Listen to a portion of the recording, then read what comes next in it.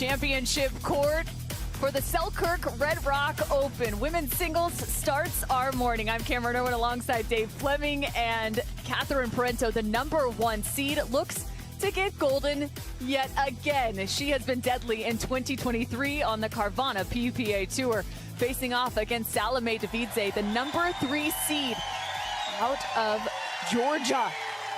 Just an incredible athlete that has come through the ranks and looks to contest against the top seed.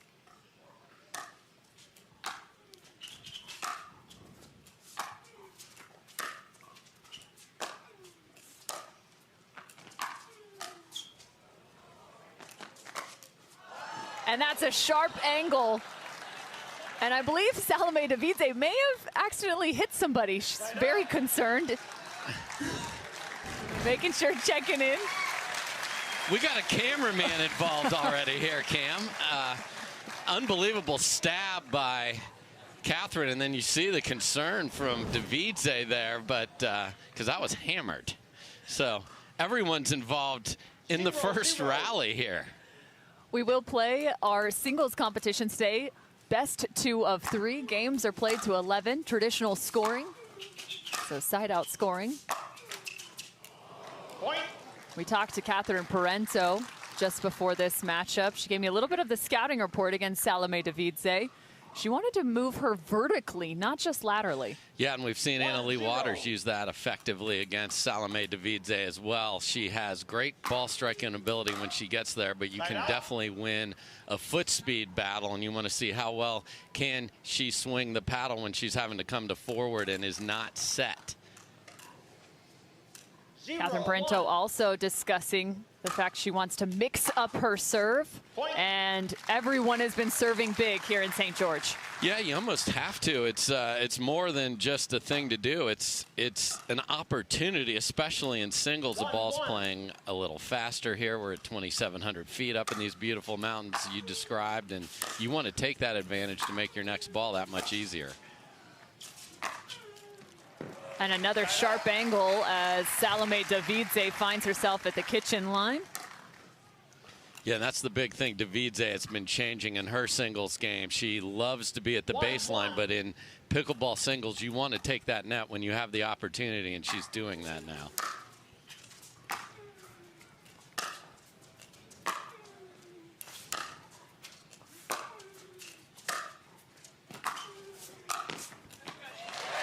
A fantastic outstretched volley from Catherine Parenteau. The other thing when you talk about taking advantage of foot speed is don't volley it back to where they are. Short angle means you've got to come both laterally and forward. Really smart shot from Catherine. Catherine Parenteau, originally out of Canada. Turned pro back in 2016. Was a fantastic collegiate tennis player, Michigan State. 2-1. She was taught the game by Simone Jardim, not just tennis, but also pickleball. It's a good teacher. Point. Ball sprays wide. Catherine, just 28 years old, standing at 5'5", but has been working tremendously on her lateral movement and her physicality from last season to this year. And it has showed up big time for her.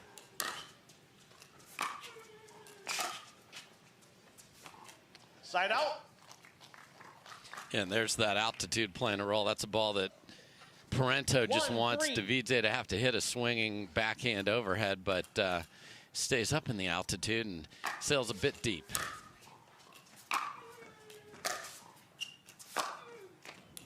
Side out. Salome Devidze is 37 years old, originally out of Georgia, the country Georgia. Yeah, not a bulldog. Not a bulldog. 3-1. A professional tennis player for a period in her career. Side out. Catherine's like, come on, net. You gave her one. Give me one back. Doesn't get it there. The other thing with Devidze is you'll see her positioning when she serves. She will not just stand right in the middle. She's looking for a little bit of an angle. She has a unique approach to get a little spin on her serve.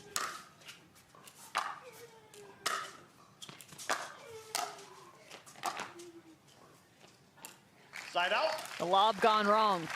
Yeah, again, it's getting that perfectly measured 3-1. here. And each day the conditions are a little different. Later in the day in our last matches, it's going to be in the 70s for the first time during this tournament. Side out. So far, Devidze has answered the call, even though she trails in terms of the scoreboard. She's done well at the kitchen line. Yeah, and that's the new Salome right there. Not just trying to hit winners. And there's a good look at the 56 degrees now. So we got 15 or 16 more to go here, folks. It is the warmest morning we've had so far. And Catherine Parenteau getting some extra love from St. George here, one of our most fantastic audiences and crowds throughout the 20-plus stops on the Carvana PPA Tour. They were fired up this morning for us out there talking, More let so alone you, the voice of pickleball. That's a great shot in transition, taking that ball out of the air. I love that because you're taking time away, and it's a risky swing, but a beautifully struck ball with that Selkirk paddle here at the Selkirk Red Rock Open. Side out. Catherine Parenteau has 2 gold medals in women's singles in 2023. They came back-to-back from the 1-4. Vulcan Indoor National Championships to the then Red Clay Hot Sauce Florida Open. Most recently taking silver in Texas at the Onyx Austin Showdown, powered by Invited. Yeah, Devidze is usually very much on point with her groundies, and so far has been a little off, and this is when Parenteau wants to just take full advantage. Another one sprayed deep. And this is not Salome's first time in a PPA final for women's singles. Got to go back to 2022. This is the first time in 2023. Point. And I think we got timeout coming here, Cam.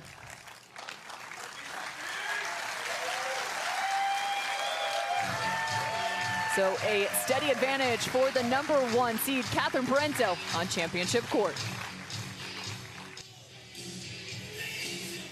A lot of conversation around paddles and paddle technology this week, and it is also important to note that the paddle of Salome Devidze was challenged earlier on in the competition throughout this tournament, so it will be sent off to the USA Pickleball Labs. Dave, tell us more. Yeah, what I can tell you is that all 3 organizations, the PPA, USA Pickleball, and Major League Pickleball, are working on the solution. We desperately want fair play, and we want to be able to do it on site. We also want to be able to do it correctly to start with. So yes, paddle testing will continue. Those organizations are going to all come together and figure out a solution so that all players are playing under the same rule book, and then it is the best play on the court that wins. That's what we all want. So she will continue to use that paddle. After the competition has concluded, it will be sent off and tested within the lab. It was tested for grittiness on site as well and passed that.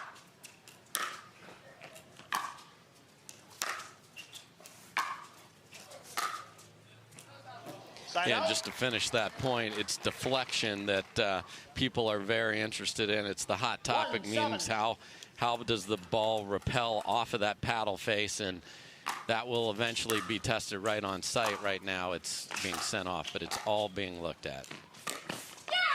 Catherine Parenteau, the ATP.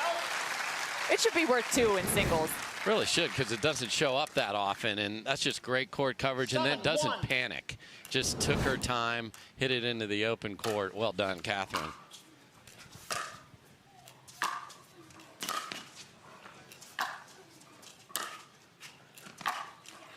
Point. Man, Catherine Parenteau got to a ball on her backhand side I didn't think was possible.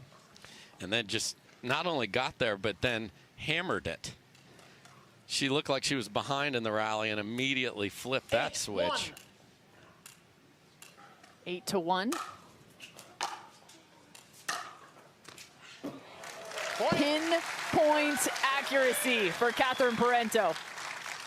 You don't see a clean winner off a third very often at all. 9-1. I think she just got a new nickname, Pinpoint Parenteau.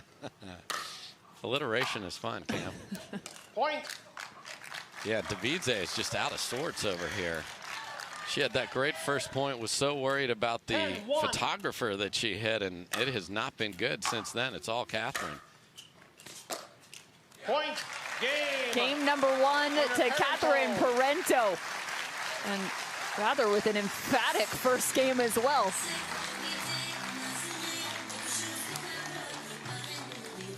$11 to 1. Devidze needs to look to respond.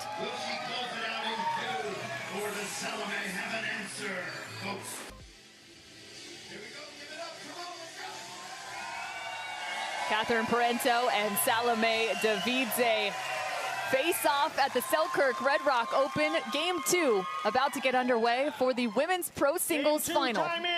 Salome Devidze looking for a response after game 1 went 1-11, not in her favor. I mean, what are you supposed to do when Parenteau's hitting shots like that? Clap your paddle like Salome did and just say, okay, that's just too good. Because there's not a lot of room here. And that is on the line. Point. Salome Devidze started playing pickleball not too long ago. 1-0. Mentioned Catherine Parenteau back in 2016, but Salome Devidze was more so in 2021. Started practicing that much more in 22.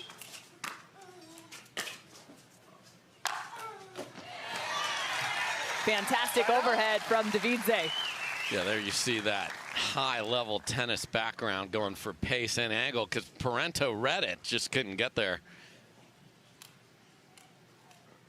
So at the beginning of game number 1, they kind of had a little bit of a stalemate at that 3-1, 4-1 area. 0-1. What was working for Salome in that regard? I think trusting her shots and then coming in behind it when she had the opportunity. I liked that she was doing that. It just didn't happen enough. Here she is coming in again. Catherine Parenteau just one step ahead. She said she wanted to bring Devidze to the net and find some passing shots. Because the difference is, again, when you're playing a player that doesn't have the lateral quickness as some of the other ladies on tour, you don't have to be as fine with your passing shot. Smart from Parenteau. Just hit that open court. Don't try and hit a line. Point. And there's another missed return, and Devidze just does not have this setting dialed in. What I mean by that is the ball, the weather, and the altitude. Point. I mean, she'll go matches. She'll go tournaments not missing a backhand by 18 inches there as she did there. That was a no-pressure swing.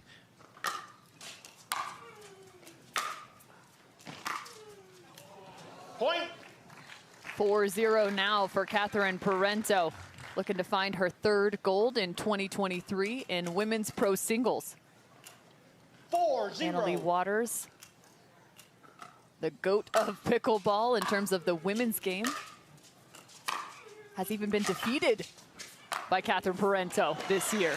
She has. There's a nice two-handed backhand overhead. And yeah, Parenteau got that win. That was a big breakthrough, and then was able to follow it up and win that tournament. We've seen some people get the big win and then not finish it off. So she wants that top of the perch back until Allyce shows up again. Allyce is not playing in April.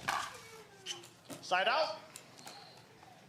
Each one of these athletes taking some time in terms of 4-0. load management. Yes. So many opportunities to play, which is fantastic for each one.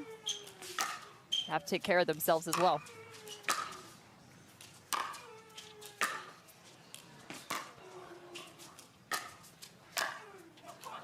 And again, Catherine brings her to the net from 3 feet behind the baseline. What a shot. Yeah, and then, you know, Devidze again, 5-0. that's a very makeable ball. Two-handed backhand, she could have crushed back cross court and just didn't make it. Point. Timeout receiver, 6-0. Salome taking a timeout here at 6-0. Catherine Parenteau is on an absolute riot right now. Only 1 point scored against her. Okay, receiver, 1 timeout remaining. Server. Championship Court is the place to be this Saturday. And speaking of places to be, well, come join the PPA Tour. come play where the pros play. Newport Beach up next, April 21st through the 23rd. Then off to North Carolina, Atlanta, Texas, and back to the West Coast for the next 5 events on the docket. And again, you can catch all of that at ppatour.com. You can learn more about each one of these pros, their finishes, their background, all at ppatour.com.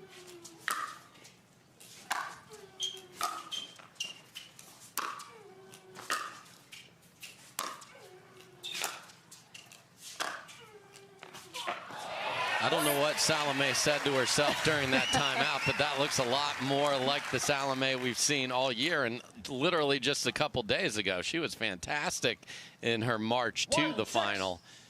Well, not to mention, she's been fantastic in the last 2 months on the PPA Tour for women's pro singles, picking up 3 bronze in the last 4 events. 1-6.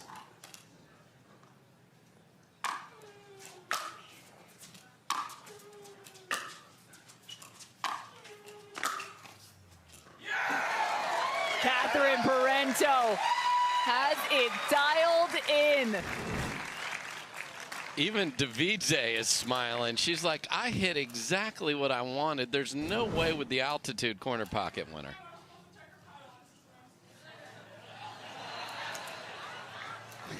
I think Salome just jokingly said, can we check her paddle? That was pure comedy. Lightheartedness from Salome Devidze. It's another one in the corner, and Parenteau just does not want Devidze to find her best game, and she is every chance she gets. She's blasting a ball in the corner and coming in behind it. What an effort on a championship day. Side out. And what's interesting, she told us the scouting report, we saw her practicing drop volleys, drop shots. She hasn't needed to do it because she's been so dominant.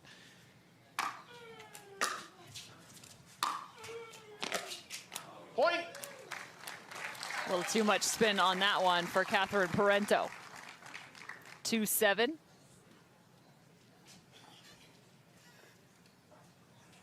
2-7.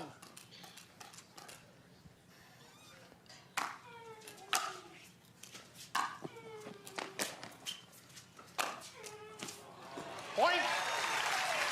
Been impressed with that 2-hand backhand of Salome Devidze, now 3-7. Yeah, and the way to spot a former tennis player is that right there, a swinging 2-handed backhand up above your shoulder. That is a difficult ball to hit if you've never done it before.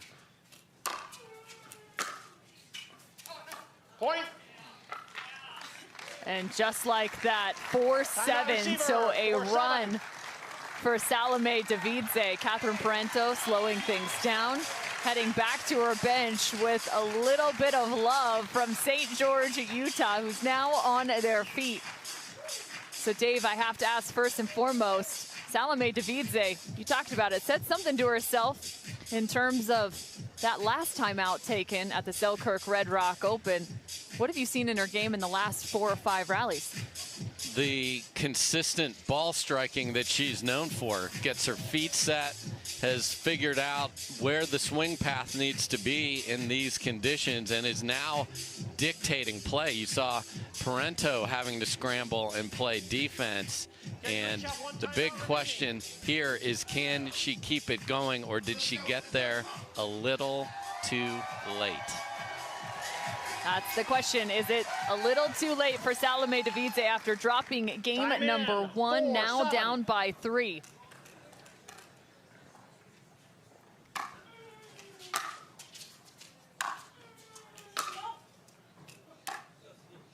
Side out. A side out as Salome tosses that ball back. 7-4.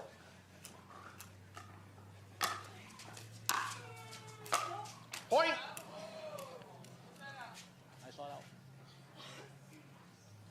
Question there. Jim Ryan, our head referee, was ready to confirm the call from that lady right there, Catherine Parenteau. Carolyn Duncanson, our second referee. Jenny Wynn tracking. Point. Steve Toronto, our video. And again, The returns just are not there for Devidze. They're betraying her.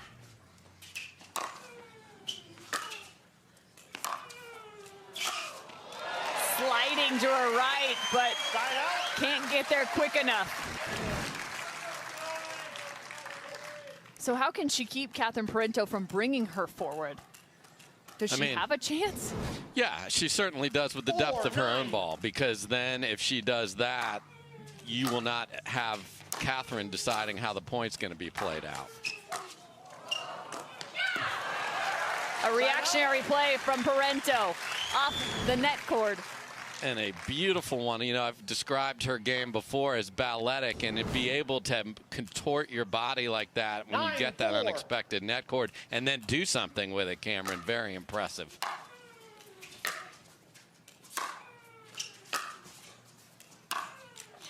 Point. There's some depth from Catherine Parenteau, 10-4, which means it is now championship point for Catherine Parenteau. 10-4.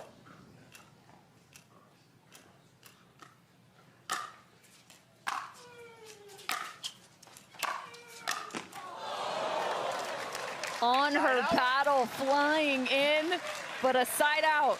She had already seen her Instagram post with that. Beautiful backhand winner, walk off, shake some hands, tap some paddles.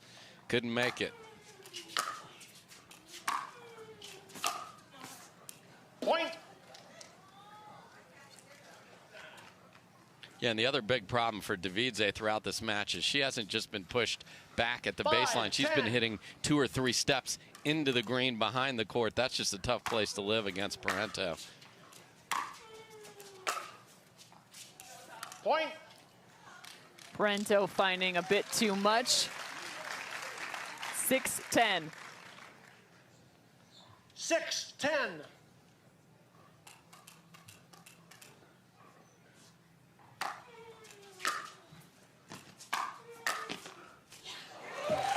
Fantastic volley. Some nice footwork from Parenteau at the kitchen line. Yeah, again, finding that short angled volley, that's just so good. Don't try to do too much and don't hit it all the way back to the baseline and give Devidze a chance to get to it. Championship point for Catherine Parenteau. From the top of the net, the 11th point is found. Pinpoint Parenteau is perfect. 11-6. Yeah, just a dominating performance. You know, Devidze didn't find her range until midway through game number 2, and I wondered, was it too late? And indeed it was. Parenteau back on the top of the singles mountain. Her 3rd gold medal in women's pro singles on the Carvana PPA Tour in 2023.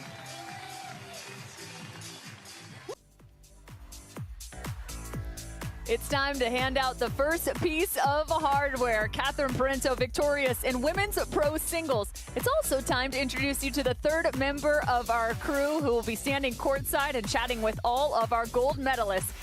Cameron Blackwood is currently standing on championship court along with Catherine Parenteau. Thanks, Cam. Catherine, what an incredible lead here. 11-1 in the first game. What was the game plan heading in, knowing she has such heavy, deep balls at the baseline? Yeah, I studied a lot last night and this morning. I watched a lot of film of her in the past because I haven't played her since, I think November. So I haven't been playing her, and I just had a really specific game plan. I took it 1 point at a time, and it worked out pretty well for me today. And after taking such an aggressive lead, the game 1, like we said, 11-1 very quickly, how do you mentally stay locked in knowing her shots could start falling at any moment? Yeah, that's what I told myself. I said, I know she's not going to play that way the whole match, so I had to stay focused. And she started coming back, and I just told myself, okay, 1 point at a time, think about your game plan. And yeah, I'm just really happy to get the W today. Well, let's go ahead and get the trophy in her hand. We have Rob Barnes with our title sponsor, Selkirk. We are Pickleball. Have you come in the middle here? If you want to turn around here, Rob. Sure. Turn around. Yeah. On behalf of Selkirk, congrats on winning the Women's Singles Open at the Selkirk Red Rock Open. Thank you. Do not go anywhere. We're going to be right back with more here on Championship Day Saturday.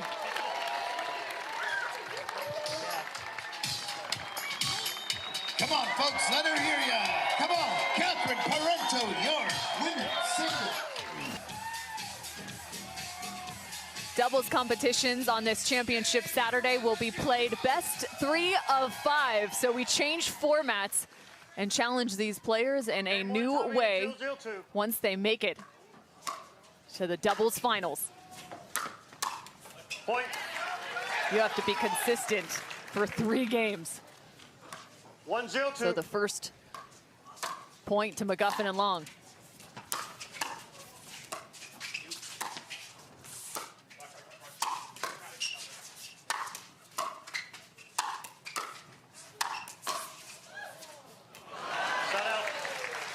Yesterday we saw Dekel Barr and Collin Johns play their soft game really well. They have great hand speed, but that was on full display.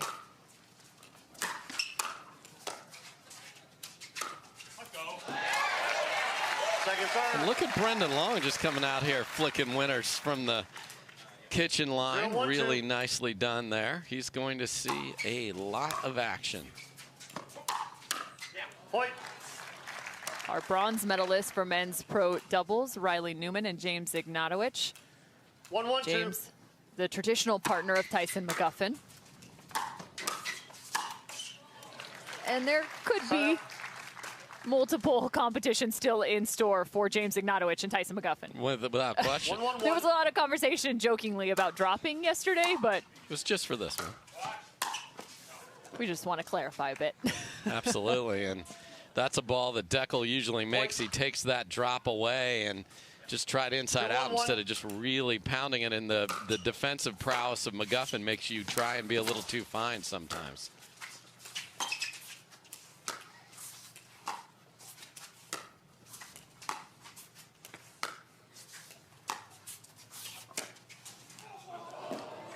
Second serve. Brendon is smiling because he knows he had plenty of space to work with. Yeah, that's one of those things where that's now going to be in the Collin Johns database. If he goes two-handed backhand, he's going to want to bring that down the line. Wonder what kind of processor that Collin Johns has got, as you see. Yeah. I don't know. Is that considered a Burt there? Would you give that to him, or just like an extended poach? Yeah, that's more of a poach. You know, he didn't actually ever jump diagonally, so I'm not giving him the Burt. But I am giving Brendon Long another winner down the middle. And is this guy nervous on his first final? Absolutely not. 4-1-2. Point. Missed return. Timeout receiving team. Adds an additional and a timeout called by Collin Johns and Dekel Barr. So Brendon Long, you mentioned it, not playing with a ton of nerves, at least showing up here, currently with a 4-point advantage.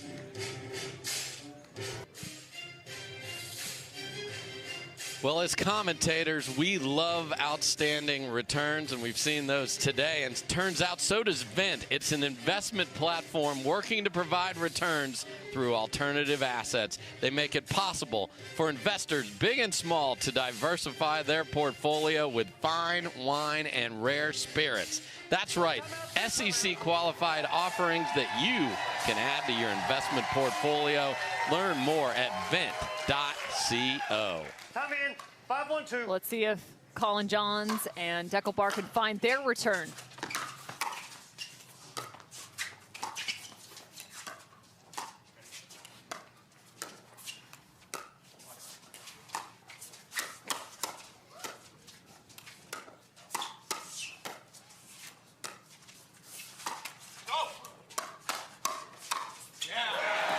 Covering the middle, 6'3", Dekel Barr. Yeah, and that's what Collin Johns' doubles championship day points usually look like. Him fending off, setting the ball up, and having his brother typically take the middle. That's Dekel Barr's job today. Second serve. And Brendon Long is absolutely on fire here 1-5-2. in the start of this match.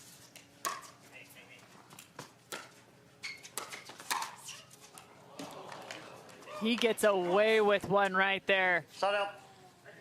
Yeah, a little pop-up on the fourth. You either want to put pressure with that or concede the kitchen, not just lay it into an open place, especially with that long arm of Dekel. You mentioned his height. He's got long reach to go with it.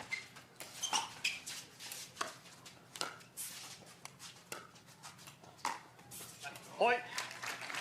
And Dekel, if you look even now, about 3 feet beyond the kitchen line. That's not normal. Yeah, no, he's backing off a little bit in these cross-court dink rallies, and Brendon Long is taking advantage. And the returns, we talked about how important those are. A couple of misses from CJ, a couple left short, which have also been pounded, so they got to get that fixed. The return, the first priority on the docket.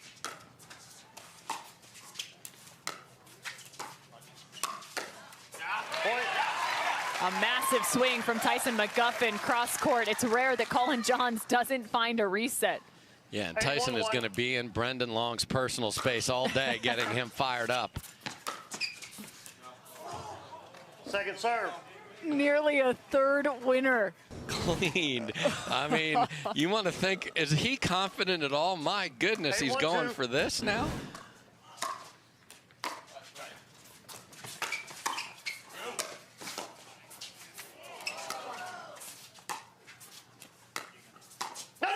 Right toe was on when you hit.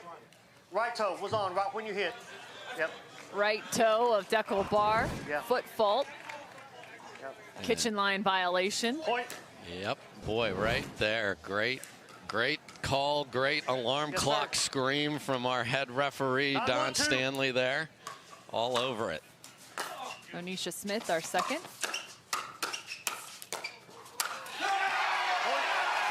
Quick hands for Brendon Long.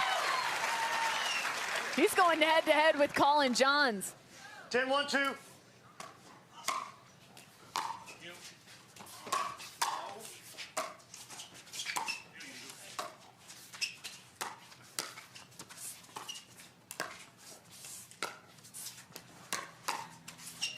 Point game. Amazing. The 6th seed and their first competition together. Tyson McGuffin and Brendon Long take game 1, and they take it 11-1 over Dekel and Collin Johns. What do you think about that? Here.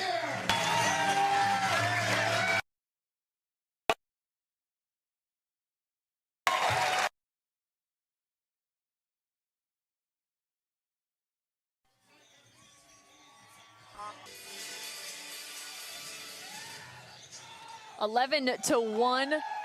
Tyson McGuffin and Brendon Long taking the first game in the men's pro doubles final at the Selkirk Red Rock Open. Cameron Irwin alongside Dave Fleming. And maybe after this first serve, walk me back through how they got it done.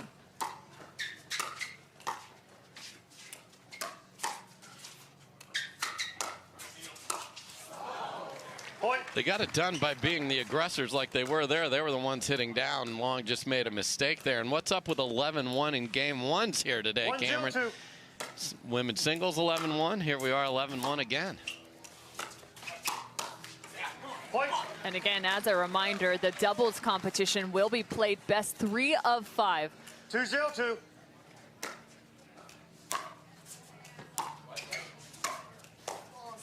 Side out.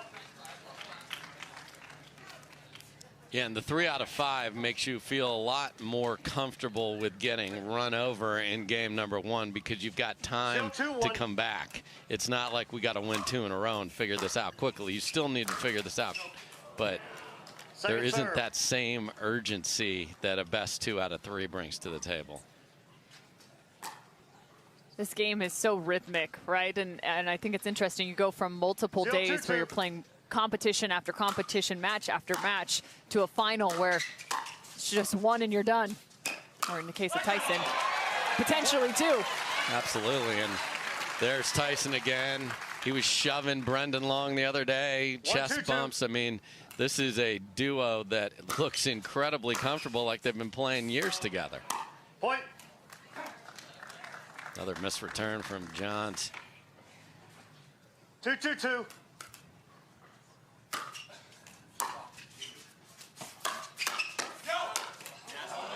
Side out. Collin Johns with a little bit of force on that. Off the miss hit, right off the toe of the paddle.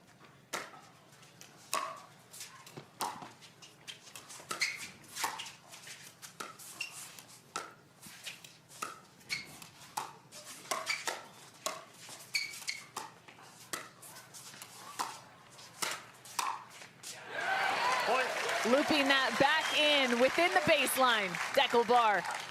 Yeah, you saw several middle dinks on that particular rally, so we'll see if that continues here as a way to change things up. New partnership, make them figure out the middle.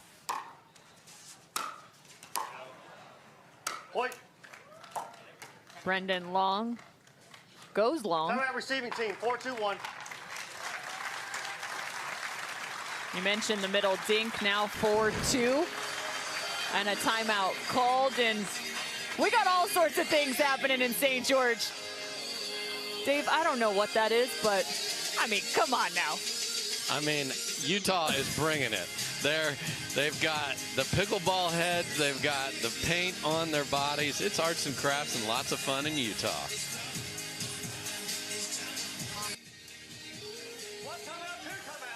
A lead now for Collin Johns and Dekel Bar. Men's pro doubles final. It's 4-2.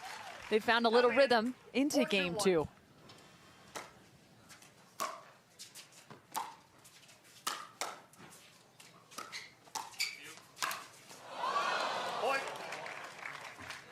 Boy, and they've had some good look at the same balls in game 1 when they're 1-11-1. Just missed a couple attacks when they were well ahead in points, and you've got the veterans who nothing is going to phase them. They don't care that they lost 11-1. A lot of pickleball left, and you're seeing it here from Collin and Dekel.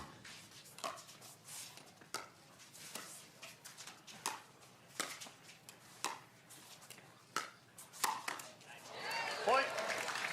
One of the first speed ups we've seen from Dekel Bar in terms of a volley taken out of the air on the backhand side. Yeah, really hugging that kitchen line now and reaching in. Second serve. Such a smart play by Brendon Long. People love to drop to that backhand side, but if you've got the athleticism and more importantly the read, you can take that away with an Ernie.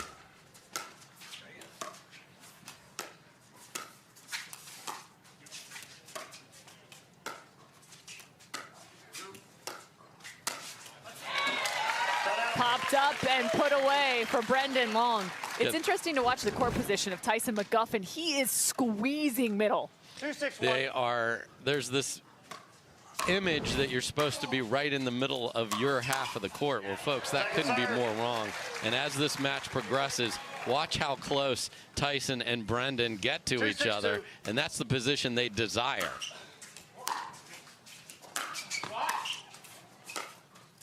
Side out.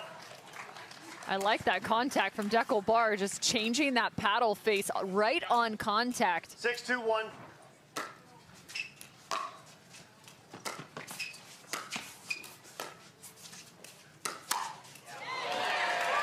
Oh. Quick fist from Dekel Bar, the counter. Yes, and then he was frozen for a moment like a statue just to make sure everybody saw it. 7-2-1. Back to the baseline. Throw that a counter goes untouched.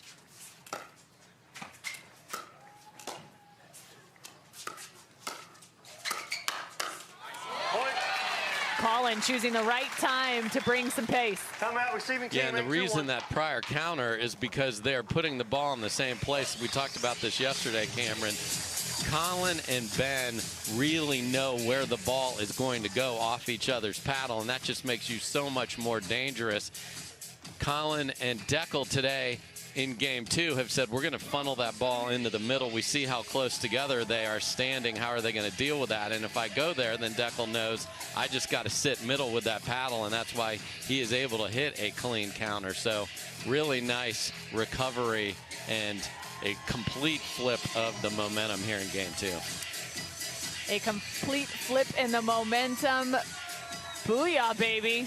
We got the pickleball head back out on championship court. Let's talk a little road 2. For McGuffin and Long, the semifinals, they actually had to face off against Newman and Ignatowich, which you've mentioned. That went only 2 games played, 11-9, 13-11. I think a lot of people when you look at those draws, 2 versus 6, would have thought Newman and Ignatowich, with the rise of Ignatowich and the play of Riley Newman, it would have gone their direction, but that wasn't the case. No, Riley Newman came into this tournament with Andrea Koop and James Ignatowich, 2 new partners, and everybody thought, ooh, man, that guy, we're going to see him twice on Saturday. He's not here at all, and it's because of the great play that has happened on the other side of the court, and also trying to figure out the new partnership thing. Some do it very well. You're seeing it on this court. Some struggle.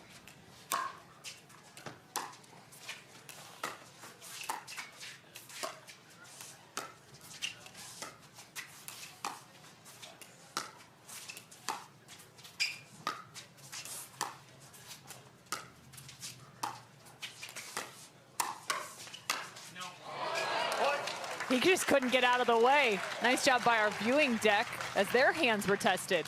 Yeah, you got to have good hands everywhere on the court here, Cam, including the fans. And this is back to sort of John's style pickleball. Drop the ball, get to the kitchen line, dink your way to a ball that you like. Don't let them have things they want. And you're going to have to pull the trigger like that to get the ball back. That's a great ball from Brendon Long there. But the pace of play and the point construction has been very good for Barr and Johns here in game 2. Trying to look for the Ernie off the Ernie. I don't know if I've ever seen that. Would have been really fun if he made it, that's for sure. And that is why they have not been returning to Tyson McGuffin, because you create all sorts of problems, especially when you are trying to unwind or get to the other side of the court, because they only want to play one particular side, and that's how you fix it. Dekel taking that first ball. That was a Collin John style ATP, slowing it down. And then just such a casual defense of this. Look at this. Yep, just hanging out in the park on a Saturday. 3-2.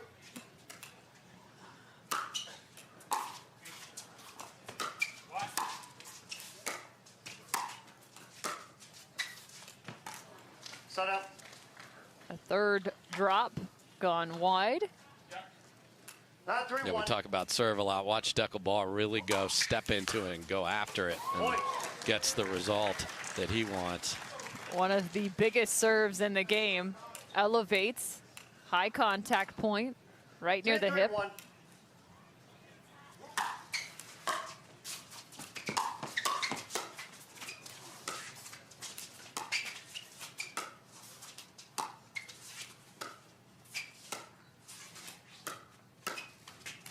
Second serve. Collin's looking at the ball because he hasn't missed a dink since he was 18 years old in his mind.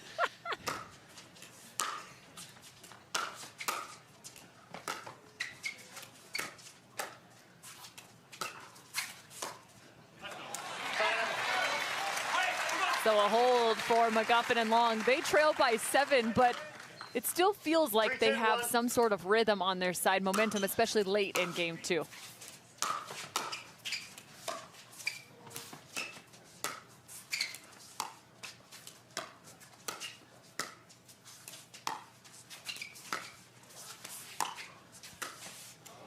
Second serve. And the missed dinks keep coming, but now on the side of McGuffin and Long. There you see McGuffin, great partner, great positivity for his partner. Wants to keep that same Brendon Long spirit going. McGuffin, another one with a big serve, went for a little too much there. Another shot at tying this thing up right here.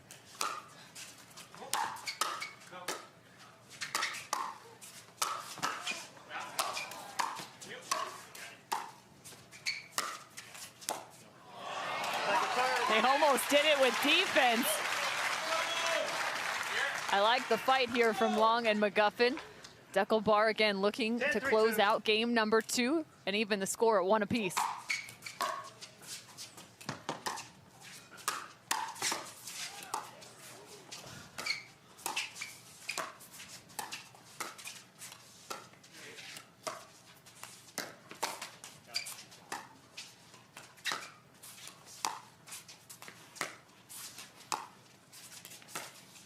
Point game.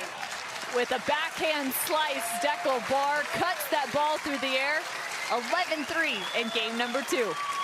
Yeah, just a really impressive, hey, we're fine. Let's get back into the slower game and then find where we're at.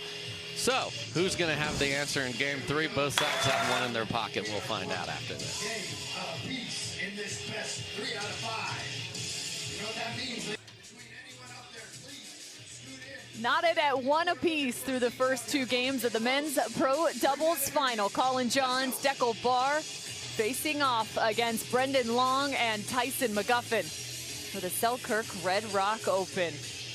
Game number 2 looked like it was in steady control for those two, the boys in white. We talked about the road 2 for Tyson McGuffin and Brendon Long, but on the other side for Bar and Johns, they faced off against AJ Koller and Travis Rettenmeyer in a matchup that went to 3 games, 11-7, 7-11, 11-6. And Koller and Rettenmeyer are kind of a scary duo because not only is there creativity, but there's some power for them as well. There's a lot of great hands. There's a lot of chaos that AJ creates. Rettenmeyer's got the big forehand that was on point yesterday. But much like in that match, we are seeing it today. There is no panic, and they don't wildly change what they think can help them win. Yeah, Brendon Long played brilliantly. Can he keep that up? If we just stay to the game plan, maybe he can, and maybe we can dictate. And we saw the team in white take care of that, and now they're going to just, you know, they're not going to change. They're going to keep returning the ball to Brendon Long. They're going to keep the cross-court dinks with Bar and Long, and then they're going to feed the ball into the middle, and it is working.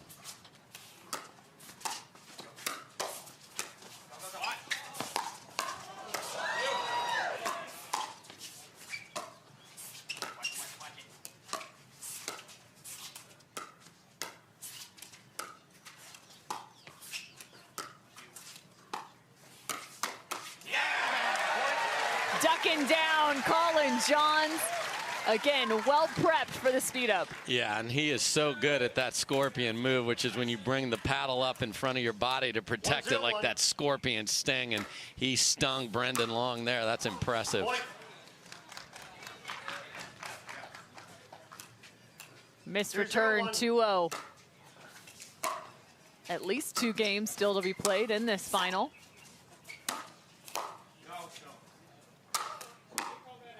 He called out point.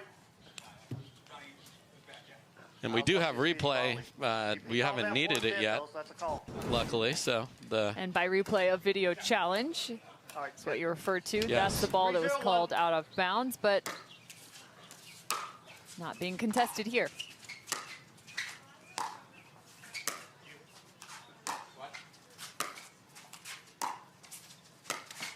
Point. Continuing to try and find that backhand drop of Dekel Bar.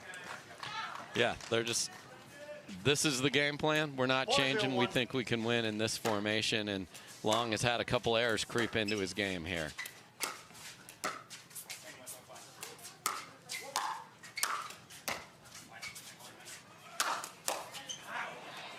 You saw the shift from Collin Johns and Dekel Bar, but I don't know if there was a shift big enough for that overhead. No, that's a great recognition by Dekel Bar. He saw a ball that was going to be trouble, so he had to get out of there and retreated so he can be in a much better defensive position. That's smart, but just too much power from Brendon Long, and too much power from Brendon Long again right there, but in a bad way. Who do you think has the fastest serve on the Carvana I think it's that PPA one Tour? we just saw there from Dekel. Tyson's has a little more jump to it with the swing path that he follows, but Dekel, as far as just pure pace, I would give it to him. 0-5-1.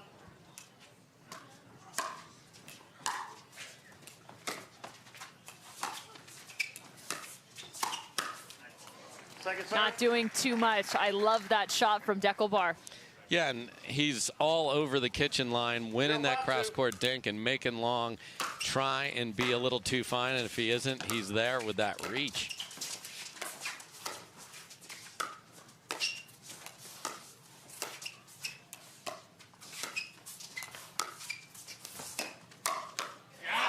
Crossing patterns for McGuffin and Long.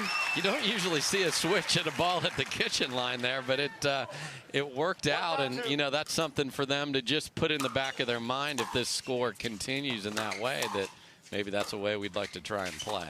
But we're a long way from that.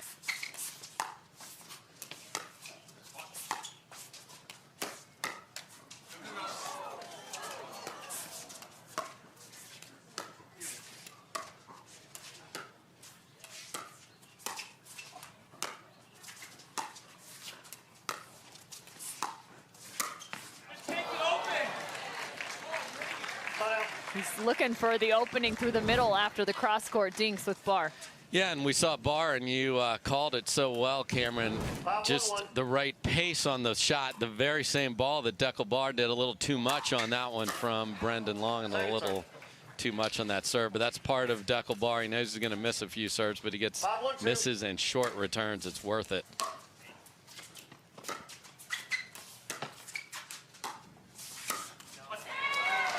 Catching the shoulder of Barr. Yeah, and that's trying to do too much. You know, Collin is not in any trouble here whatsoever, so no reason to take that ball, and paid the price himself. Sometimes when you take the wrong ball, you get your partner hit. At least that time he got himself hit. But trouble getting to the kitchen here for McGuffin and Long over the last game and a half.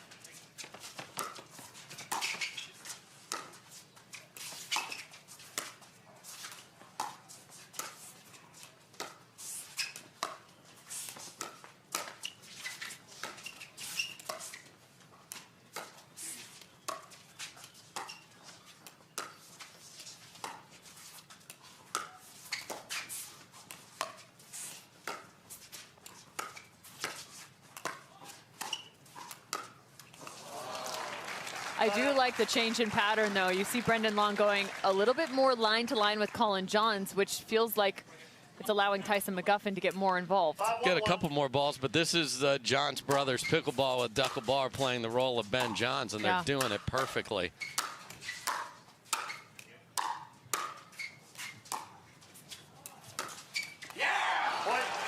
It's been a few times now on that backhand side for Brendon Long. So came out hot, was comfortable, yelling, fist pumping, and now he's going to have to consistently make that ball, and it might be getting into his head, and these boys are going to keep funneling it there.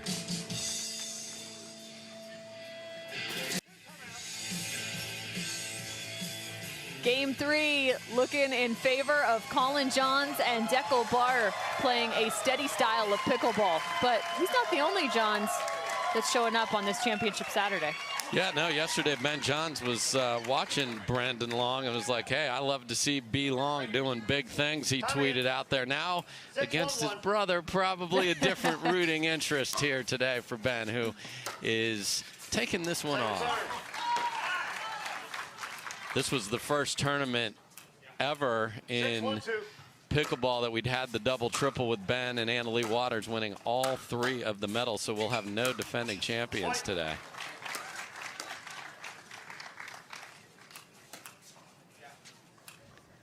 Two. 7-1.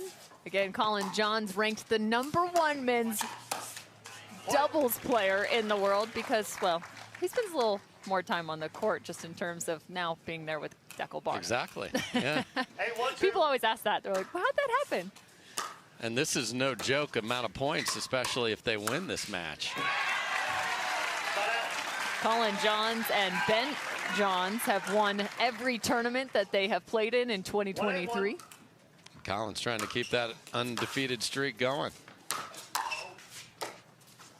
Second serve. Yeah, so the Brendon Long pressure and level has come down a bit, and there, what's happened, especially in the backhand dinks, is he's either put it in the neck and then overcorrected, and Dekel Barr has been reaching in and taking that ball out of the air and hitting winners.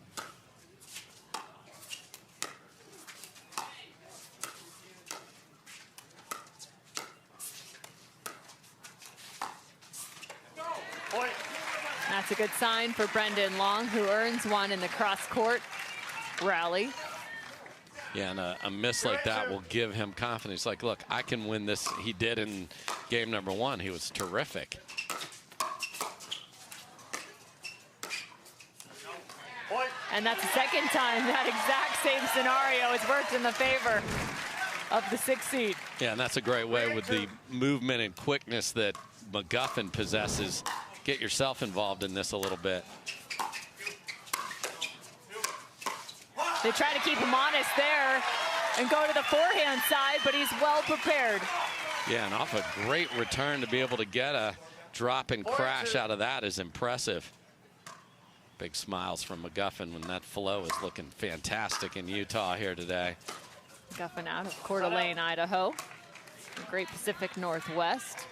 Still trains out of Idaho. 8-4-1. Oftentimes has several pros coming to him in terms of training sessions. Yeah, that's also the home state of Selkirk, named after the Selkirk Mountains out there in the Idaho/Washington area, Washington State. 8-4-2. He's been with Selkirk for about 8 years now. One of the most tenured in pickleball.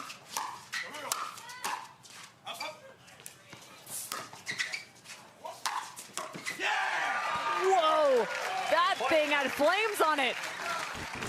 After a very lovely touch on the lob, Dekel goes full 9-4-2. rope, an inch inside the baseline, Cameron. Wow. 9-4. Point. So good is correct. Dekel bar, wow. Timeout His receiving reads team, on those 10-4-2. and execution, just enough touch. Yeah, that's perfect. He's putting enough pace, but he's going down with the ball too, so that thing is not coming back. And this duo, who met in tennis, are looking fantastic in pickleball. So if you want to learn a little bit more about the great game of pickleball from these top tier pros, let's take a look at a top court tutorial. Jessie Irvine and Pat Smith giving you an education 10-4-2. from the baseline. Game point.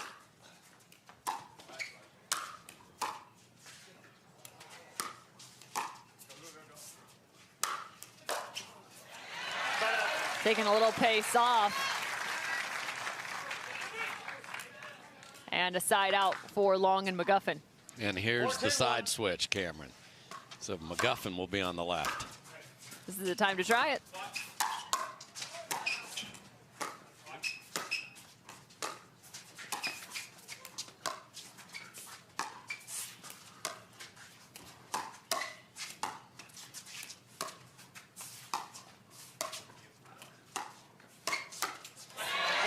Great to see Tyson McGuffin back at the top of his game. Been dealing with some injuries as of the last few weeks and months. 5-10-1.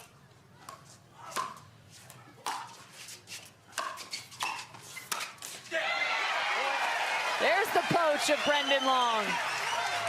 Yeah, so you have to change your return patterns. And Collin John just had a little conversation with Dekel, and I'm sure it's about we're returning to Brendon.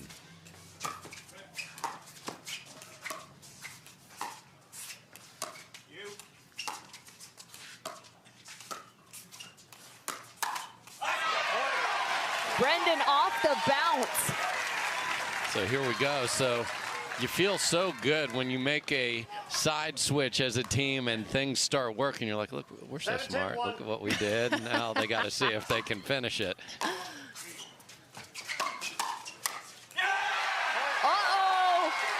Add one more. And that isn't going to sit well with Collin because, again, the return went to McGuffin, and that is not where they want it. And now they're going to call timeout and think about it. So had a match, or excuse me, a game point, didn't get it done, and now suddenly the crowd is all McGuffined up here. Look out. They're fluffed up. They're McGuffined up. Right now it's 8-10, and one of the hard elements is as much as you want to return that ball to Brendon Long, you have Tyson McGuffin serving at you, who you mentioned does have a tough serve. Yep. Yeah, so it's, again, getting your footwork set. Where has he been serving so I can get that and not allow this drive and crash, the shake and bake that we talk about. because Brendon Long is very good at finding that, and then he is not giving them any chance. He is finishing that volley each and every time. Well, and it's also challenging to be able to poach from that right side because it's going to be that backhanded poach more often than not. I know they found it a couple times. They tried to find Tyson in that same regard when it was flipped on the forehand side as he was creeping over. But it's a little bit of a different look in terms of the poach. Brendon Long doing a nice job with that. Trusting his partner, getting all the way to the kitchen line on that quick shot. Yeah, so you'll see McGuffin go after the serve here, and Collin Johns is going to be doing everything in his power to get it to the right side of the box and as far to the sideline as he can. Second serve. Oh, man. That was a shallow return. With a lot of opportunity there for Brendon Long, but they did make Long hit it. And that's what I'm talking about. It's a two-handed forehand. We saw this from Collin Johns again. He puts the other hand on the paddle and swats that down.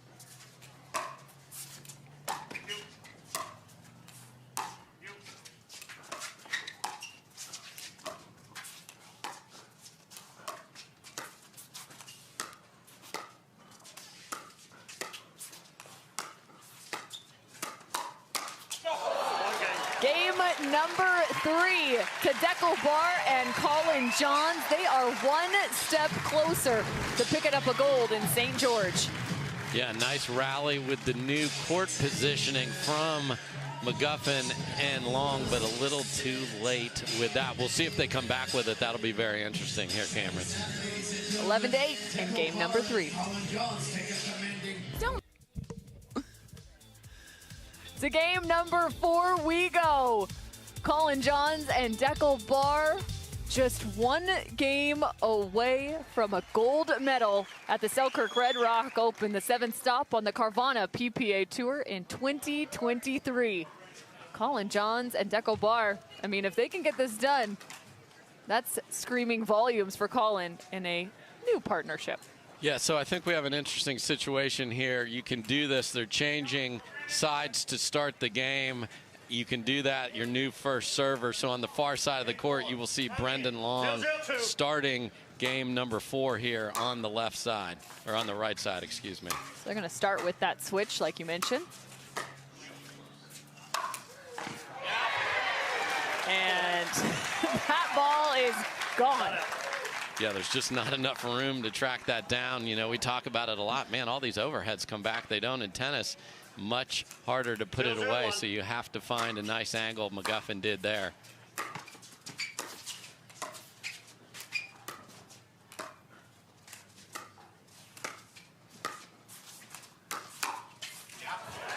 Second serve. And Brendon Long's looking for a hole in his paddle. Yeah, Donuts being served. It's like his partner's got a paddle with a opening in it, but his certainly doesn't. Having some problems with the Tyson McGuffin third. Yeah, Bar continues to return it cross court to McGuffin, and he is absolutely blistering it.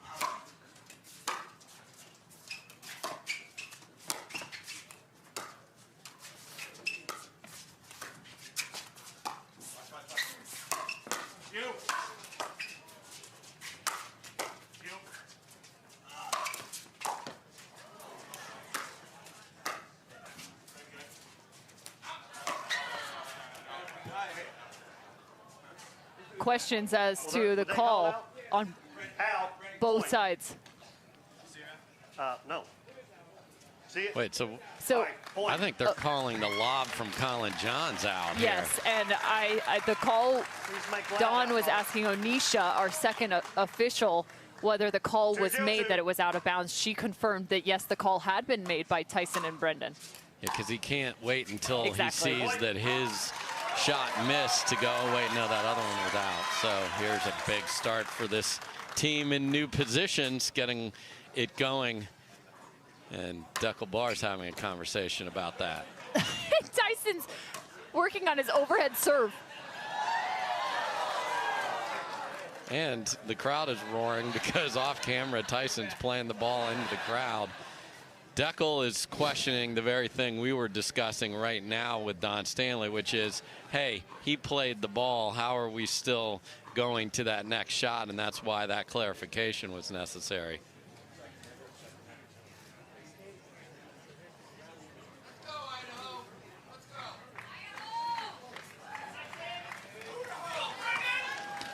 We're getting Idaho chants now into our stands. I thought we were in Utah. Time in. Close enough, but that's still not that close. These are big states back here if you're working on your states of the United States puzzle. Ooh. Looking to go inside out. Tyson McGuffin just missing. 0-3-1.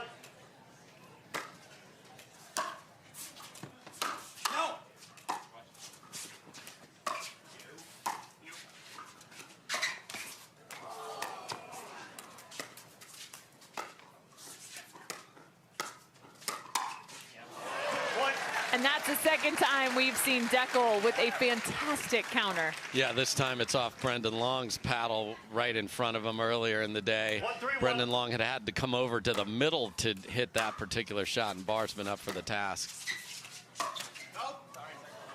Second serve. And no one feels a net cord heavier than Collin Johns. The life just leaves his body. There's no muscles in his arms. He goes full Gumby. Yes, he does.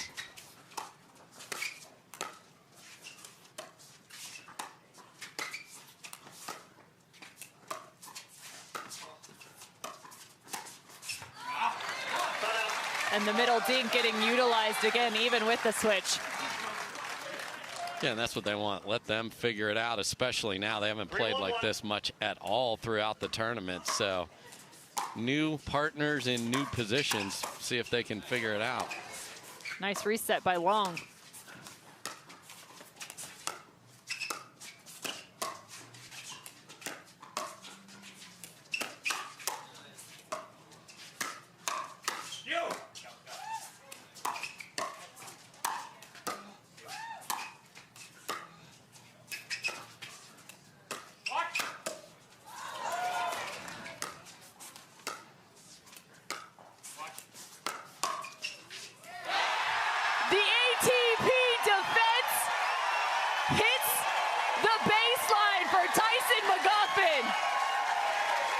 That's as good at men's doubles point as you will ever see. The resets, the attacks, and then a clean winner, ATP, and then the paddle goes for a ride in the Utah air.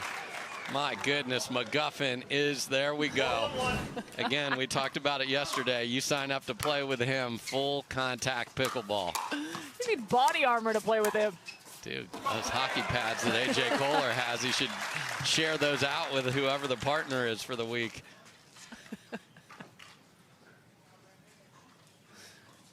4-1-2.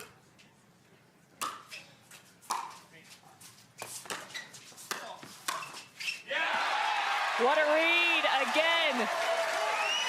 Tyson McGuffin coming alive. Yeah, so if Dekel Barr is seeing all this happen down the middle, he just needs to get beat on the outside shoulder, not to his right. Just stick the paddle and be more center facing with his positioning.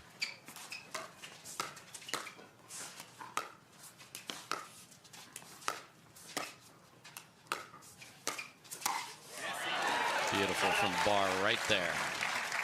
Closing down the middle.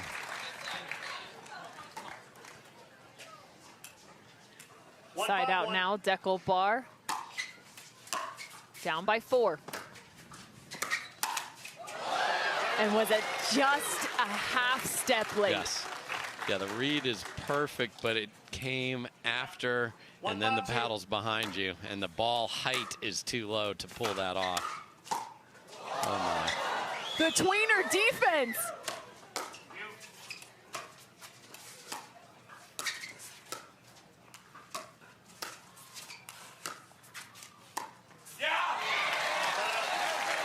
He can't. He makes the tweener and then leaves a 1 mile an hour dink in the net. That's the 1 point you want to win, because then it's going to be everywhere. Oh, and those tweeners, too, are some of my favorite. Usually you see them after somebody's chasing to the baseline, back to the net, through the back of the legs. But that one, facing the net from the transition zone, that's just filthy.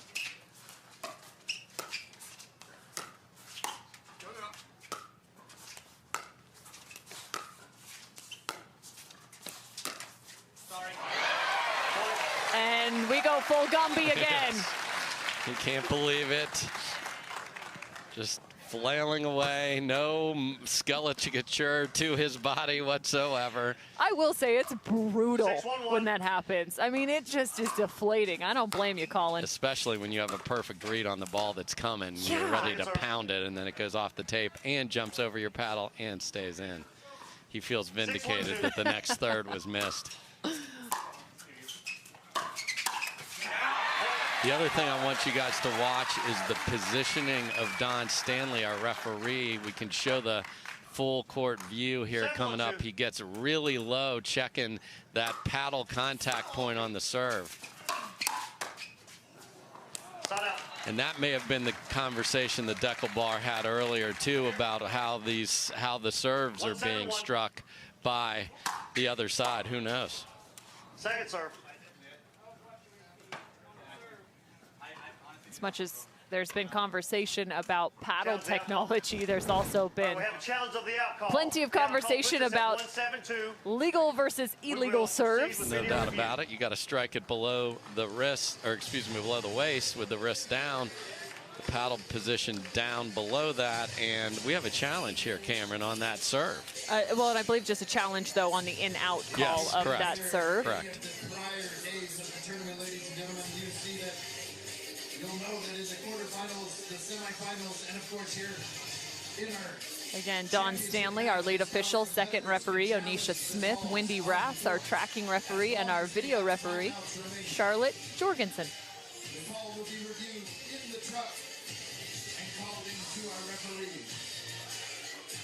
The call on the court is that the ball was out. The serve was out. The call on the court, as a reminder, was out of bounds. I believe that the ball was actually in.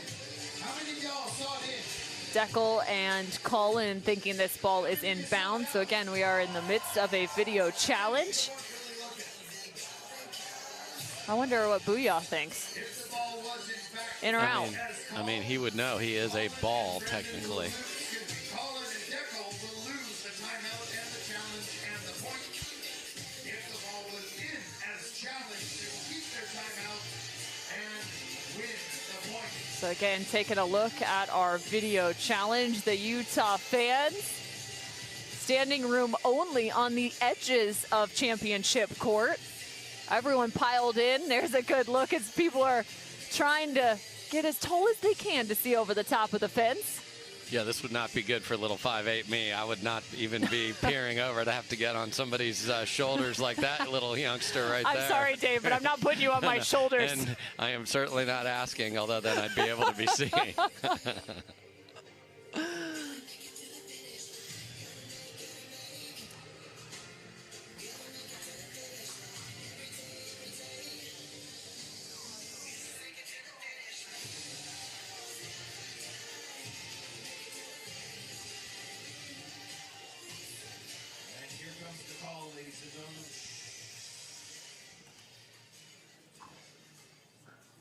After review, the out call stands.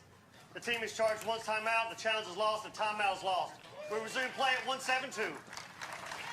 One timeout, two timeouts. Don Stanley has Time in. confirmed that the call 1-7-2. stands. Ball out of bounds.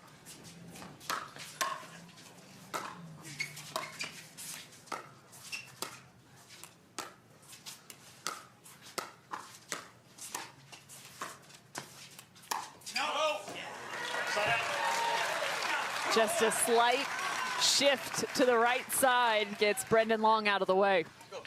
Yeah, and I like what Dekel bar saw there, but didn't execute a little too big a swing from there. And boy, this side switch is working well for McGuffin and Long.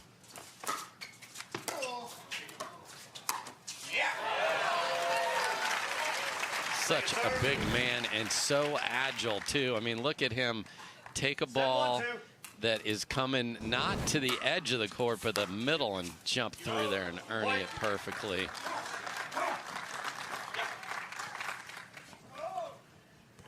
Hey, 1-2.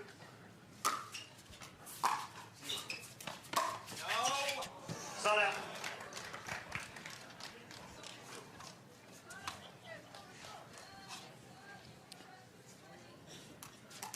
One 8-1.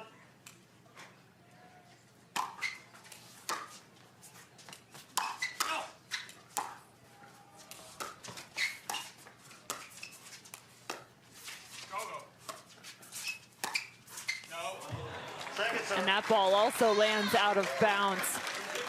So that's the difference, the patience. And you, I believe, talked about the controlled aggression that you need, and you want your T-shirts to be printed up, Cameron. You got to pull the trigger at the right times, and that's a couple of misses here from Dekel Bar. Tough to come back. There's a much better choice there out of the air.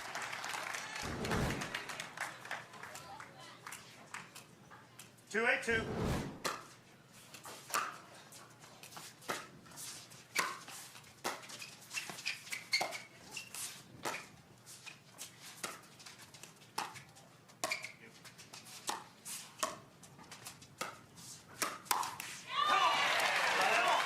And a little change in pace on the speed up. Those timings for counters, so tough.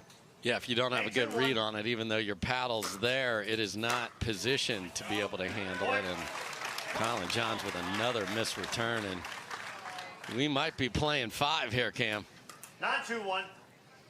Good reminder, as Dekel and Collin won game number 3, so they are up in terms of the total game score, 2-1.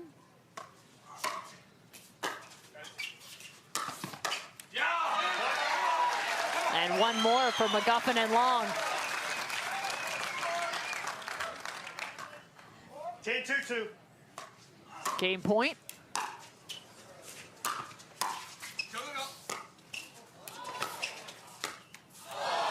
A great location on the 4th from Dekel Bar.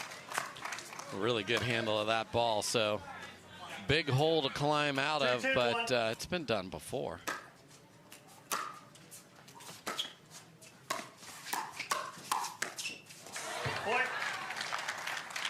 There's the first step. Yeah, so we'll see if they continue to do that drop to the McGuffin backhand and let Dekel Bar just go hunt the next one.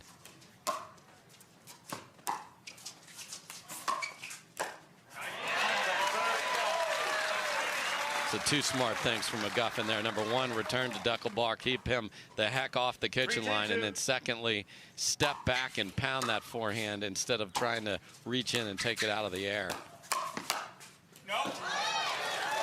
Is that out? Yes. 10-3, plenty of room to work for Long and McGuffin.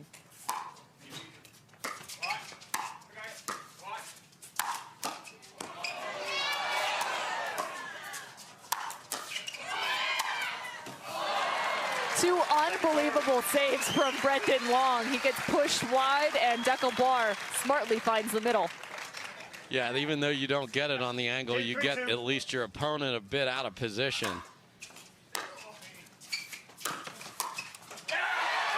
Game number 4 to McGuffin and Long. We are going the distance for the men's pro doubles final.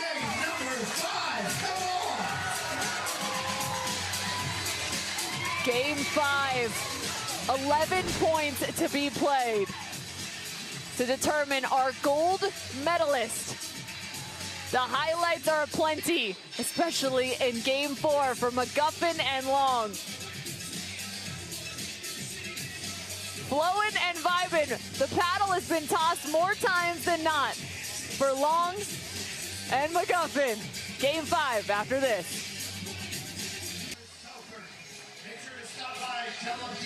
The last time Dekel Bar won a title was back in 2021. with Ben Johns right here in the Red Rocks. Now he's partnered up alongside Collin Johns, so can he find another title in the Red Rocks? Standing in front of him, Brendon Long and Tyson McGuffin. Tyson McGuffin has not found a men's doubles title since May 20th of 2021 at the Atlanta, Georgia Open. And for Brendon Long, this is his first final ever on the Carvana PPA Tour.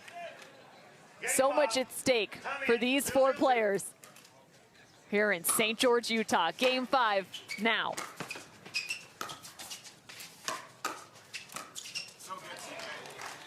How might this shake out, Dave?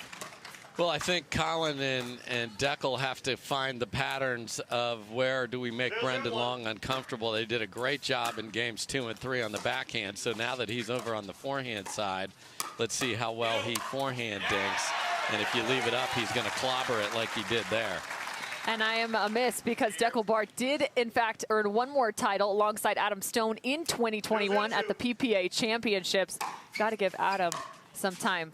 You know he won't toot his own horn. He will not.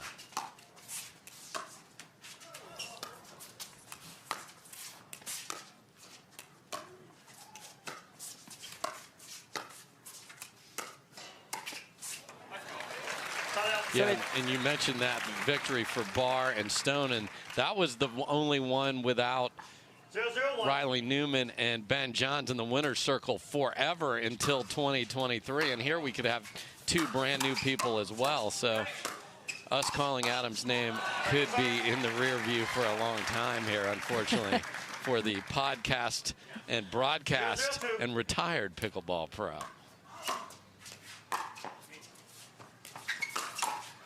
You saw the change of sides in game number 4 for Brendon Long and Tyson McGuffin. Now the change of a tire. We're in the green, Collin Johns and Dekel Bar for game 5. It is the Masters weekend, so well done, boys. We didn't review the color palette to talk about shades of green, however, Cameron. 1-0-1.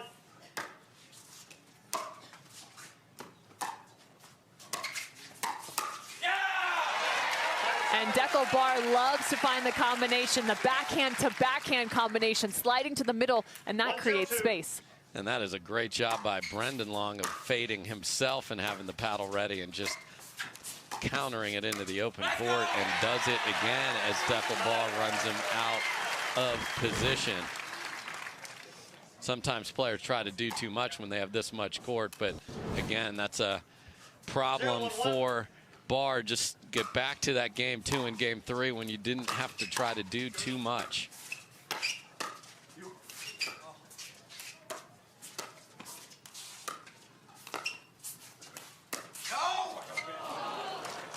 Still feeling like there's some space, but I don't know if that had been opened yet. Yeah, that's a long arm of the Bar right there. 0-1-2. 0-1, second serve. And again, they're finding success on the backside of Dekel Bar. Yeah, he is overcommitting to try and help, and I understand that. But if the return is that short, he is really in no man's land standing at the kitchen. So the emphasis back on the third shot of Brendon Long. 1 apiece. We play to 11. Must win by 2. Change of ends at 6.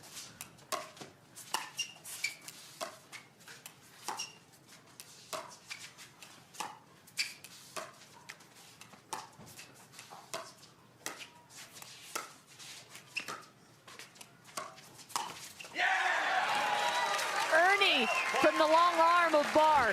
So there's a great read by Dekel. So again, they did so well in games 2 and 3 when they dinked their way to a great ball, and that is what happened there.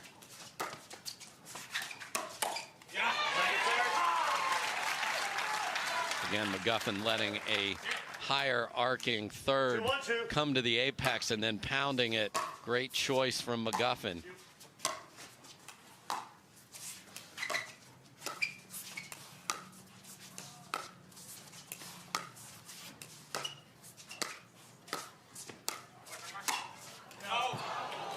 Oh, and they got away with one. Just a slight hesitancy in the middle. Conversation now between these two. Yes, and you know that's what you want to do. Collin is mixing up the dinks to the forehand, then coming back middle, and did get a pop up there. Barr just couldn't finish it. Second serve. And now as Barr sits with the right foot on the center line, he's going to be put on alert, closing down the backside. Yeah, McGuffin did not want that one to be that high. That was a much easier ball than he wanted Barr to have.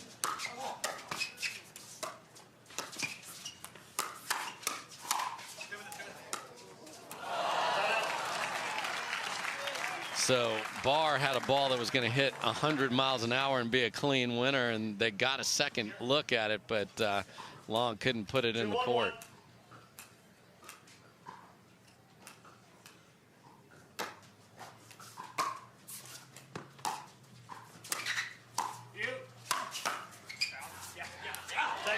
Oh, that nearly spun back in. So stuck still, 2-1. You don't want the seat behind the booyah there. Makes a terrible window. Great door. And that just slides wide. So 2 quick service opportunities lost for Barr and Johns. 1-2-1.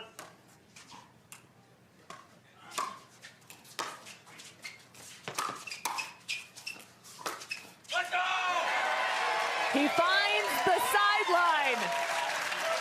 2-all. So if you are going to take the middle of the court, you can't put the ball back to the side where you're not covering, because you're leaving that wide open, and Brendon Long takes advantage again. Second serve. A little bit of a low take for Tyson. 2-2-2.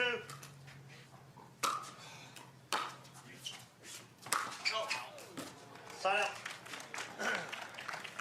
Tyson McGuffin also looking to do something for the first time in his career. He would need to pick up the title here to be able to get the first piece of it, which is to win 2 golds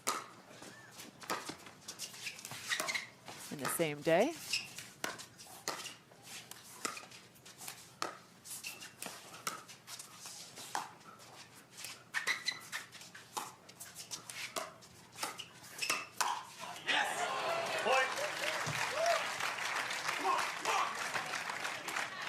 There's the grinded out points that they want, and then Dekel Barr gets a ball where he's attacked, and he's sitting forehand middle. Beautiful finish from him.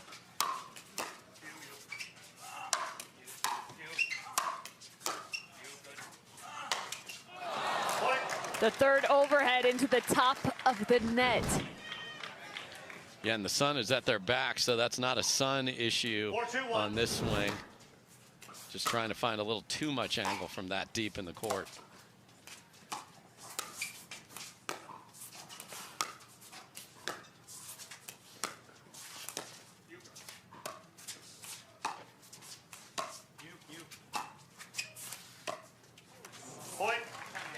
And right now, all the dink rallies going to Johns and Barr. 5-2, a timeout taken even before the change of ends.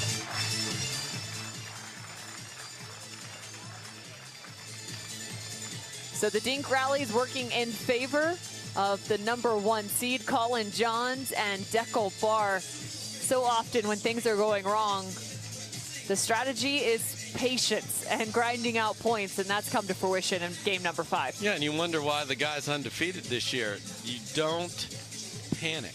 You stay with what you do well. Yeah, they're going to hit some great balls. And yes, the sexy points are the ones where they're running around and shoving each other and fist pumping. And guess what? You get the same amount on the scoreboard for a missed dink. So they're going to stay in it. I think Collin's going to just really want Dekel to stay in that zone. He's gotten himself a little out of position.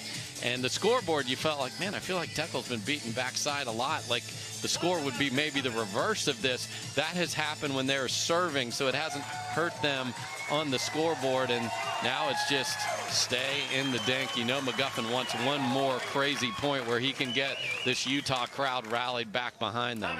5-2-1.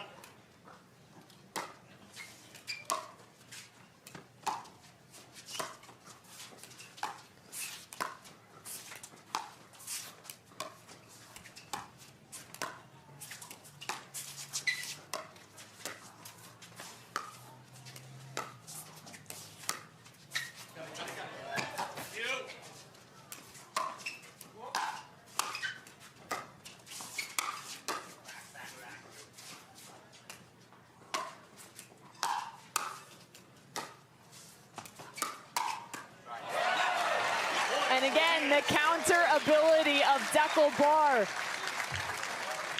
What a great job of using a defensive lob to give them a chance to get back in it. And Collin threw that to the heavens there, and it came down, and they were able to get up. And the veteran Savvy in green is up in game number 5. The Selkirk Red Rock Open Championship Saturday from Little Valley Pickleball Complex in St. George, Utah.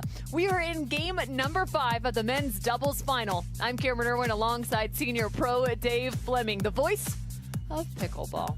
Collin Johns and Dekel Bar are looking really steady in game number 5 as they look to pick up gold against Tyson McGuffin and Brendon Long.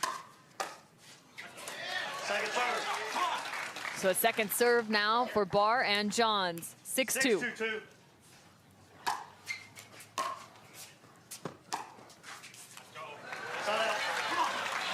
So if there is a time, it is now, Dave. Wow, the switch up 6-2 on a 1 and missed 2/3 drops. They weren't even drives that were missed there in the net. Shocking. They're really happy to get a piece of candy to put away here.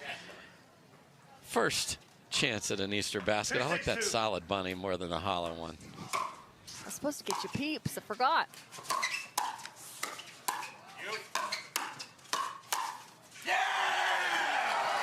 Dekel Bar all the way on the right side, dictating terms. And now we're hearing him match the McGuffin yell. 6-2-1. Look at that, and then the roar.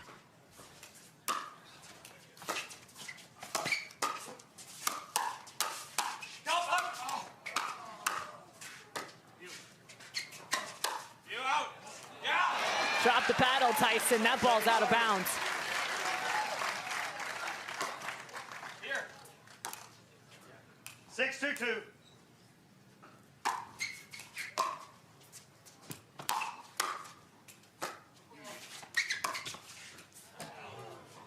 Point. What a leave. I mean, that is such a good lead because that swing path looks like it's going to go 7-2-2. well out, but it just misses. Point. And another missed return, so 8-2 now. 8-2. And you have to call a timeout here. Yeah. Down by 6. The Selkirk paddle at the Selkirk Red Rock Open hits the court.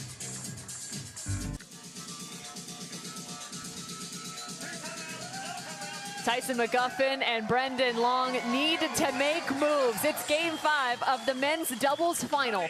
Dekel Bar and Collin Johns in complete control.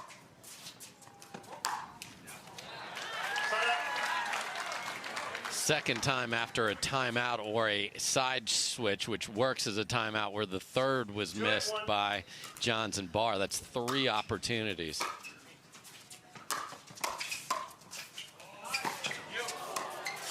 One incredible save to the next.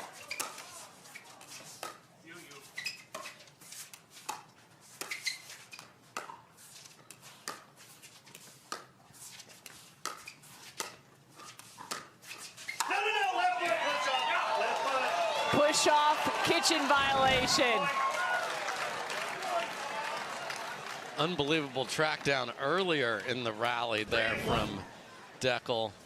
But unfortunately for him, tennis players, you rotate your hips and your left foot points towards your opponent, and that often puts you in the kitchen.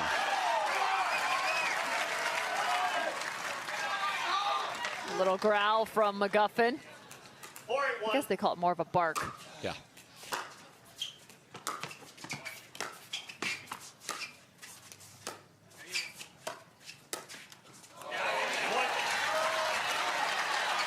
Look out. Tyson McGuffin might as well be a pit bull out there.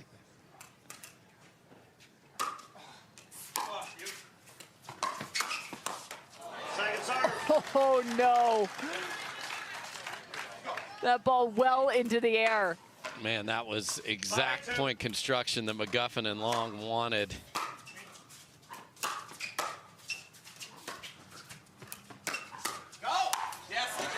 Some indecision by Tyson. I think that ball popped up enough, but he actually took 2 steps back. Yeah, I'm surprised that he wasn't there. And it's, again, trusting where that ball from your partner's going to be, and they're new, so didn't quite buy into it, and opportunity lost. Long now on the left.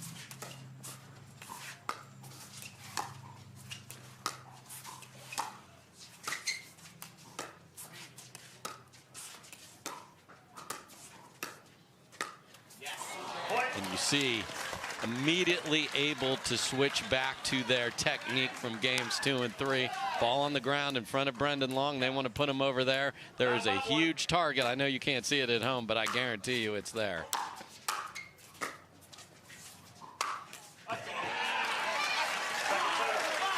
One side out. 9-5. Barr and Johns 2 away.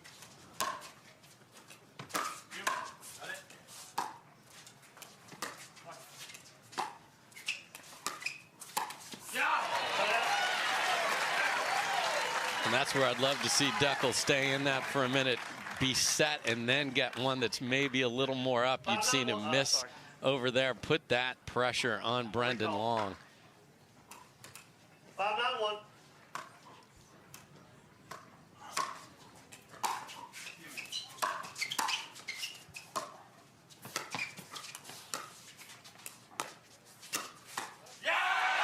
He catches him. Great job by Brendon Long there of hanging in there, and then a dink that traveled a little farther than CJ usually hits it, and he's ready. Go, go, go.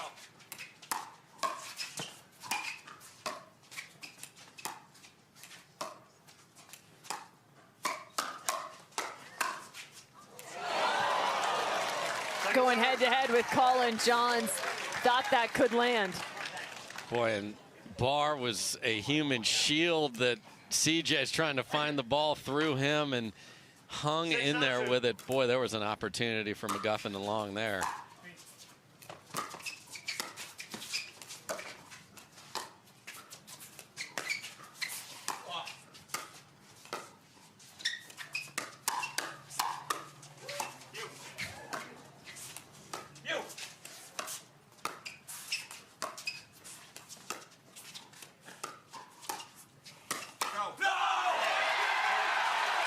Going straight at Johns again.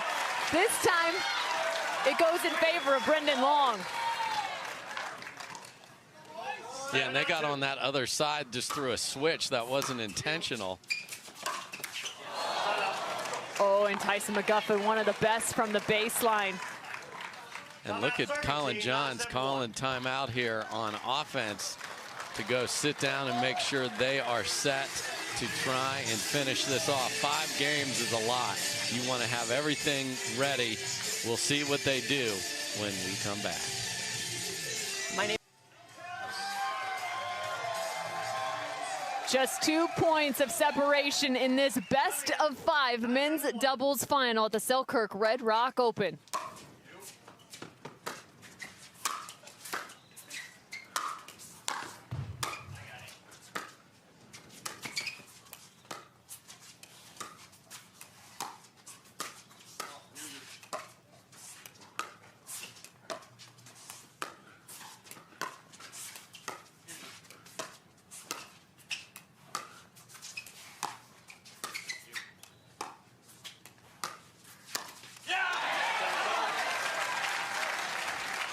The speed up from Dekel Barr into the top of the net. The timeout, the offensive timeout taken by Collin Johns, but yet they do not find a point yet.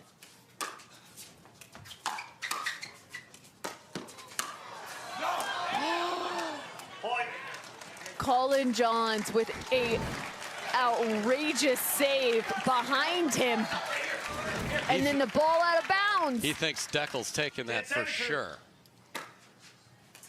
Championship point. Not so fast, the side out.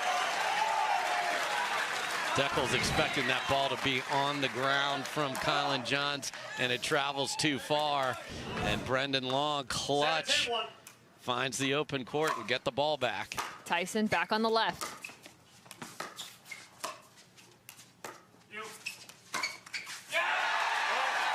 One to McGuffin and Long. Echoing through the Red Rocks right now. The fans for Tyson McGuffin. Hey, 10-1.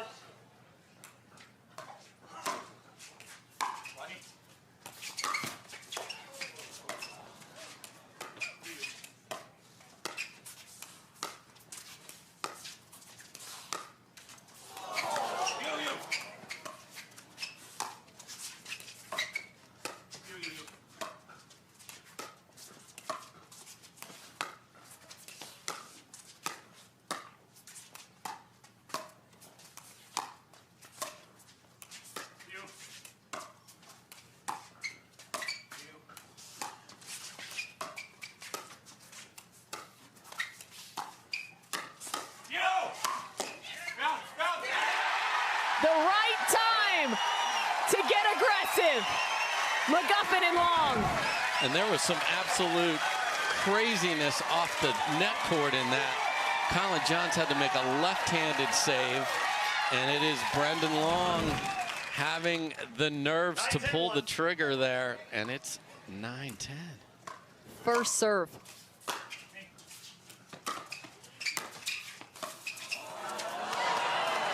Catch him. Tyson McGuffin looking too much to the middle. Second serve. Still trailing by 1. 9-10-2.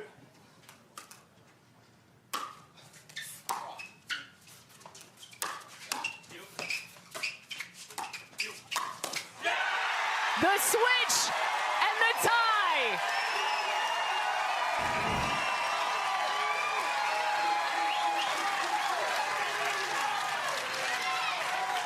Testing the flexibility of Tyson McGuffin.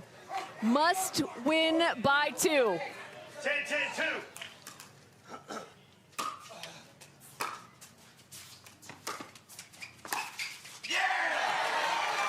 The leave and land. They earn the ball back. Clutch from Dekel Bar there as all the momentum was on the other side of the court, and he found the baseline.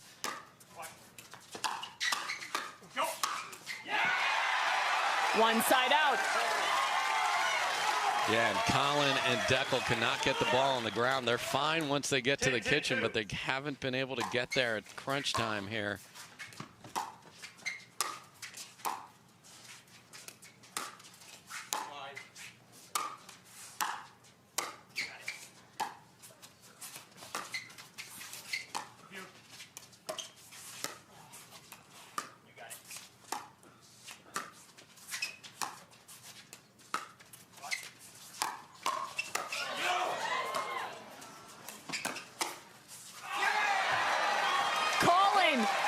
With the speed up and his own energy. But how about the ATP defense? Unbelievable by McGuffin, and then it's the Cobra strike from Collin Johns, and they've got a second shot at a title. Yes. Yeah, right here. 11-10-2.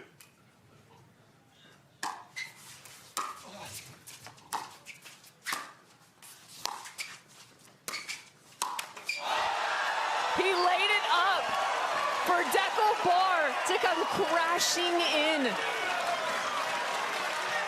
Oh my goodness. This crowd is in awe right now. 2 championship points fended off. 10-11-1. And the ball back to Long and McGuffin.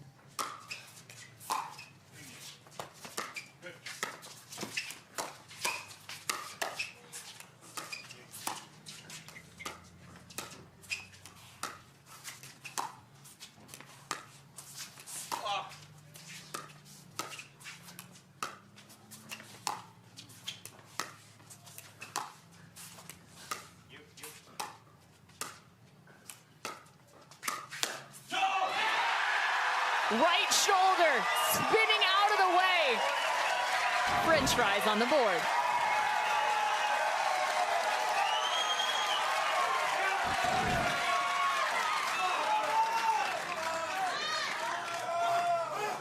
Pace of play has slowed here. Smartly, every rally so critical. And all of a sudden, the tide has turned for Long and McGuffin. And the paddle is down, and timeout has been called, and there will be a match point on the other side. A match point, a championship point. Their first for Brendon Long and Tyson McGuffin. The VIP, the viewing deck, our grandstand. Everyone is getting ready. Tyson McGuffin looking for a title in Red Rock. Brendon Long with a shot at his very first title on the Carvana PPA Tour. So here we go with where do we want to put the return if we're Dekel and Collin. And if I'm Brendon Long and Tyson McGuffin, it's if it comes to McGuffin, I'm hunting, and Brendon Long go try and finish this, and vice versa if they get a short return to Brendon Long. Go out with what got you here, which is that bringing the extra pace. Time in. 12-11-1. Brendon Long will serve championship point.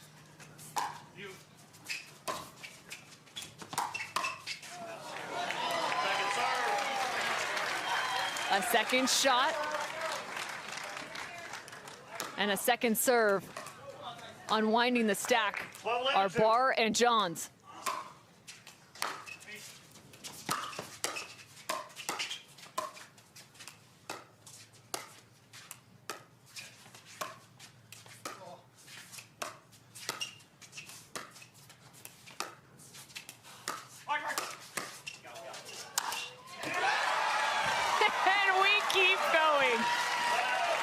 Unbelievable. Dekel Barr on the first match point down, pulls the trigger on the first ball he sees, and then it's Collin John setting the table. This is epic.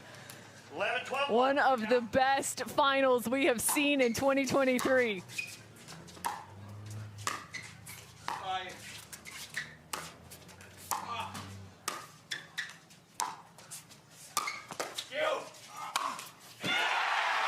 The put away.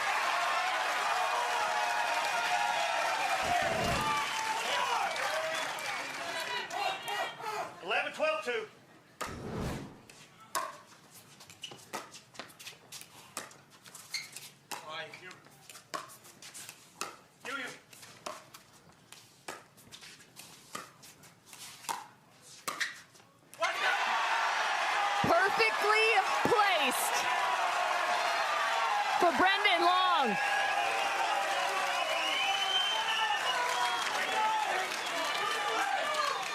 Championship point.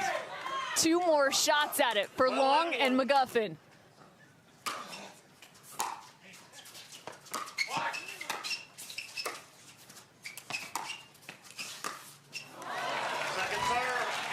Tyson will serve.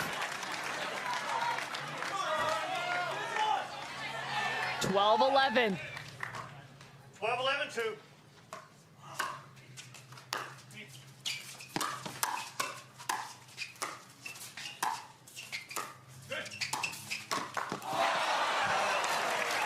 Another hold.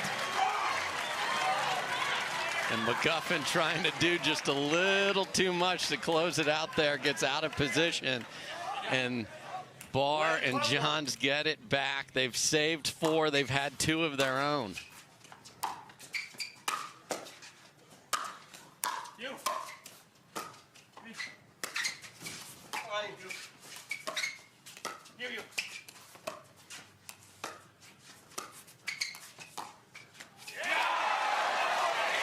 Oh, that hung just on the top of the net. A slight breeze would have sent that.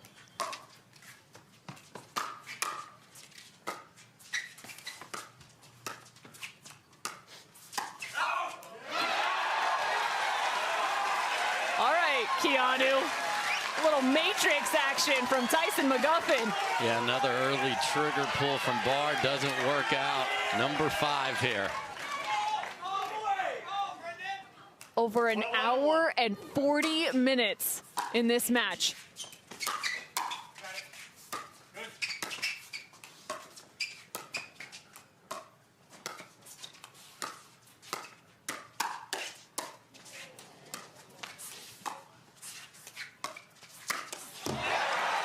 The swiping arm of Collin Johns.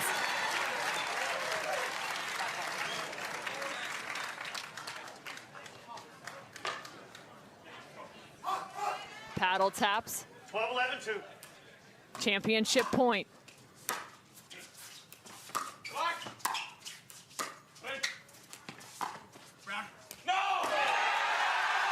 Out of bounds. McGuffin and Long find gold amongst the Red Rocks.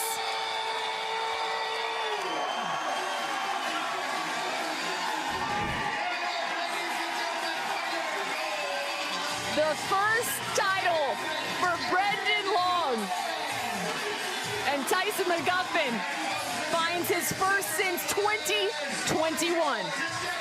Just an epic match. The scoreboard shows it to go almost an hour and 45 minutes to fend off 2 match points against earlier, and then to have the shot that Brendon Long hit to set up the miss on their 6th try. What a match, and what deserving champions.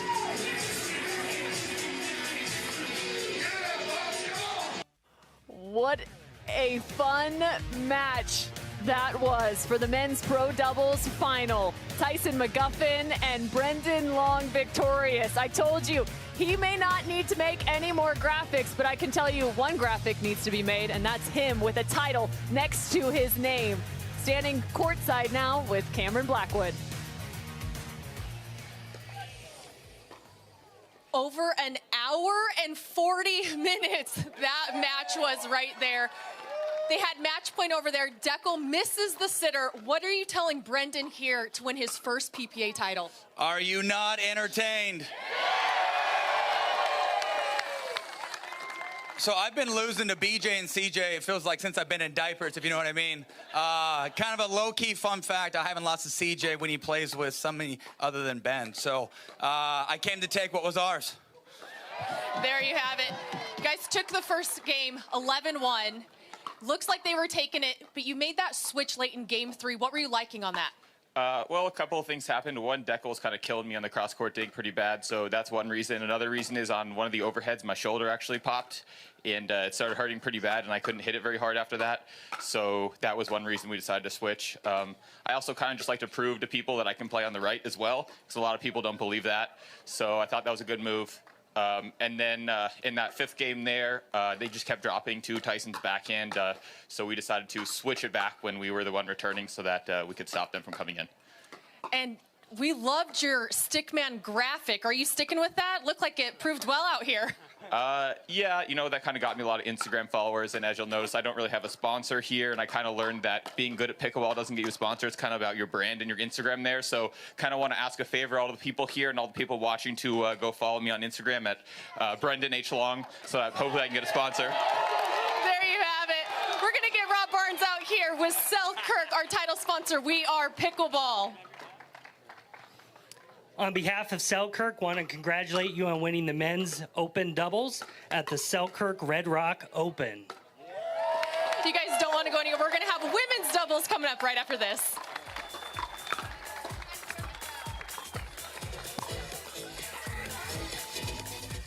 Keep it coming, ladies and gentlemen. Let them know you enjoyed the show. So the women's pro doubles final begins with the serve from Allyce Jones, the former volleyball player turned pickleball pro.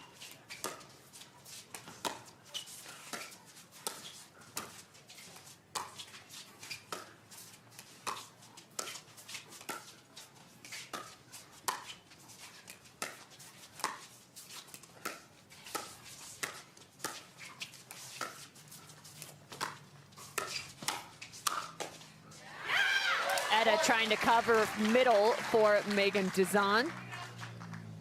Dizon also recently making a final. alongside Vivian David in our last stop, the Austin Showdown.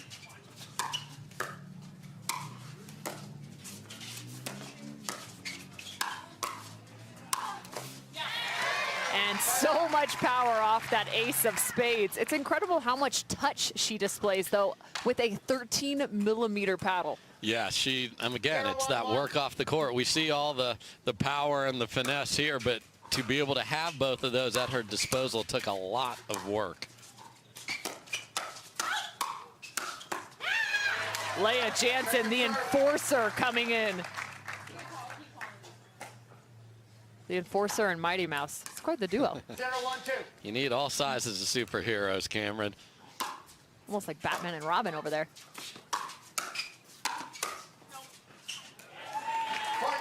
The other thing I've been impressed with Meghan Dizon, and again, I think the Utah players have an advantage in the altitude, is her drives and going for the serves have been staying in consistently, and then she's been able to drop the fifth. We'll see if she can be on point with that here today.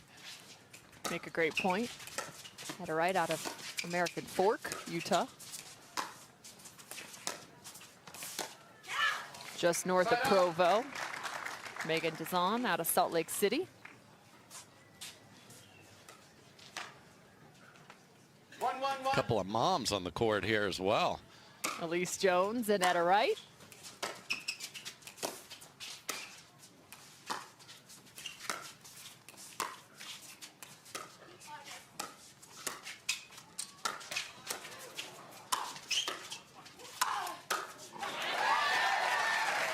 And there's that extra bit of pop because you see how good a defender Allyce Jones is, but it just gets on you so fast from Dizon. 1-1-2.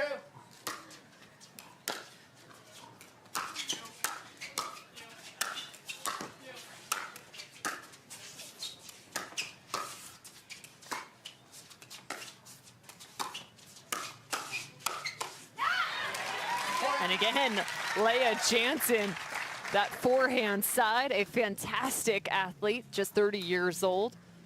Resides in Austin, Texas, but originally out of Washington State.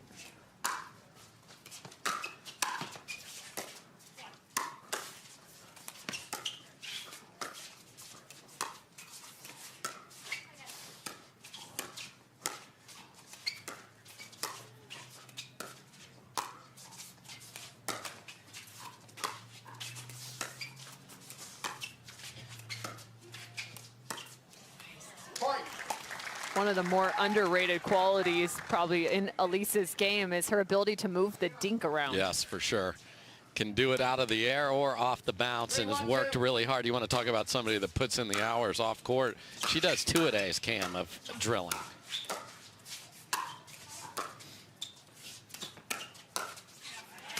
Well, and you make a great point. Just felt like a year ago, so many of our pros were having multiple careers, whether they were coaching or teaching or an educator like Allyce Jones, and all of a sudden, with the growth of the game, they're now able to play pickleball full time.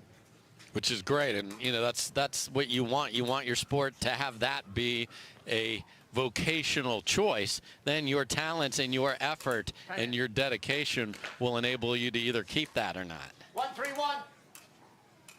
Now it's a requirement at the professional level. You got to put the time in, both in the gym and on the court.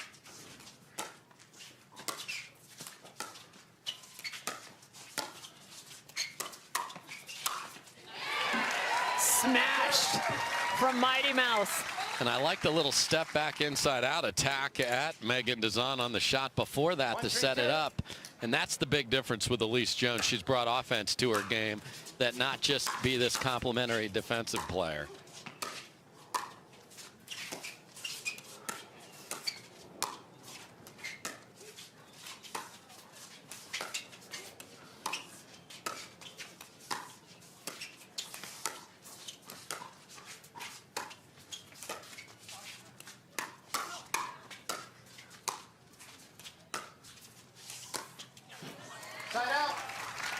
They are really moving Meghan Dizon around, testing the middle and then forcing her to hit backhand.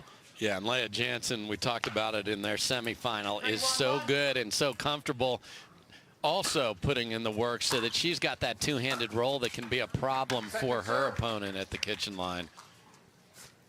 When you are an aggressive player like that, you want to make sure you don't have a spot where everyone feels comfortable putting the ball, and that is not a comfortable spot anymore. Her backhand at the kitchen. Side out. 1-3, so keeping things close and a few holds here in game number 1. Reminder, we played doubles best 3 of 5.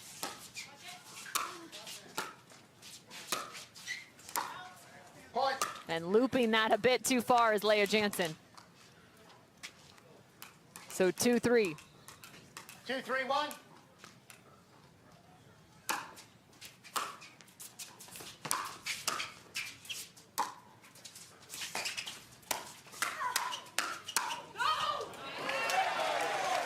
Again, hard to reload the full swing two-handed backhand every time and be on top of the next one. 2-3-2. Good job by Jansen to have the hands ready and out in front. She wins that exchange.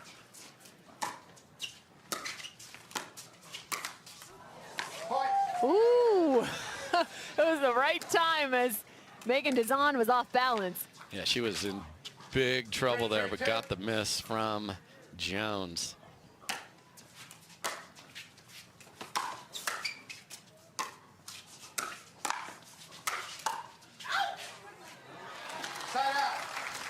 So a side out, but still 2 earned back for Dizon and Wright. 3-3-1. Allyce Jones playing with the Yola.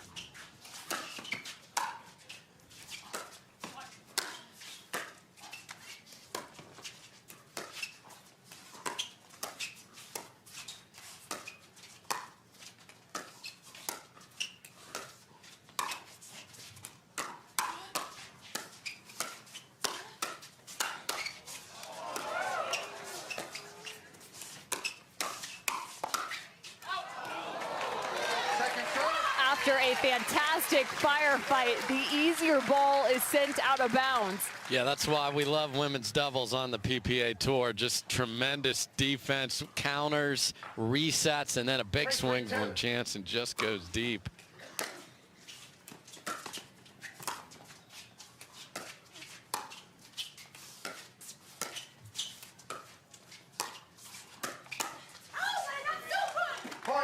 The rolling speed up with one hand from Leah Jansen. Yeah, and I heard that high-pitched voice in the background was Allyce Jones saying that's so good, and it was. Catches Etta Wright on the paddle side hip. Looking for her own combination. Dizon get that ball down at the feet. 3-4-1.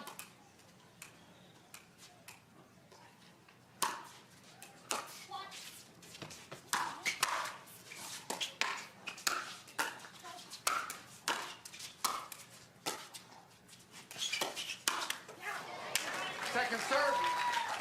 And just a few miscues on some of the counters we've seen. 3-4-2.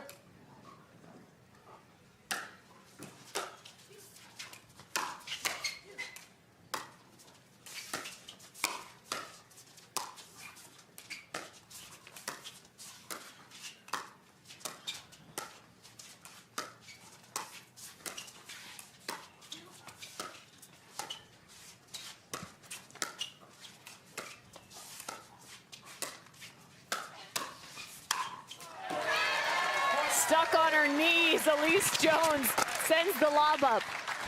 Yeah, and the other interesting part of this match is that Allyce Jones and Meghan Dizon were longtime partners on the same side, and now in their biggest match of their lives are on the other side, and they were strong enough as friends to say, we need something different next to ourselves, and look what's happened. They found a new partner, and they're here on Championship Saturday. And I think both of them have grown, Yes. finding somebody else as well. Allyce Jones's game has continued to evolve. We've talked about Meghan Dizon and her confidence skyrocketing just in the last month. Etta Wright hit the scene within the last year. And so much of the talk about Etta has been about her control, her power, and her ability to not only play defense, but also create on both the right and left.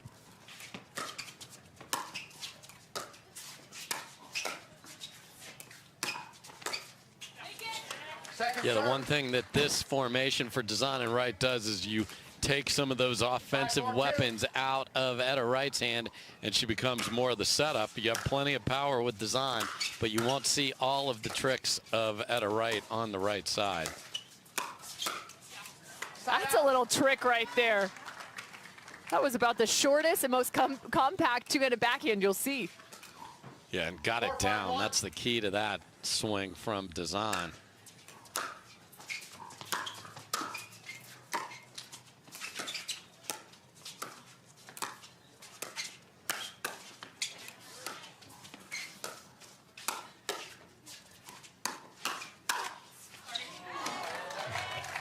Finding the right side of Allyce Jones, that's not easily done. She loves to sit two-hand backhand in terms of her defense.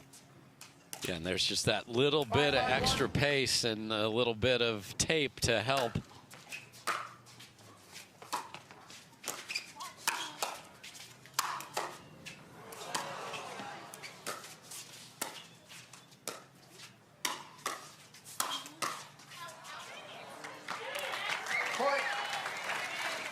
Meghan Dizon really dictating when she's getting a ball to attack. She is not waiting for another chance. When it's there, she's going, and she's going confidently. And confidence is oozing through her over the last few weeks. Meghan Dizon, the former Division I tennis player from BYU. Played tennis in high school as well. Started playing pickleball back in 2019.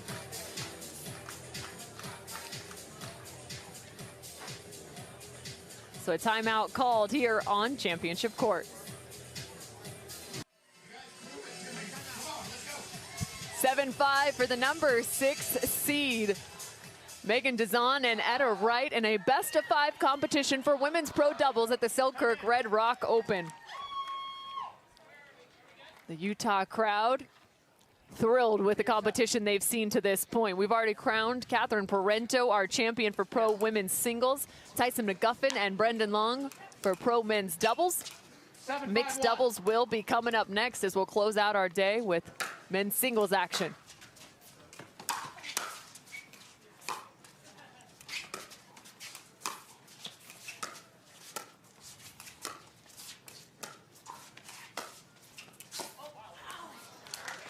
Talk about a dink. Yeah, I'm sick of hearing about Meghan Dizon's knife, says Leah Jansen. That was beautiful there. 7-5-2.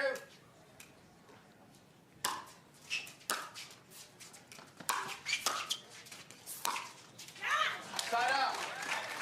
Great first volley from Leah Jansen, using that singles prowess that she has, finding both the angle and the depth on that, because Dizon has been very good with her drive the third, drop the fifth combos here so far. Another big single shot that is a big help in doubles is that huge forehand drive to Leah Jansen. Again, if you're new to watching her play, goes through that same routine before every rally. And all of a sudden, Jones and Jansen tie things up at 7 apiece. 7-7-1.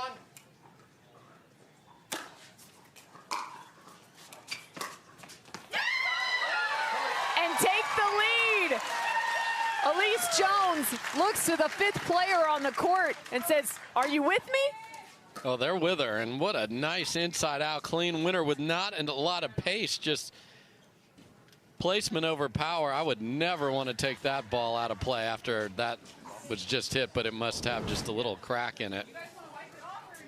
This is an unbelievably beautiful shot from Allyce Jones there. And maybe she can take that little Durafast 40, our official ball home, and put that on a shelf, because that is a shot of shots right there.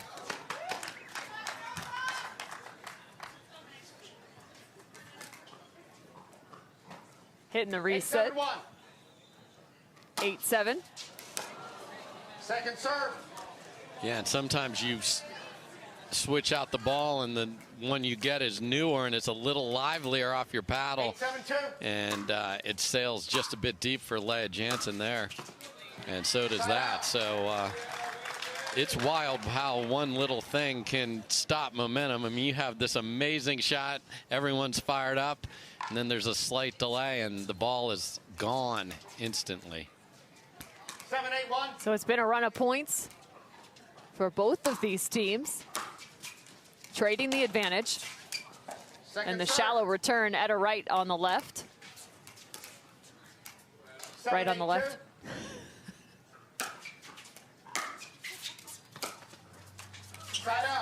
And they give it right back with 2 missed thirds from Wright on the left. I think it is right for her to be on the left with this team. It's worked, though, to get them here, but you'll see more of the offense from Etta Wright when she's over there.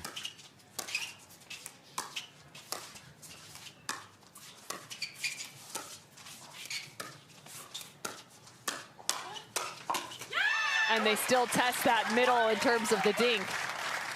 You can see it's just enough hesitation to not see a speed up. Yeah, and the problem with that is I've played on the right all day long, and you have to just reset your mind on those balls. That can take a few rallies sometimes.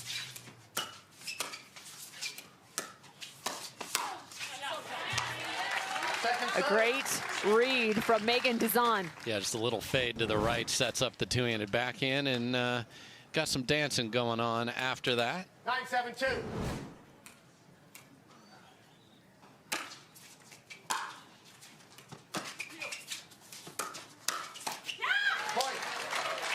And that's just enough of a windup for Leah Jansen. Yeah, telegraph step back, and it wasn't nearly low enough, and game point.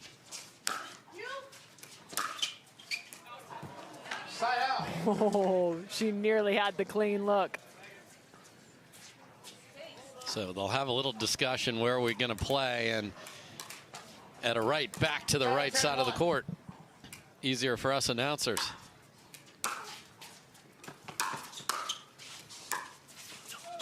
Second serve. Been struggling with their thirds just in these last handful of rotations through. Yeah, before it, that lady right there, Meghan Dizon, was absolutely great with thirds and fists.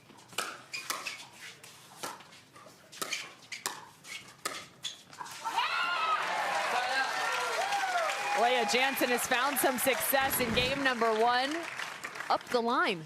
Yeah, great job of reaching in and taking a ball out of the air instead of letting that ball bounce and retreating. Second serve.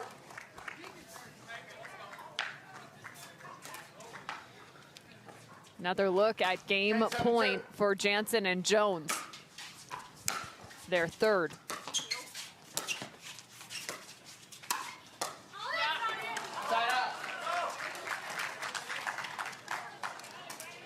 Trying to read paddle angles just like platform angles for Allyce Jones.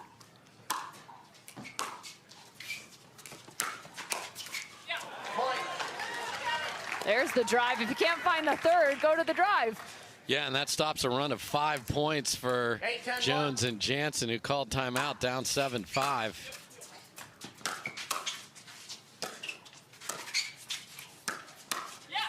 Point. 9-10 now. Dizon and Wright string another together. 9-10-1. 9-10, just a 1-point game. Timeout called here on Championship Court for the Pro Women's Doubles Final. Husband Ryan sitting alongside Allyce Jones, a fantastic player in his own right, giving some coaching insight. Y'all enjoying yourself, Utah? Come on. Welcome back, everybody. The crowd is loving this women's final, and they've got jerseys to prove it. They're dancing around. They've got energy. They've got their favorite players, and they're going to have them ready to go here. And this lead is now just 1. Can Dizon and Wright continue the comeback with Wright on the left? And they do. 10-10. Must win by 2. 10-10-1.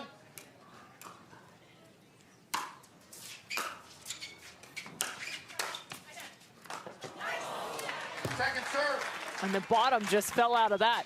Yeah, not a clean volley from Leia, and that actually ended up being the perfect thing there. Just sort of shanked a little bit off the end of the paddle.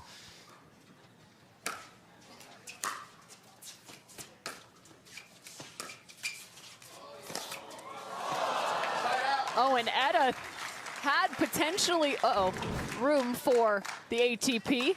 Yeah, I want to see how wide that got. Yeah, she might have been able to kick that into the back corner. 10-10-1. Etta back on the right side. Just missing. Again, the two-hand backhand, so tough to get that shoulder up and over the top. It's 11-10 now for Jansen and Jones.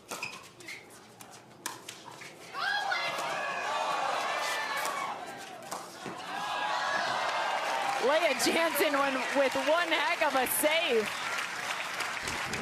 Yeah, well, it's only fair if the net was going to get involved in this match at this critical point to have that roll over, and then Allyce Jones almost southpawed that back into the court but couldn't get it all the way there. Right to the corner for Leia Jansen. 12-10. Jansen and Jones take the first. Ladies and gentlemen, Leia and Allyce take game number 1. What do you think about that? Elation for Jansen and Jones, as game number 1 belongs to them. We'll be back with game 2.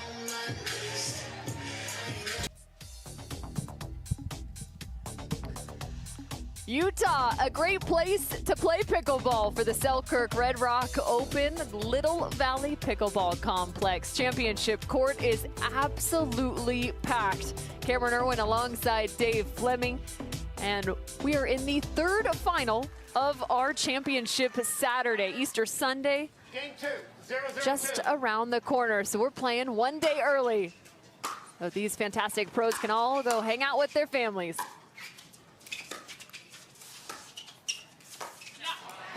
First game went to Jansen and Jones with some extra points being played, 12-10.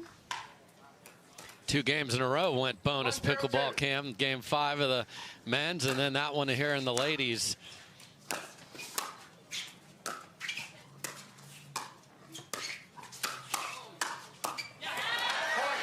And that's a good look for Meghan Dizon. Yeah, and Etta Wright's power started that, and you saw her with a gorgeous backhand dink, and then that ball. So Etta Wright amping it up a little bit here in game 2.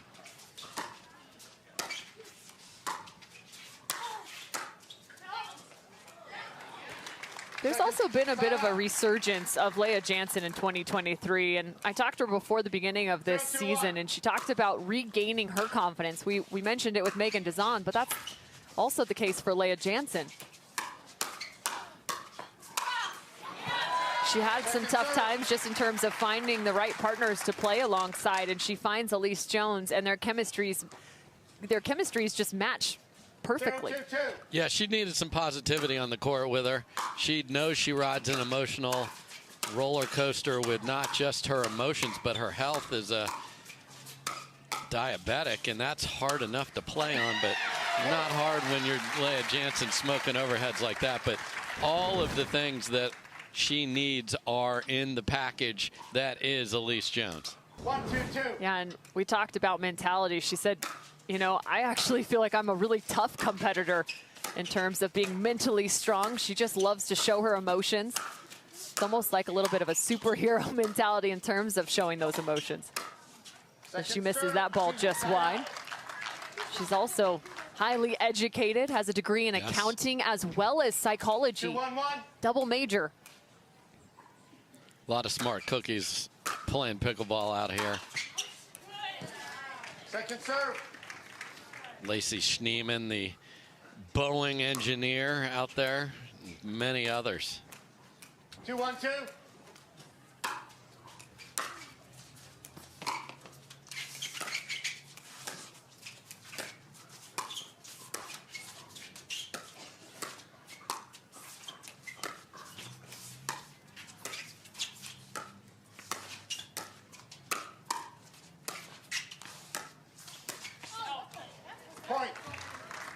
Allyce is in disbelief.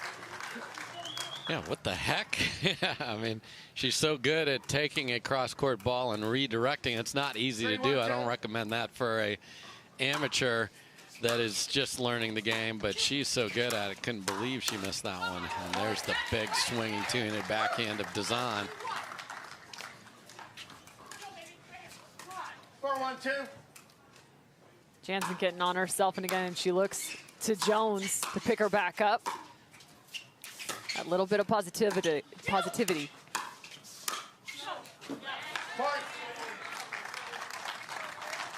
talked to Eric Lang, who plays alongside Allyce Jones for Major League Pickleball, and he only had compliments for that woman, saying there's no way you can be negative when you're on the court with Allyce Jones.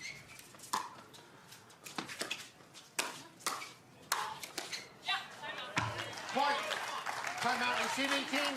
6-1-2. So 5-1 and quickly called. Make it 6-1 in terms of a timeout. All of a sudden, we are changing it up in game number 2. It's all Dizon and Wright.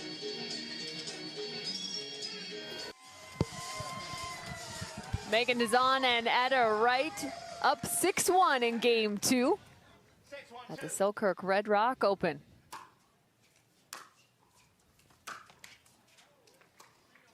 A missed third shot drive from Etta Wright. 1-6-1. Point.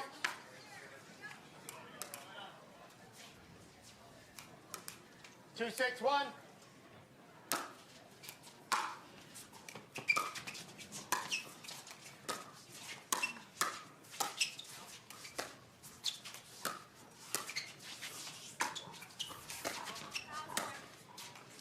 So I know the miss there on the dink, but what have you seen in terms of the response since the timeout? 2 straight. Yeah, well, you got gifts, and you'll take them. A missed third drive from Etta Wright, a missed return deep, and a missed dink. I mean, that's... 3-6-1. You want to maintain and control momentum, and that's why you call timeout. And then if you get some help, all the better. And there's SWAT team from Meghan Dizon. Man, that ball is hammered. Meghan Dizon, we mentioned out of BYU, she actually found pickleball through her manager, who you might recognize in terms of the name, Tyler Loong.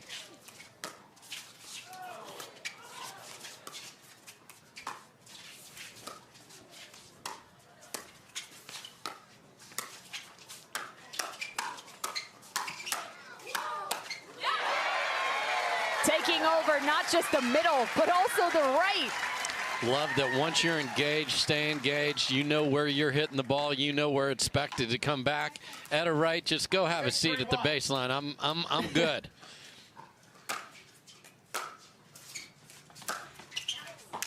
Second serve. Another missed drive from Etta Wright, so we'll see if they return it again there. And if she does get it, will she drop it instead of drive it? Side out. We talked about gifts. Too many since the timeout from Dizon and Wright. 6-1.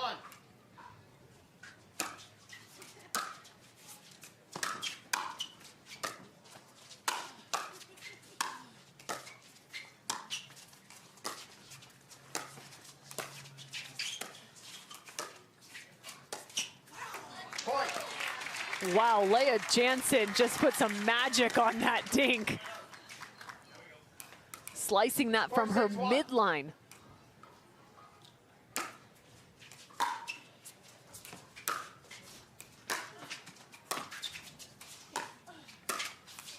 The unique fourth from the baseline. When was the last time you saw that? Well, it's trusting. Meghan Dizon thought she missed her return. She kind of thought the serve was going to miss, too, so it was all wonky there, but got away with it.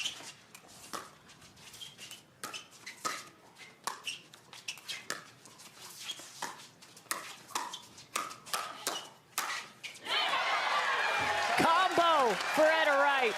Yeah, and there's the force that she's got when she's going. It is really hard to deal with, and she does such a good job of getting the ball down. A lot of these firefights with the ladies, the ball's all staying on the same plane. She's able to get it down, and that's why she is an up-and-coming star in pickleball. And another missed third drive for this duo. It's got to get fixed. They were up 6-1. It's now been 3 straight.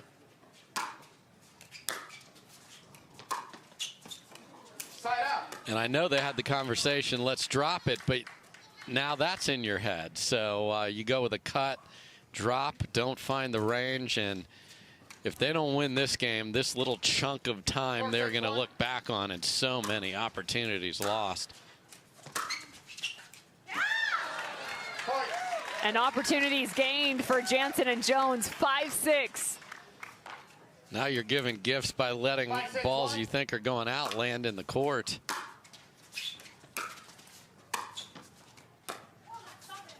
Second serve. Allyce Jones from Pleasant Grove, Utah. She played volleyball, like we mentioned, at Utah Valley University. As a libero. It was a crowd pleaser, according to her bio. Imagine crowd that. pleaser of the year. It's actually a title, and it's not shocking. And it should be retired, because I can't imagine anyone else ever having that role. No one can outdo that.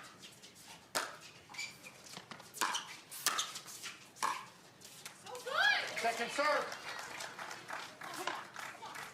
So they continue the fight here in game 2. 6-5-2.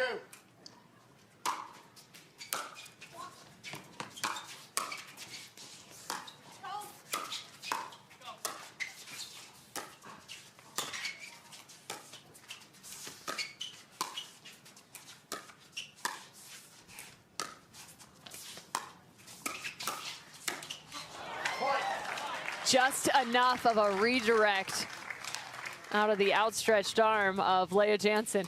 And such a struggle to get to the kitchen still for these two, but they do have a 2-point lead.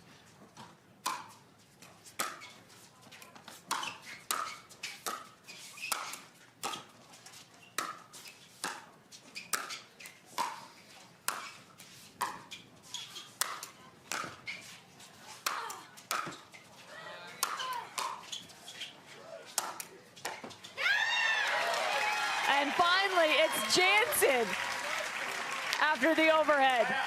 Yeah, you kept looking, when is the real tight angle going to come, and they just kept pounding it into the middle of the court, and it worked out. 5-7-1. Looked like Meghan Dizon was having some words with the upper deck. Maybe a little bit of distraction from them.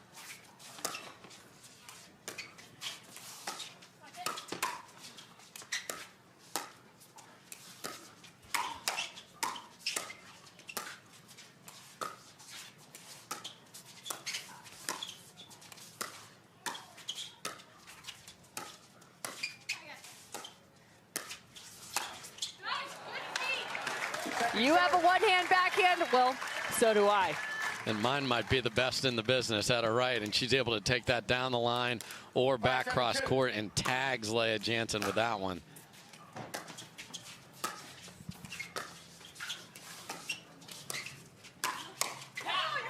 Side up. The cross court speed up, and Allyce Jones is right. She was right on that.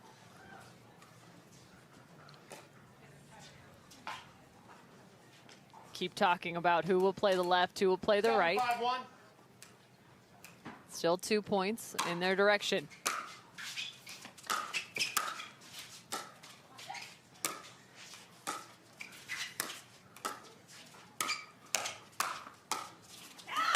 Second serve. And a speed up from the transition zone. Yeah, big swing. I'm not sure that was staying in, but again, 7-5-2. can't get settled in at the kitchen so that you can get all of the things that were working to get them the lead, but they still have it. Side out. A side out, only dropped one in that last rotation through.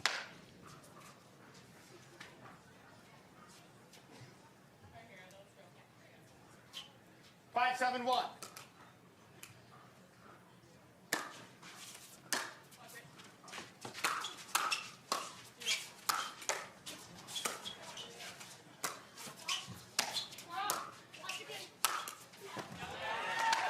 Second serve. Second serve as Etta Wright forces the overhead. 5-7-2. Side out. And now it's Jansen and Jones who've been able to do absolutely nothing when they've had the ball. And while this duo has been stuck, they haven't relinquished the lead despite their challenges getting up.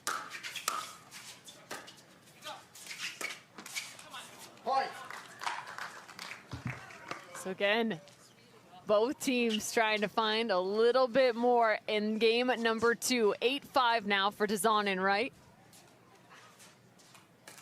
8-5-1. I'll recall. No. Reset who's serving. 8-5 is your score.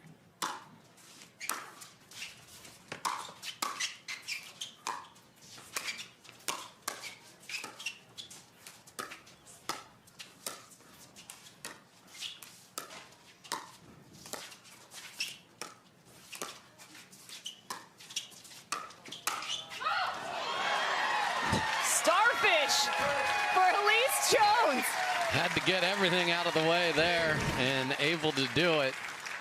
That was a beautiful lob. They were in great position. She just went full Patrick. 8-5-2. Everyone have a Krabby Patty here on Easter Eve. I'm glad you know the reference. Side out. Referee timeout. Oh, there's a little discussion here on something. Just making sure the net is reset, I think. Team. And a timeout called now by the receiving team. Yeah, that sprint up to the net a couple times by Etta right there. Just wants to make sure she's all set to continue here. So slogging through game 2. We'll be right back.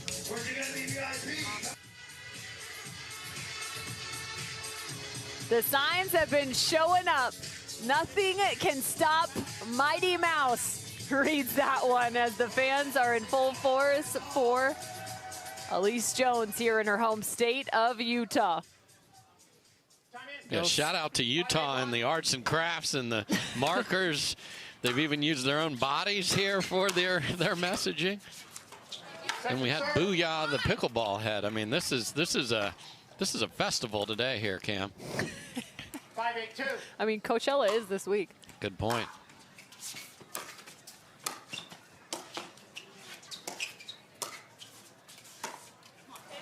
Point. Getting stuck off the kitchen line, Meghan Dizon. That two-hand backhand roll for Leah Jansen has become quite the weapon.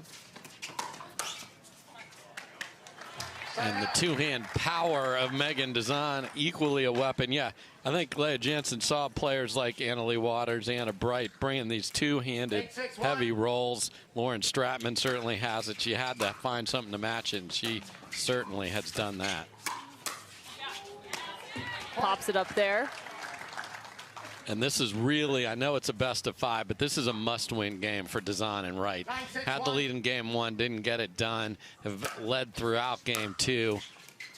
Got to get it to the finish line. Second serve. And there's that roll. She's able to take it off the bounce as well and find the speed up. So far she's hit just about each angle she could from hard cross court, middle, and line.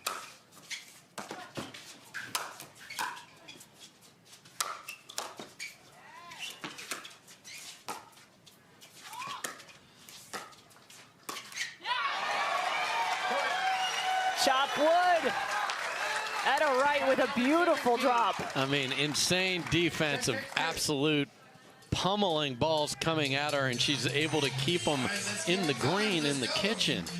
And now they have gotten to 10 and have a shot to finish off game number 2. So fun to watch the grit and play of Etta Wright. We mentioned she's out of American Fork, Utah. She played D2 tennis at BYU, Hawaii. Also went on to become an assistant coach for her old team.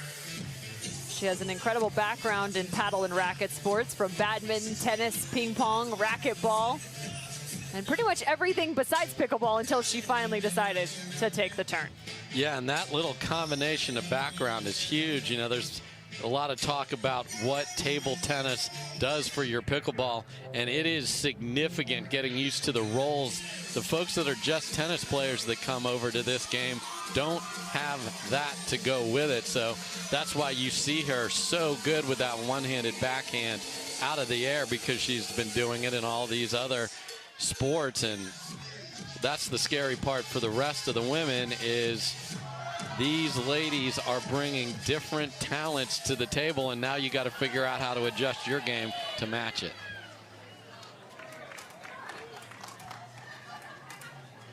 Come in. 10-6-2. Back now on the court, Meghan Dizon. Game 2 is theirs. And a must-have situation just in terms of mentality, as we will play best 3 of 5. Going into game 3, 1-1 is very different than 0-2. Yeah, and even though it's not a best 2 out of 3, it is a best 2 out of 3 now, because that's what's left. Another big battle in doubles here in St. George, Utah.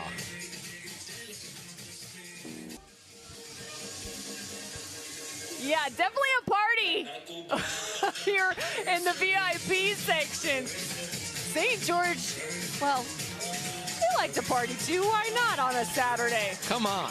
This is the festive atmosphere here has been from start to finish. We had snow when we got here to start. Now we got dancing in the streets here. I love it.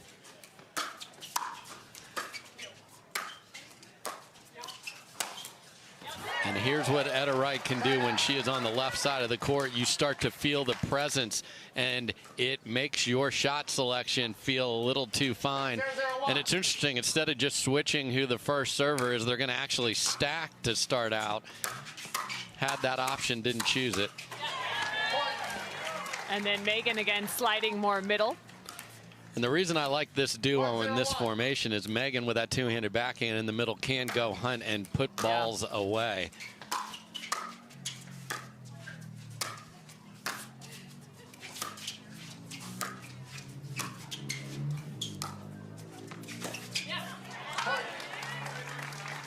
That looked like a Utah understanding, because that ball didn't look like it was going to make it off the paddle, and it was perfection. 2-0-1.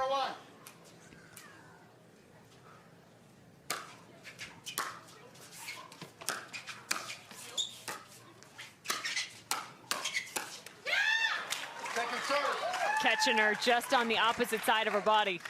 It's a good reply from Allyce Jones, because that's one of those where it's 3 highlight reel winners to start a game, and you start to feel the pressure of that. Side out. And there's the difference in footwork from playing the right side of the instead of the left. Usually Meghan be walking into the forehand. There she's got to reset her feet and come around it, and that set off her feet being in the wrong place the entire rally. That's probably Etta Wright's favorite shot. Anything floating high that she can just crush. And it's the ball right there that Meghan Dizon starts, because she knows she's got the ball in front of Etta Wright, and that's what they want. Meghan Dizon really reaching into that kitchen. Maybe didn't even expect that ball to come back quite like it did. No, and they're happy to take the miss from Jansen when they were a little bit out of position.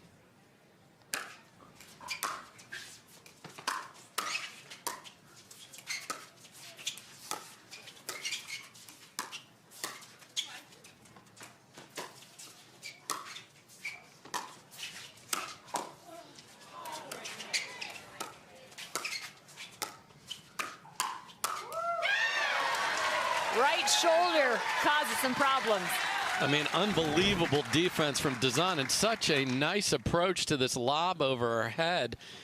But it is that big swing from Leah Jansen that is the difference in that point.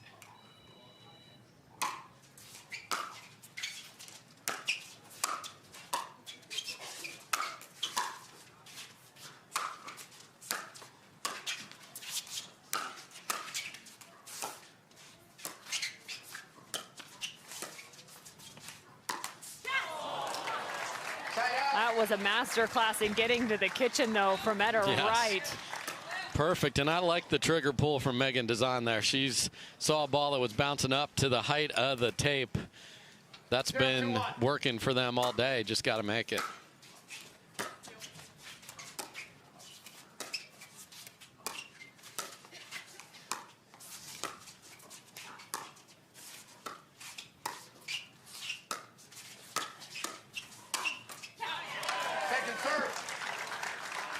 And Meghan looking straight at Etta saying, yeah, that was the right setup. Nice work, partner. 2-2. Yep, when she's reaching in with that one-handed backhand, very much a problem.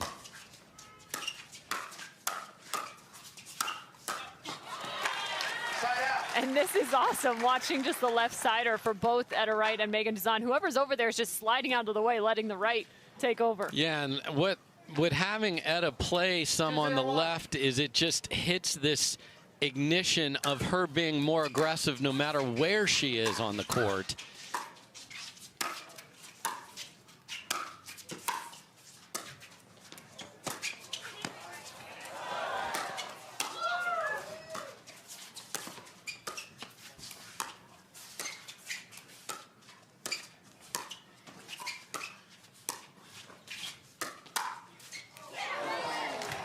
Wrapping that up and around her head. Tough as it ended up on the left side. Yeah, this shot right here is the best ball maybe of the whole day, how difficult that was. And when you're in scorpion position, you got to have that paddle face down. And you saw Meghan at the end go, just didn't have it quite ready.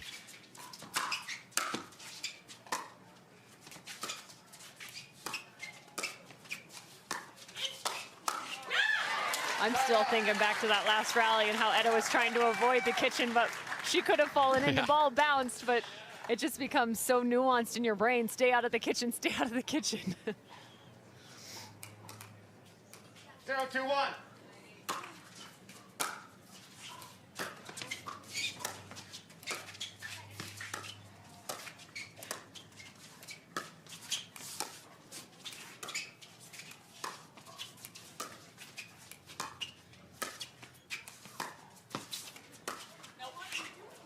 Second serve. Wright and Dizon were out of sync throughout that rally, but were able to hang in there. So some of those middle dinks put them in a little bit of a precarious spot, but they always threw it back to a place where they knew it wouldn't be attacked off the bounce. Smart job by them.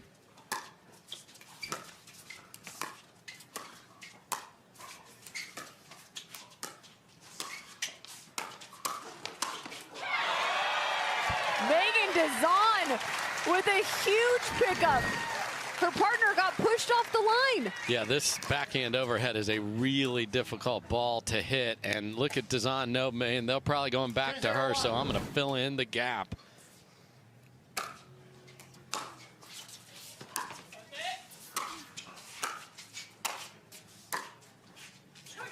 Second serve. Put a little backspin on that, did Allyce Jones. Yeah, tough handle for Dizon. 2-0-2.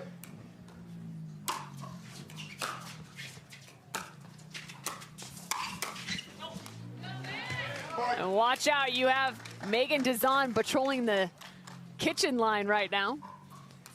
Yeah, they've been returning lately to Wright, who has not been getting the ball down on the ground consistently. Now they're going to go back to Dizon. Sick of watching her run around.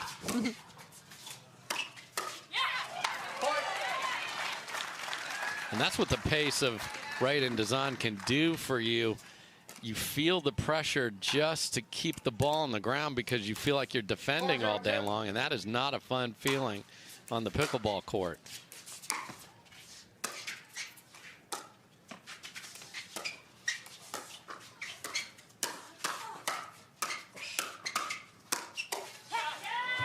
Handcuffed.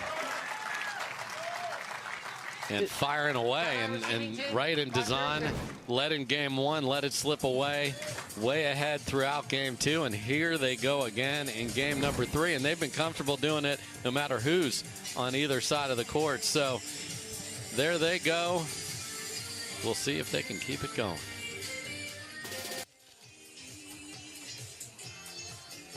Everyone loves memes of pickleball. I don't know, are they capable of getting on the doubles court? I absolutely believe so, but the comedy level coming from those folks is outrageous. We've all been part of their comedy, wicked wizardry, and I love that the fans, they got on me. And Yours this weekend was, oh my goodness, that was entertaining. 5-0.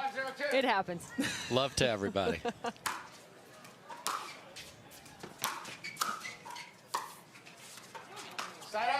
5-0, and the missed third shot for Meghan Dizon.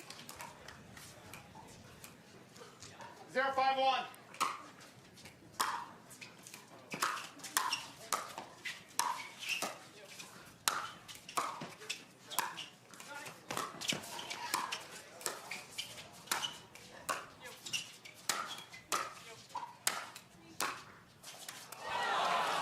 Second serve. Meghan Dizon even clapping her paddle at the end of that after the effort of Allyce Jones to catch up to that drop volley, but really just playing in sync together are Dizon and Wright.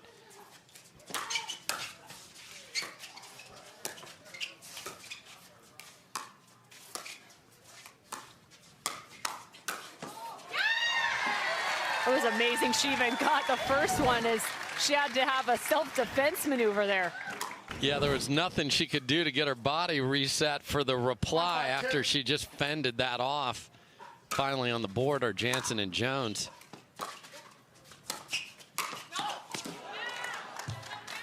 And that's the fight that Jansen and Jones have to do, is wait for the opportunity to attack and be on balance. You can't be flying through there, reaching and make that ball. 6-1. And again, it's almost like a different energy. We're still looking for Leia and Allyce. They've got to find a little bit of that, because that is something that is a major factor in their game.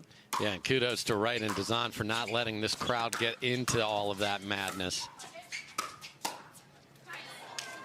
Second serve.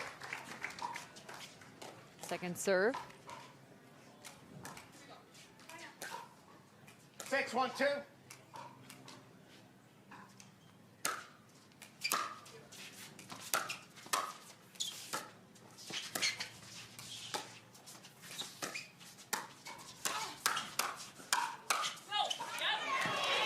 Ducking out of bounds again is Etta Wright. That's just such a good read, and then to be able to get her body out of there, that's not easy to do. 7-1-2.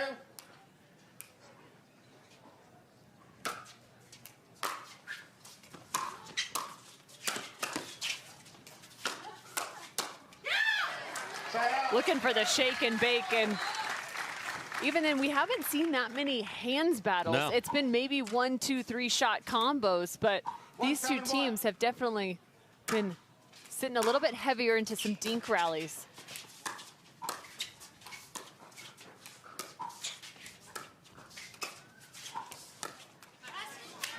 Yeah, or Dizon and Wright have been finishing balls and not getting involved in that. So when they've had the chance, they're like, I know the fans love it, but we just would rather end this rally, and they've done it consistently, and that's why they've had the lead throughout.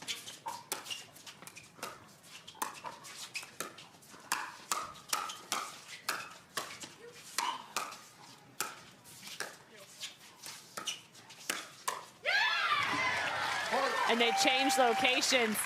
Started to take some shots at the body of both Dizon and Wright. Yeah, and Wright and Dizon were swinging away there, so good recovery and defense from Jansen and Jones, but they got to go.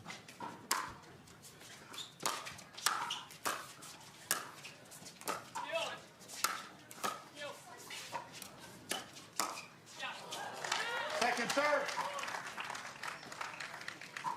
The in-between, creating some miscommunication. 7-2.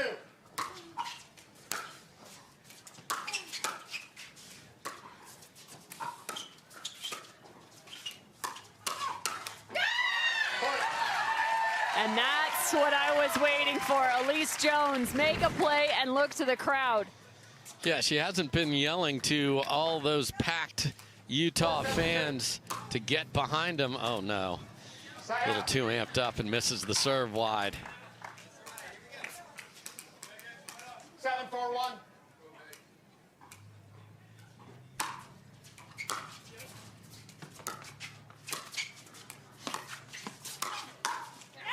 What a location from Allyce Jones. Yeah, Meghan ran herself out of position a little bit and then wasn't able to put it back on the ground, and Jones just didn't overhit it. Placement over power, well done.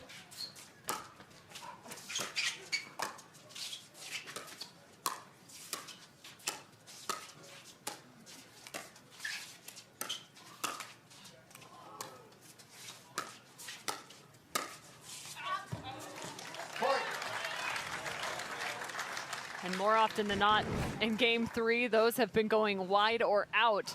The speed ups at Etta Wright. And that's just a great read again by Etta Wright. A lot of people play that ball, and the reason that ball is wide is because Etta Wright's taking that ball before it out of the air and speeding up the ball, getting Tellez just a little early. Side out.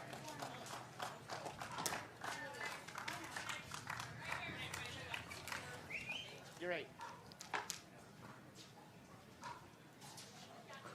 Jansen and Jones All right, back with the serve.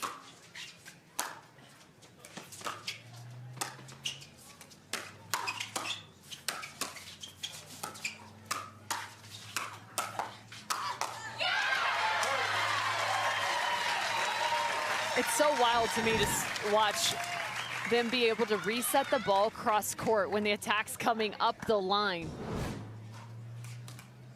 Gives themselves a little bit more time. Allyce Jones is the queen of doing it, even in some precarious positions in terms of her paddle placement.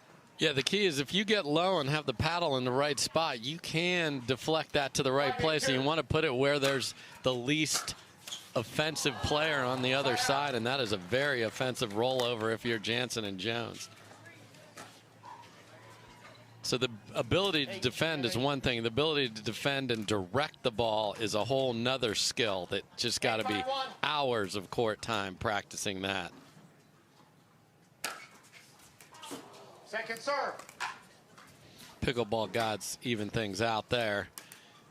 Ball rolls off the tape and goes over, and then we're going to make you miss a serve.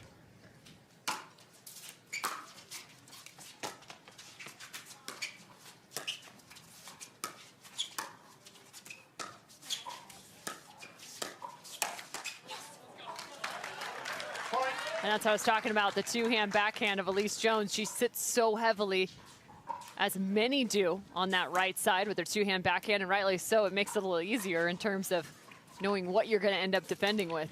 Yeah, and on that winner for Etta Wright, Jansen just wasn't convicted of the ball she sent back down the middle of the court, and Etta Wright's going to pounce on that every time. Side out.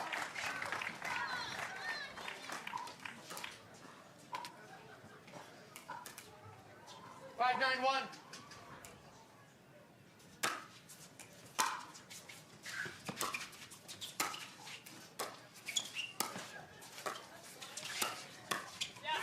Second serve. It's a lesson in rolling, taking that ball out of the air. 5-9-2.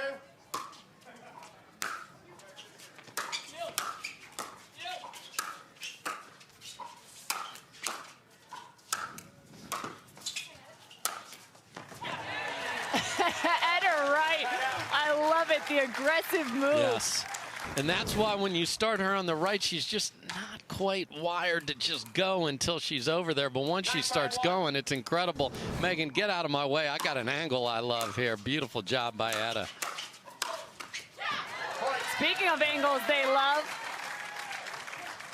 both stepping up when need be. I think that's really fun to watch between these two. Who's going to be the aggressor and the finisher?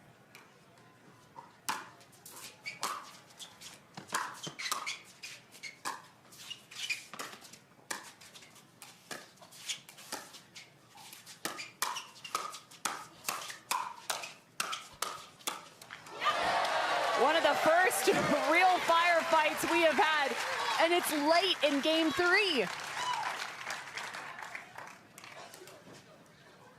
10-5-2. Another look at game point.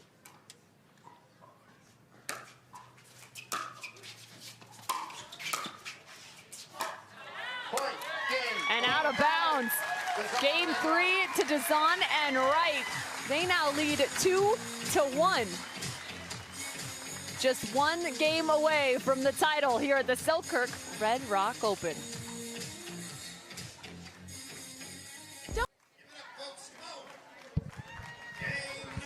To game 4 we go. A 2-1 advantage resides at the hands of Meghan Dizon and Etta Wright in the women's pro doubles final on Championship Saturday.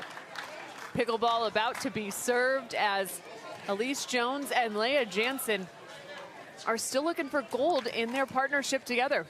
Yeah, keep hitting the podium time and time again, but haven't hit the top of it. And Dizon and Wright, Etta Wright has no medals on the PPA Tour. And here comes Meghan Dizon, who has been a factor. This is Etta's first championship opportunity here on the PPA Tour.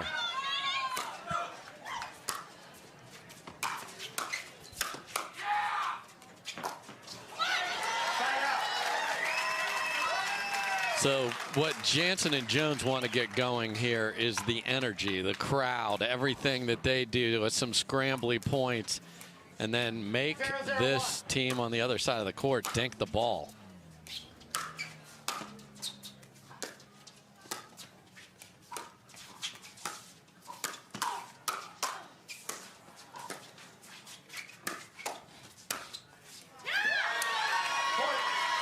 Well, that's what they're looking to do. You can hear the yak calls from Allyce Jones. 1-0-1. Get another one of these wild saves from Etta Wright, but the only way she can do it, she has to get her body out of position. Second serve. And it's interesting with those two, they close out game number 3 with Etta Wright on the left side of the court, and yet they're starting with her on the opposite side here.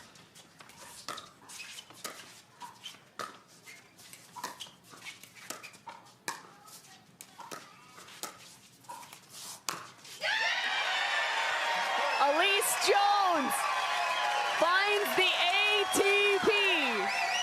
Yeah, and there's not a lot of space over there to be able to get that in there and around and not run yourself into the fence. Not that she wouldn't do it. We No talked kidding. about her crowd favorite award. It's that energy and hustle is what gets you that.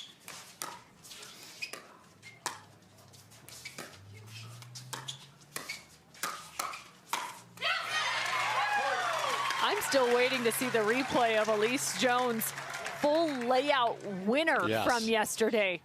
I've never Shot of seen the year. anything like that.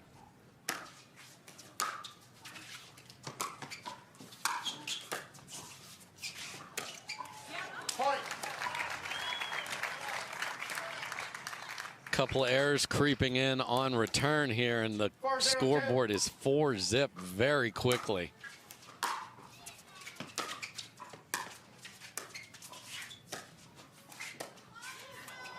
Second serve. Tied out. We mentioned fantastic battles. Again, Jansen and Jones took down Kovalova and Smith yesterday in the semifinals. 3 games played. Dizon and Wright took down Anna Bright and Vivian David. Second serve. That was a 3-game battle as well, 10-12, 11-5, 11-2.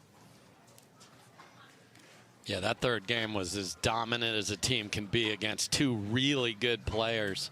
This duo right here was outrageously good last night. 0-4-2.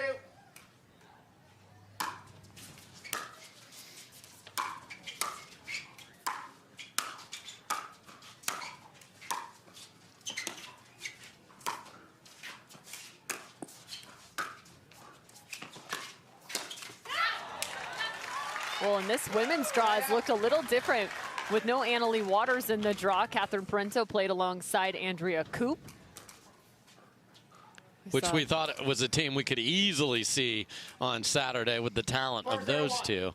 And Anna Bright with Vivian David for the 2nd time this year. Second serve. Obviously making those semifinals, so they had a good showing as well.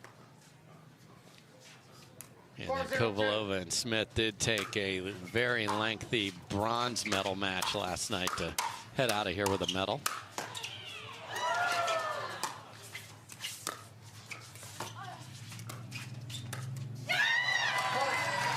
The soft hands got a little too soft at the end of that one. Yeah, they fended off the Leah Jansen onslaught for a while there, but then it was the dink that betrayed them.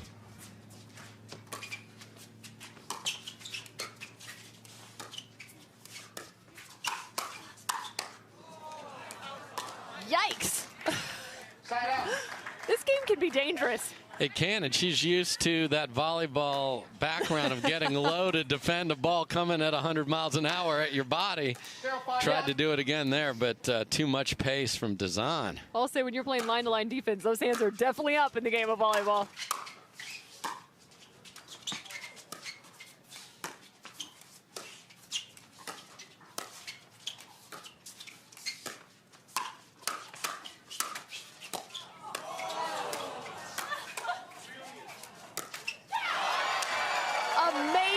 Defense from Etta Wright and Meghan Dizon. Reactionary plays like that. I mean, absolute unreal. chaos here. That ball from Dizon was wild, too. 1-5-1.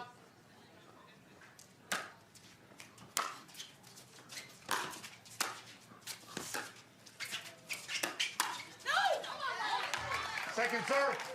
Jansen and Jones need this fourth game to stay alive in the final, push to a fifth. If Dizon and Wright pick up this fourth game, they will be your women's doubles champions. Side out. You can feel the sense of urgency between Jansen and Jones. Yeah, and I've seen Jansen really getting more aggressive here. Any ball she thinks she can attack, she's sick of defending, so why not be on the prowl yourself?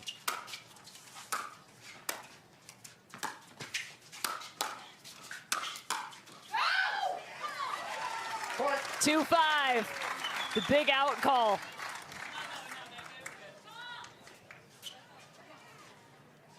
I think there were maybe a couple thoughts from Meghan Dizon, potentially some of those being just long, but she said, nope, those balls stayed. She played them.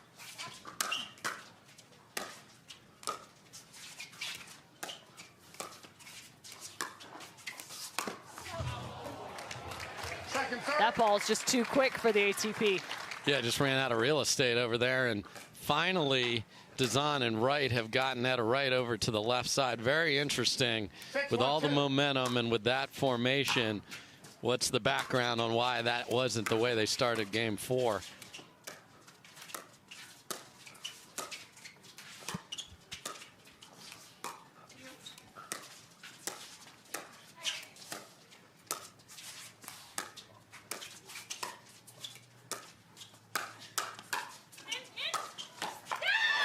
I like it. If you don't know, you go for Leah Jansen.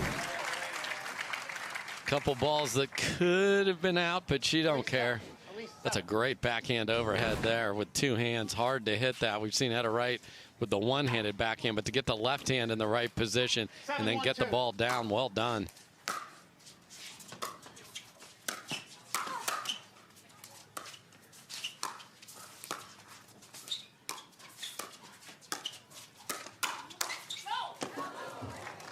Side out.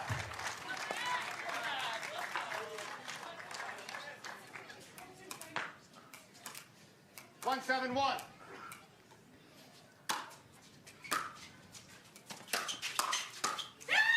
Second serve.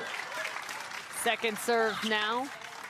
3 players from the great state of Utah. 1-7-2. Not just them. Howard Hepworth, our lead official, also from St. George.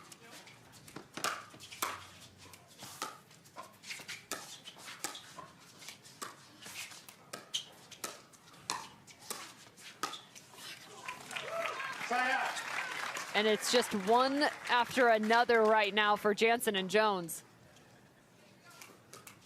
7-1-1.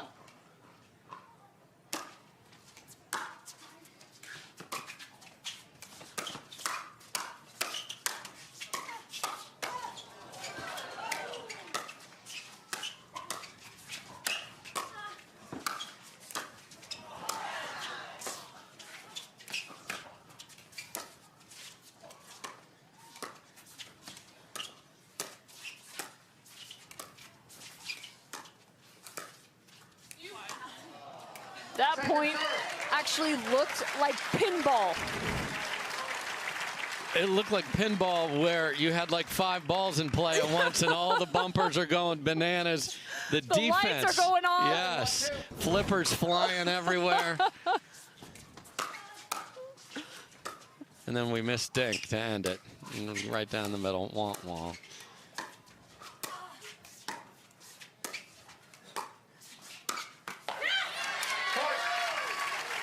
It's unbelievable how quickly a team who looked in such complete command can look out of sorts in just the blink of an eye. And the scoreboard shows you that that is indeed true. And maybe all the doubles are going 5 today, Cam. Who knows? Well, I'm glad you mentioned it because we have mixed doubles coming up next in terms of our championships. Pickleball is for all ages.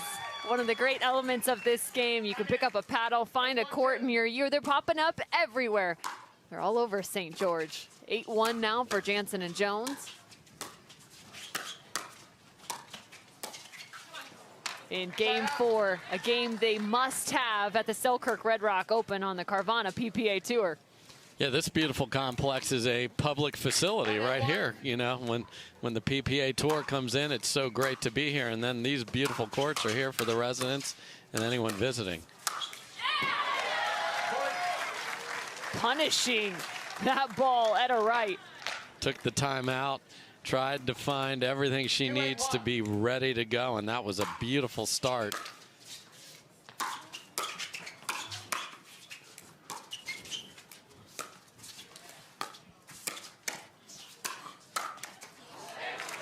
Second serve. Second serve. In store. 2-8-2. They drop this. They're going to have to find another 11 in game 5.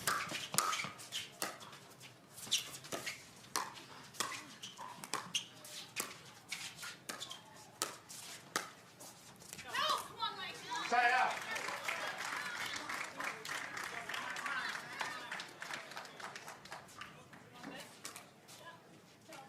Eight, 2-1.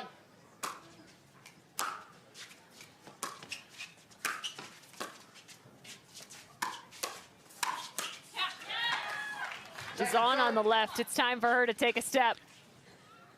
Yeah, and this got them the lead in game number 1, and I like the way she's bouncing around the court and moving. So now it's time for Meghan Dizon to show that MVP play that she brought to Major League Pickleball. But if you come in behind a short return and don't have your feet set, Leah Jansen's going to get you. Side out.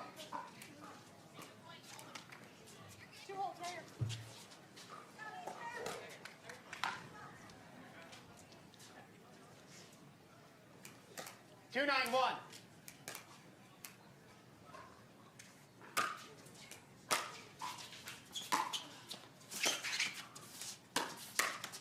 Point. That's a new look. Just watch the legs of Meghan Dizon throughout the transition zone, how low she stays. 3-9-1.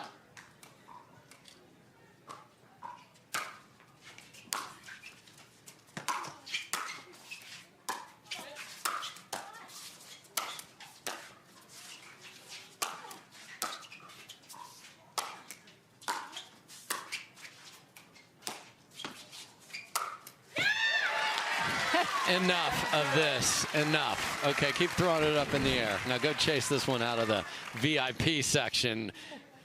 Well, they try and lob away from Leah Jansen, but that last one, there was just nowhere else they could go.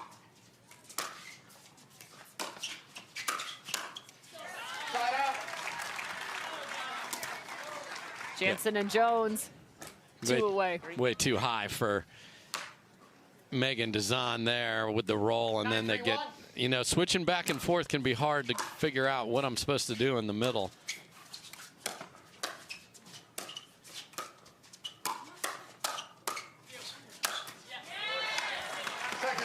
That's a heavy arm of Etta Wright. Like, there's differences in speed and quickness in terms of contact, the whippiness, but that's just a heavy swing.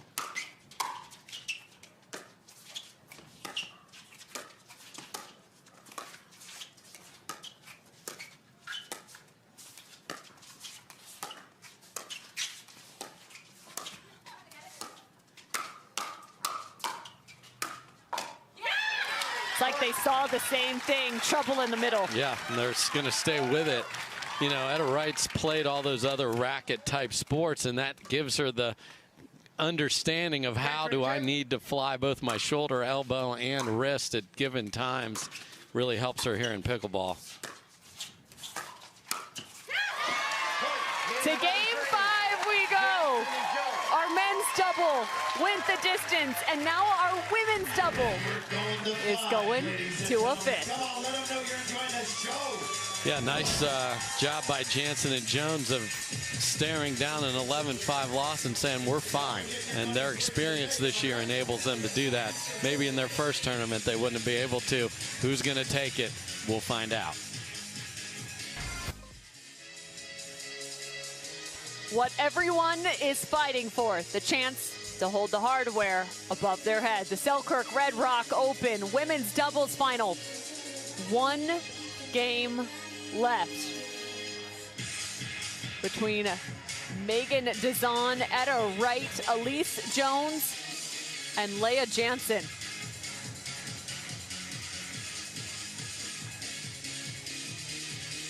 So as we get set for game number 5, I believe a medical timeout has been called on court for Etta Wright specifically. So while she gets reset and checked out, we'll take another break. Make sure she's doing all right. Back out now on the court after a medical timeout for Etta Wright. They are working on her left leg in between games 4 and 5 in the women's doubles final. This match will come down to this final game. Cameron Irwin alongside Dave Fleming. Allyce Jones with the serve.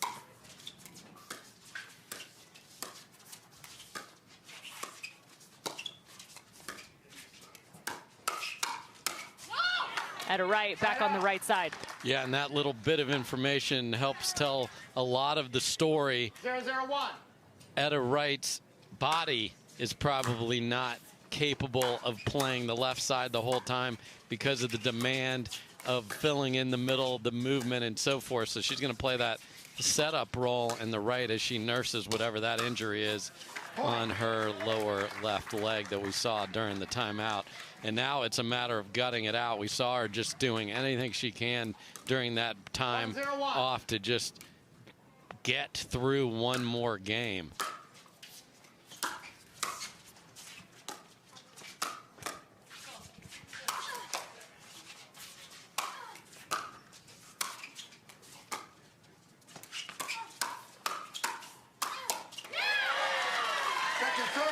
And a heavy overhead from Allyce Jones. Slow walk to the baseline.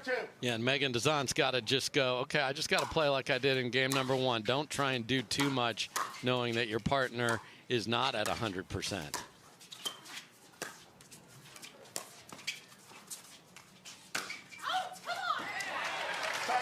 And another as the side out comes for Jansen and Jones. Yeah, I'd love to see Dizon go get that ball for her partner, though.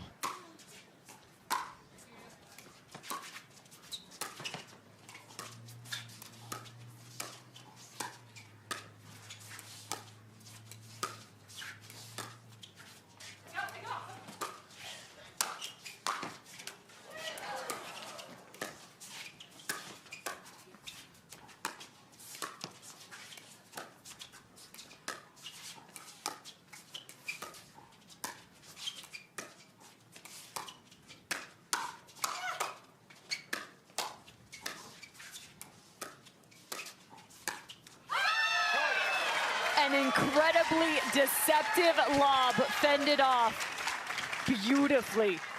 Yeah, Etta Wright threw something up over their heads that it looked like it was just a complete, I'm out of ideas, I'm hurting, I'm going to just throw. It was perfect. 1-1-1. And yet, Jansen and Jones get back into that rally. And this is another thing probably with the injury. Let's not try and unwind any stacks here. If we're on odd, we're going to play it like this.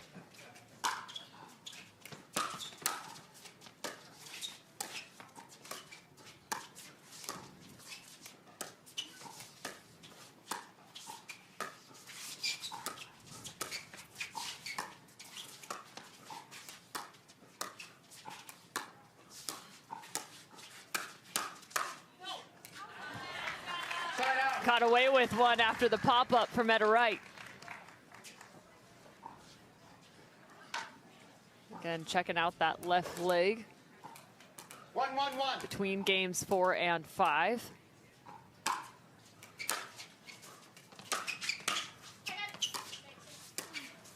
This game requires that much lateral movement.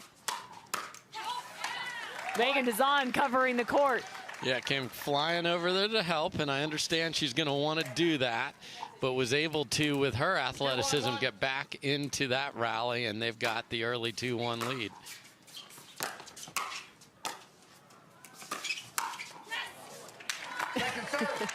I like the pose. Yeah, held the finish in a big way because she couldn't believe it. She loves to rope that two-handed backhand. Etta, 2. 2-1-2.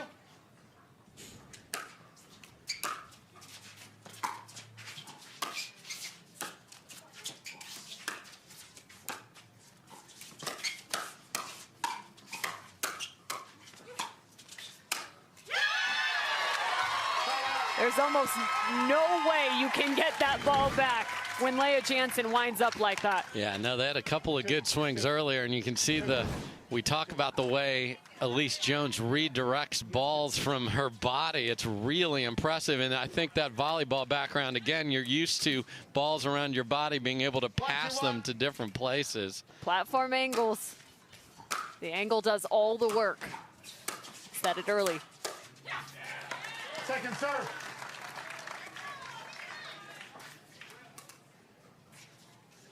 One, 2-2.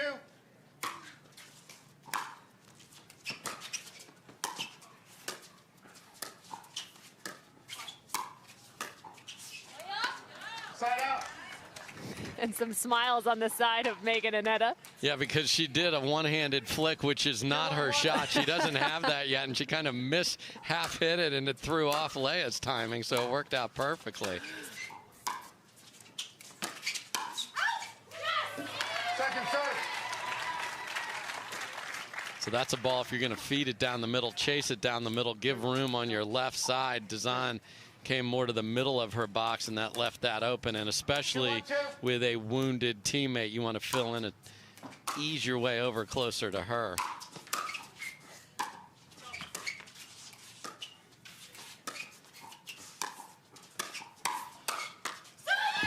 And that's just a great combination. And it's a different combination. It's not necessarily the speed up and then the finish, but it's more so the dink and the put away. Yeah, and you get a ball popped up thanks to the dink that pushed your opponent a little bit out of position, and it's a 3-shot combo for Leah Jansen.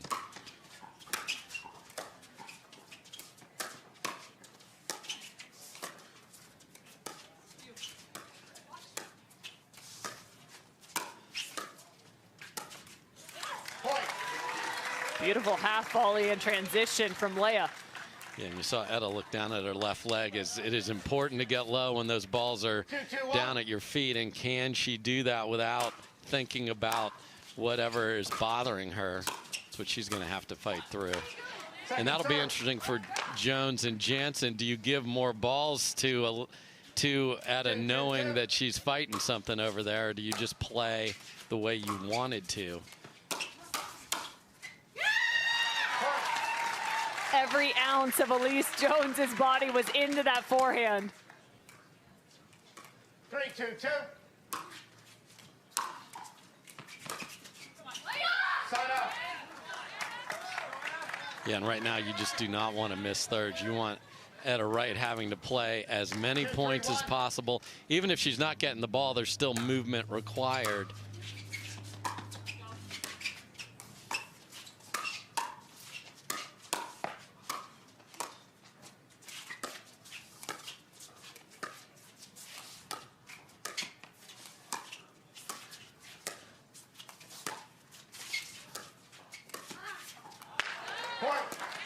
Three of these 4 women are looking for their very first gold medal on the Carvana PPA Tour. Allyce Jones, Meghan Dizon, and Etta Wright here in Game 5 of the women's doubles final.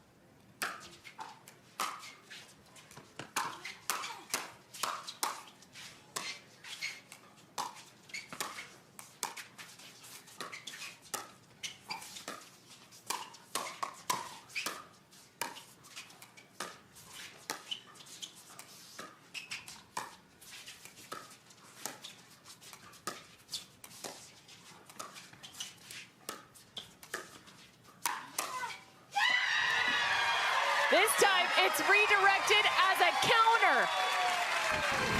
Beautiful job by Allyce Jones of sitting there, and this cross-court attack has a lot on it, but it's right into the paddle, and Allyce Jones is able to contain it, control it, and Etta Wright has no chance.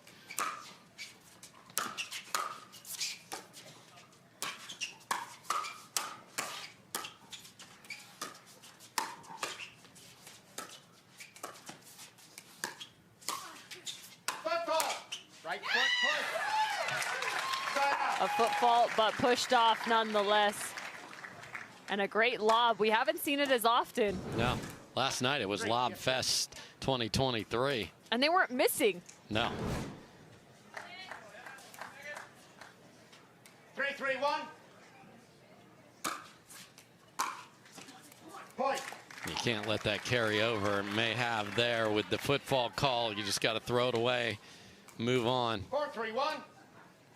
4-3 first serve. Point. Wow, that third was lofted. Yeah, and just you can tell that Etta was fighting her body to be able to bend down and lift that back over.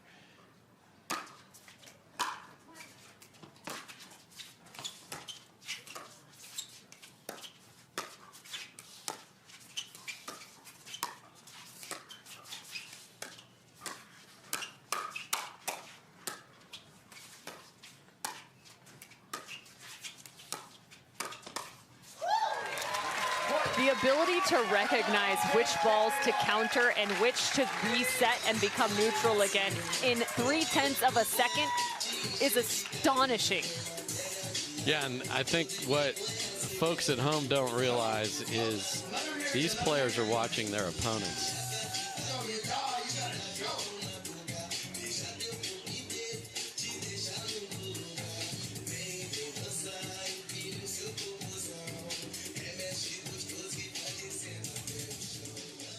Well, while they take a second here in Game 5, let's take a look back at the men's doubles final for the Carvana driving it home moment of Championship Saturday. Again, Brendon Long, Tyson McGuffin, Collin, Johns, and Dekel Barr. The Carvana driving it home moment.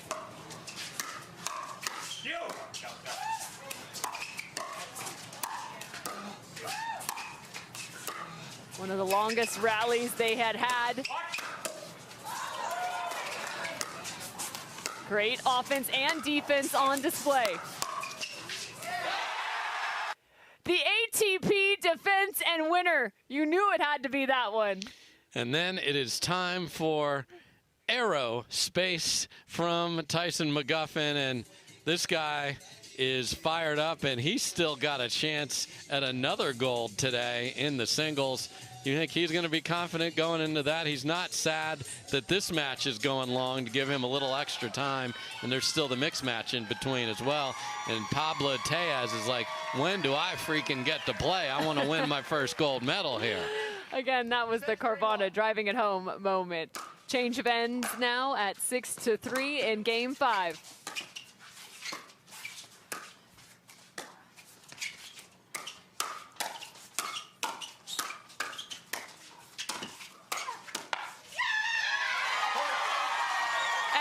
Jones is spending more time in the air than on the ground. And after the point as well. She's jumping around just like a happy, happy Easter bunny here on Easter Eve.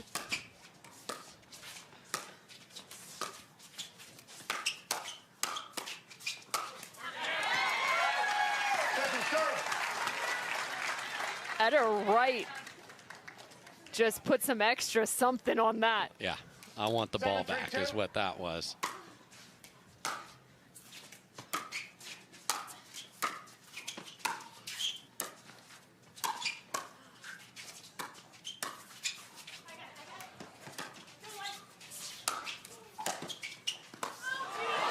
What a snag from Etta Wright.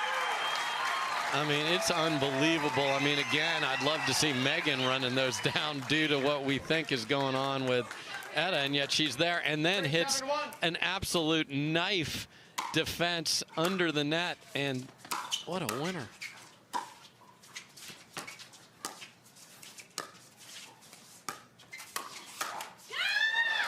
Oh, she had another good look. Second serve.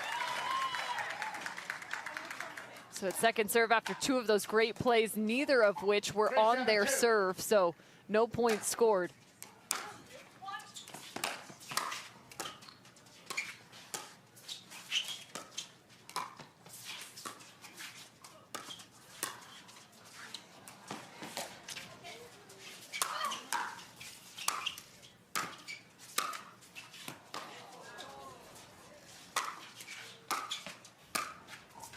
That ball doesn't know which way it's spinning right now.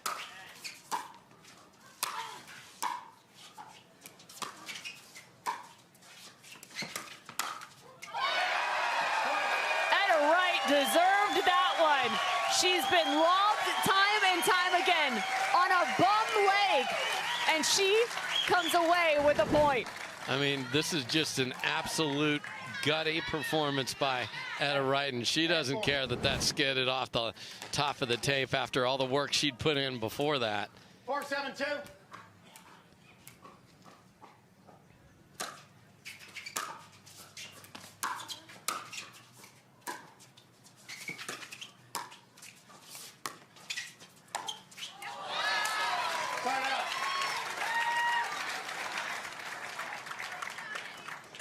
Lob location, a nice shot for Allyce Jones over the left shoulder of Meghan Dizon. Yeah, so that's a good ball, and then unlikely that Etta Wright's going to be able to go track that down. So using everything that's going on the court to your advantage.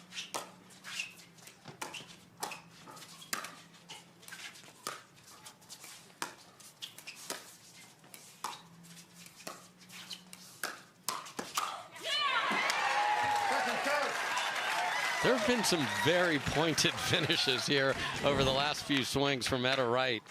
7-4-2.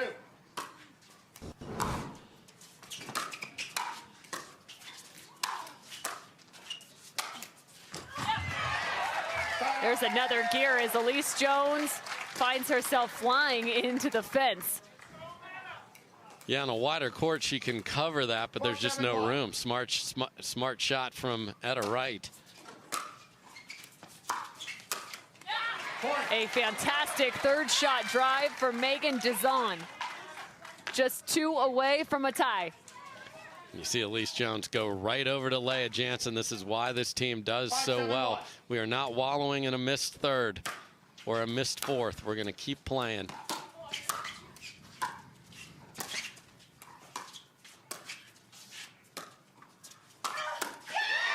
And Etta Wright looks for her own lob over Mighty Mouse. That was a really difficult overhead because that was in the back third of the transition area, and to find the right angle from Allyce Jones was really difficult. Put it at their feet. My goodness, what a shot.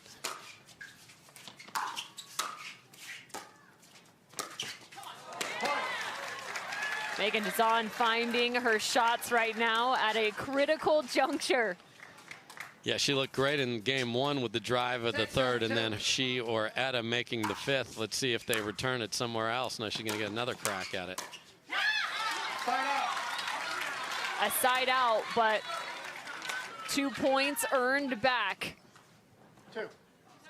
Timeout serving team 7-6. Asking quickly how many timeouts they have left. They're going to use one here offensively.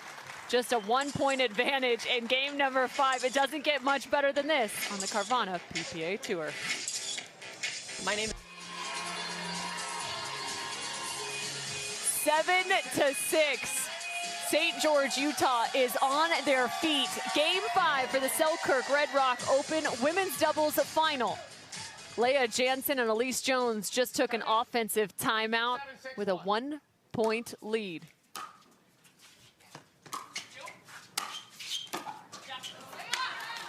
The first side out for Etta Wright and Meghan Dizon. Nice little punch volley roll there from Etta Wright at the feet of Leah Jansen.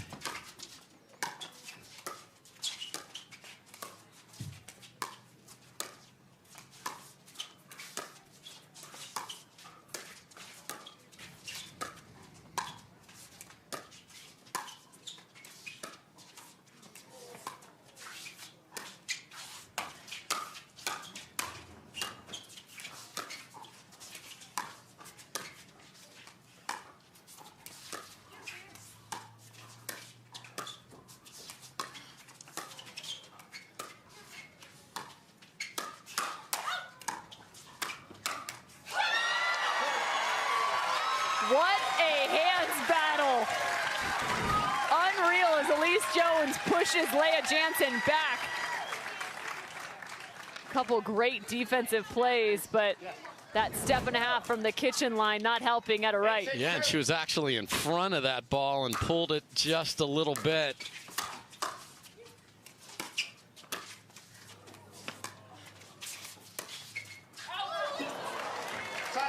Oh, and Allyce Jones had an idea. You're going to be caught in the kitchen, and you're going to be retreating. I'm going to funnel the ball to you, but didn't leave it in the court.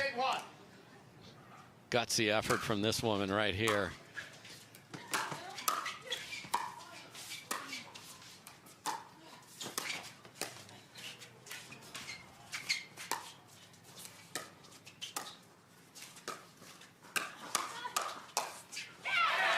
They are trying to stretch Etta Wright at all costs.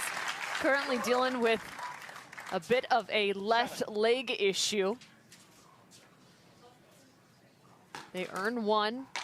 She's found herself on the right side of the court for this 5th game. First serve.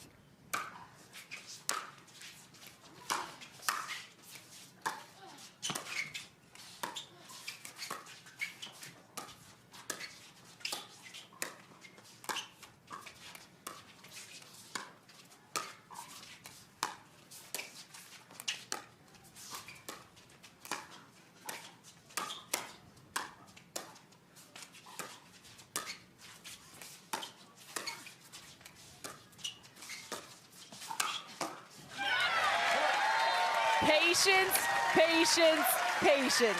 And then the Etta Wright one-handed backhand finish, which is one of the best, if not the best, in the women's game. And we are all snowmen in game number 5. This is something else.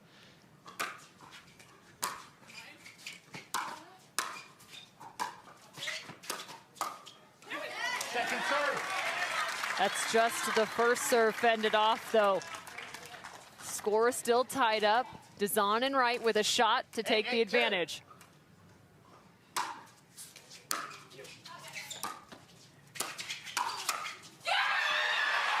Space open for Leah Jansen. I love the take by Meghan Dizon. It's just too good from Leah Jansen to be able to handle that. Slid her body beautifully and blocked it into the open court.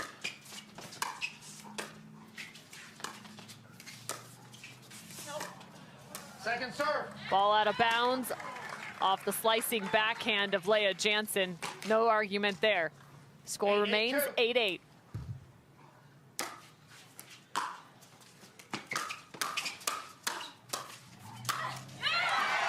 A shallow return still goes the direction of Dizon and Wright. A timely hold. And this is feeling so much like the men's doubles final where they got to the end. Each team was creeping forward. Match points ended up being on both sides. We'll see how this one turns out.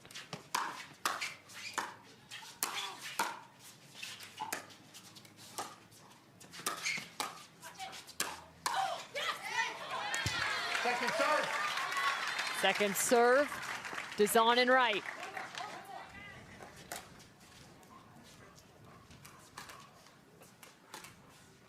Eight, 8-2.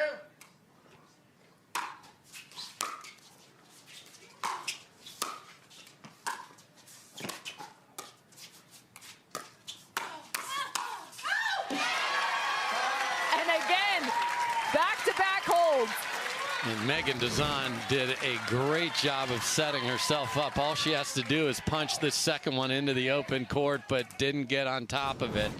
Wow.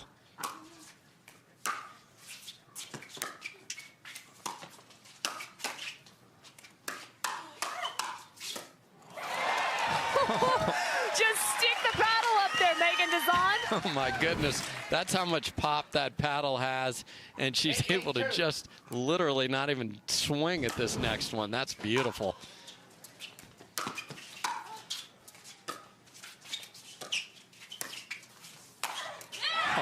No-go zone on Etta Wright.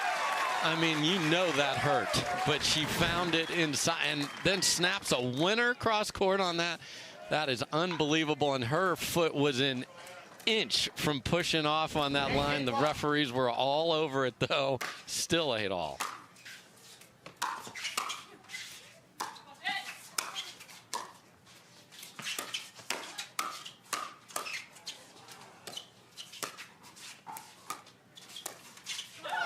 Etta Wright on the left side.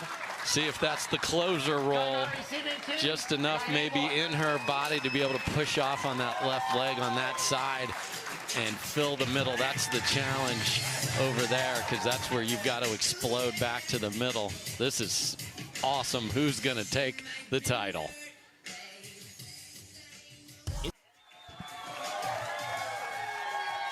One-point advantage for Meghan Dizon and Etta Wright in Game 5 for the women's doubles final.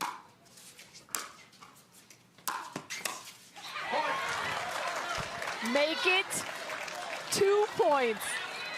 Now a championship point. Meghan Dizon and Etta Wright looking for their first gold medal. And we put people in proper position here. Here we go.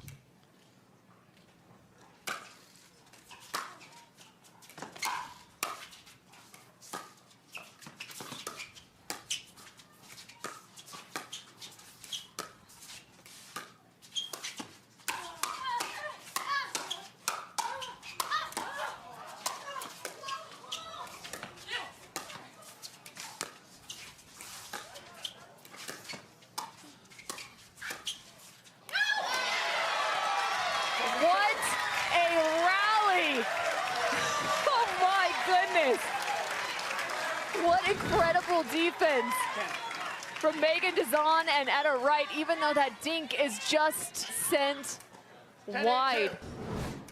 A second shot at championship point.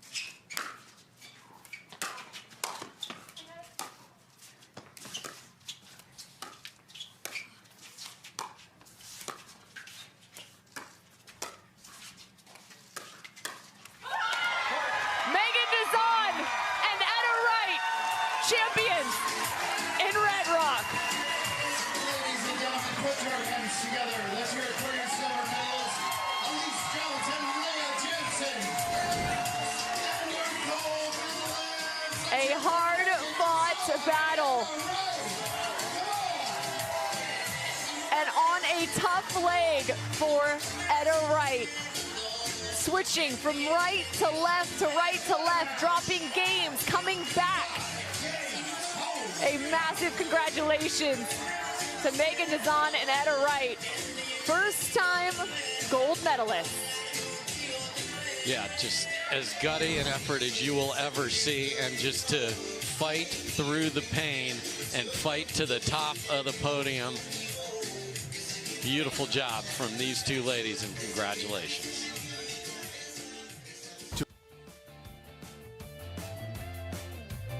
Etta Wright and Meghan Dizon, champions at the Selkirk Red Rock Open in St. George, Utah. The women's doubles champions currently standing courtside with a third member of our crew, Cameron Blackwood. Etta Wright and Meghan Dizon. Thanks, Camp ladies. What a match. We didn't think you guys could follow it up, but you guys were out there for almost as long as the guys. It's 8-8 in the fifth game. What are you telling Etta? Me and Etta were just like, we need to dig deep and keep applying pressure, even though this is a situation where you can easily get tight. You know, it's super close. You're in the fifth game. You want to close it out. So we just wanted to keep applying the pressure and stay positive. Also, I want to thank my family and friends for being here, and fans. Thank you for cheering us on. Also want to thank my sponsors, Acrotech, Sports Surfaces, and Prokenix for supporting me and making this dream happen. So thank you. And the Utah girls, you guys just won MLP. Now your first gold here. You guys were switching back and forth almost the whole match there. What was going on? I'm playing on a bit of a hurt leg, so just switching sides just depending on how my leg was feeling at the time. But Meg is a rock star, so we can play both sides, and I think it really helped today. So, yeah. There you guys have it. More to come from this team. I'm sure we're going to bring Rob Barnes out here from Selkirk to present the trophy. On behalf of Selkirk, congratulations for winning the Women's Open Finals at the Selkirk Red Rock Open. Thank you. We're going to come right back with our mixed doubles. Don't go anywhere.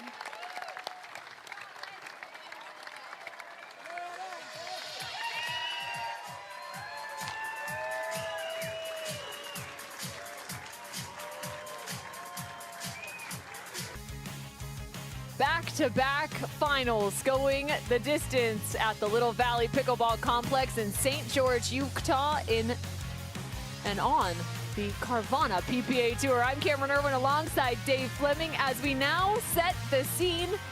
I bet they're showing up here on Championship Court. For the mixed doubles final, James Ignatowich, Anna Wright, AJ Koller, and Jessie Irvine. How might this one shake out?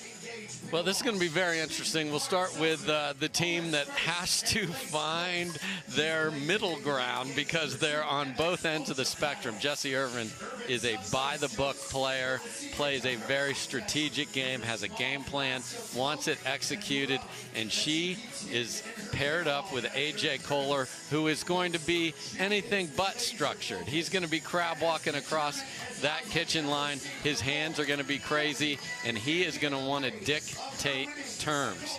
On the other side, you have a couple on and off the court. James Ignatowich and Anna Wright have looked very good playing together. Sometimes you wonder, how does that work if you are a couple off the court as well? In fact, they are playing together for the rest of the year because they had to play against each other in Minnesota, and they just didn't like it. And I know Anna Wright didn't like the fact that James does have a mixed doubles title this year. It just wasn't with her.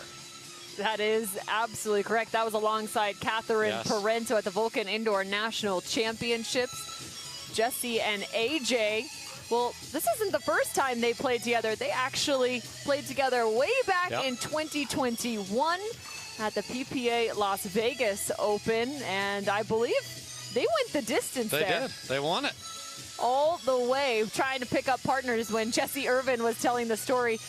And so funny, all of a sudden AJ found Jessie, and then he found another partner, and he was so destructive in 2021 on the PPA Tour, and specifically at that Vegas event. So they're looking to find another together here in St. George, Utah.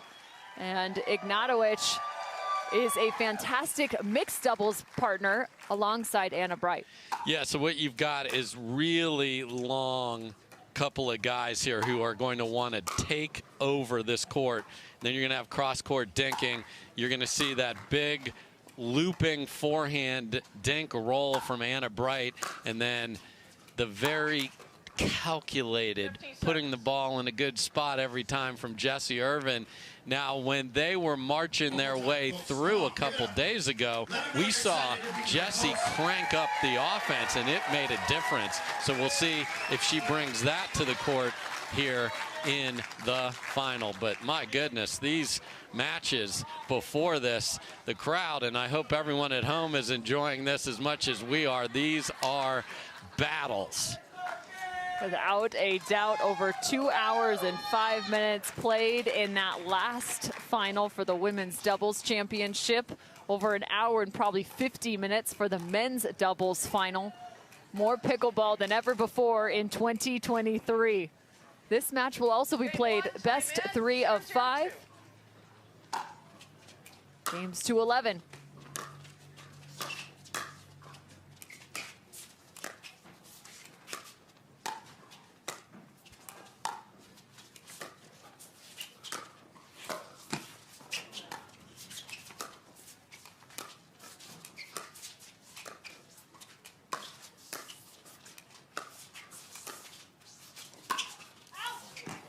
And the shot from James Ignatowich on the right side of your screen, partnered alongside Anna Wright. Look at the Selkirk sponsored Ignatowich, product of Vanderbilt Tennis.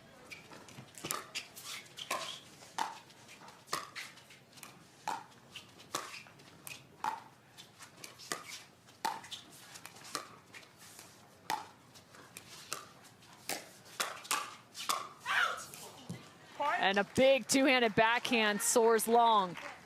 Anna Wright, just 22 and 23 years of age on their side of the net. product at Cal Berkeley, where she had an illustrious tennis career. And one more, Jessie Irvine grew up playing tennis as well. Went to tennis academies in her youth. Dealt with some injuries. She found pickleball.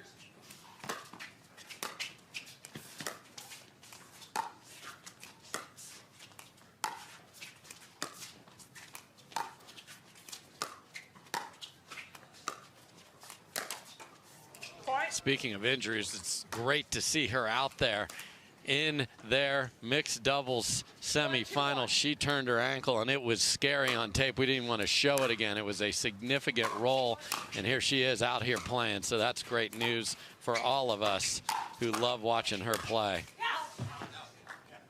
Hooking that too far, and absolutely, that was a scary moment for Jessie Irvine in the mixed doubles semifinals.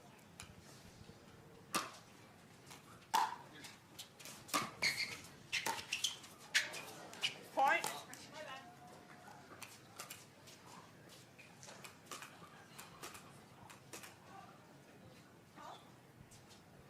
Three, two, one.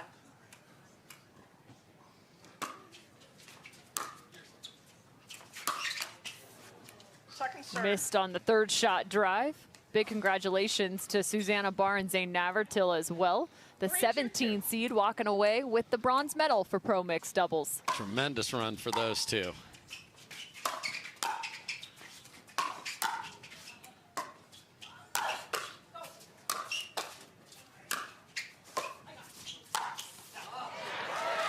Jessie Irvine says, I got you. She wasn't wrong. No, hey, I know you're a hockey player. Don't be checking me. I got my side just fine, and huge finish. You stay over there, AJ.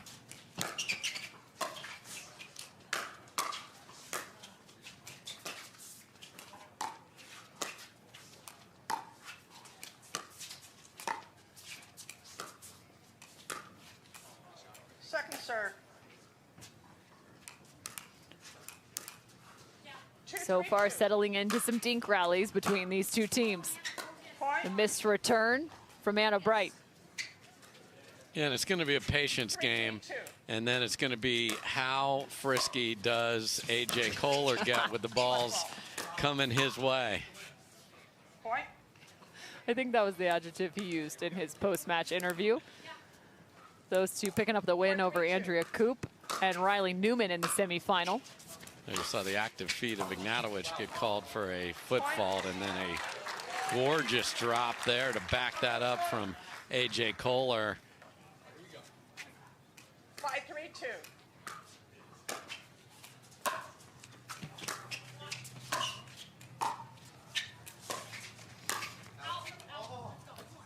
Couldn't decide the creative play of AJ Koller in the transition zone.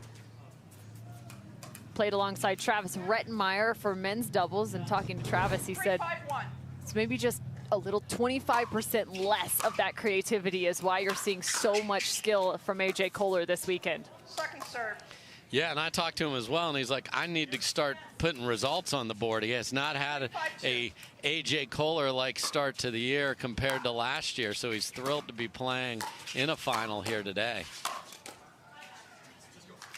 And this is where these two have to work through it, because they're not going to switch when they're on an odd when it's served to Jessie. They will when it's served to AJ.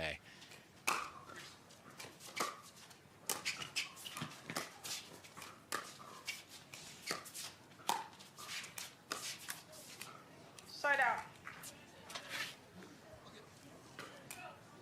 Side out again after one earned. 5-4. AJ Koller, 5-4-1. the 33-year-old, standing at 6'1". Turned pro in 2020. Second serve. Last title came alongside Andrea Koop back in Newport Beach. 5-4-2. Point.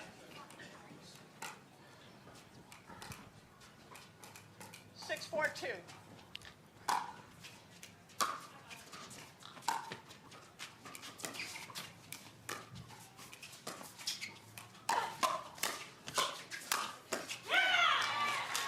And testing the hand speed of James Ignatowich.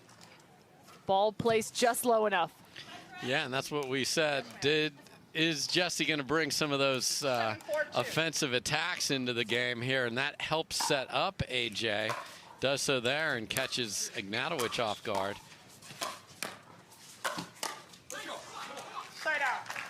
Some great wrist speed there from James Ignatowich.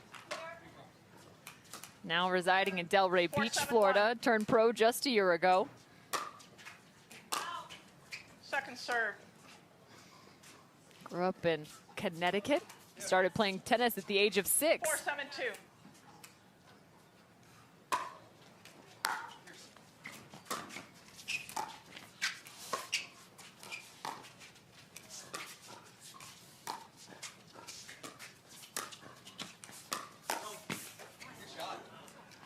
Getting handcuffed on the Ernie, but it was a good look. Real good look from Jessie there. Just couldn't handle it, but when you get her in front of Anna Bright, you know those balls are likely to go straight ahead. So I love that she saw the opportunity, just didn't execute it. Did that fall? How? That somehow got over. That was absolutely slapped by Ignatowich there.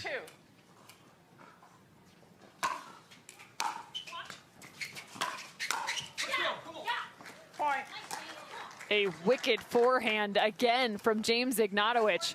You want to keep him at the baseline to try and neutralize him, but he still lights out right now. Yeah, if you leave that return short, and he's going after the serve too, which is a big part of this. Side out. Little emphasis on that from Jessie Irvine. 7-0. 7-7-1. Talked about the styles and demeanors of those two.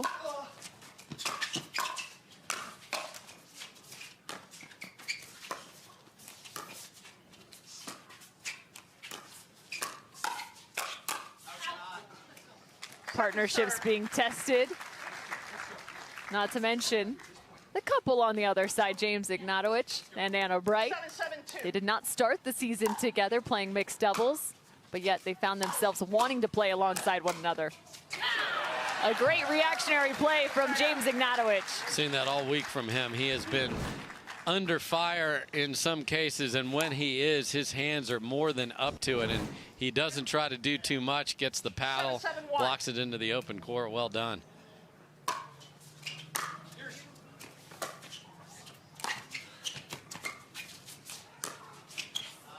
Point. Trying to work around that and find the inside-out dink. Bright and Ignatowich find their 8th point. 8-7-1.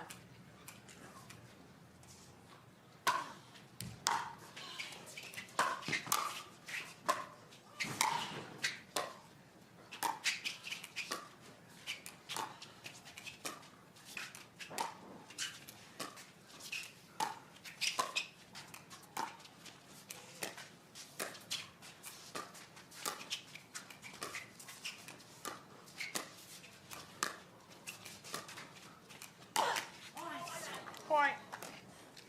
Getting stuck off the line. Yeah, I think that's big time advantage, Bright and Ignatowich, when Irvine is on the left and they can put the clamp down on her and push her back off the line, because Ignatowich will be happy to hit two-handed backhand rolls cross court if she stays there. So this is a big opportunity here when you know she's not switching out of it to get to that 10th point. 9-7-2.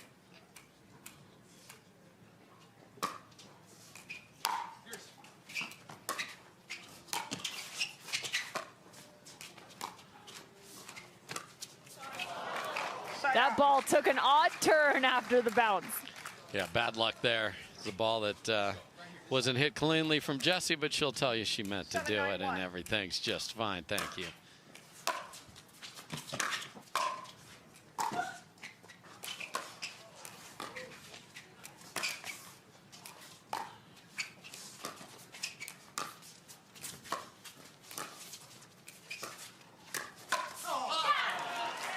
Be weary of the speed up at James Ignatowich. Yeah, he is punching that one-handed backhand brilliantly here all week long. And 7-9-2. AJ sometimes gets clever for clever's sake, tries inside out, and Ignatowich didn't even have to move.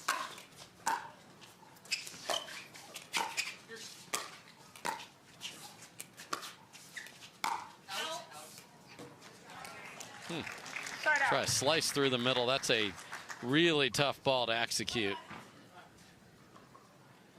I heard Jessie say, my bad. You don't usually see her go off with a wishful shot too terribly often.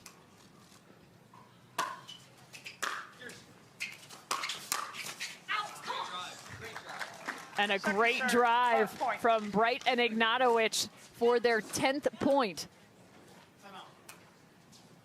And a timeout called by AJ Koller as he tracks off the kitchen line at 7-10.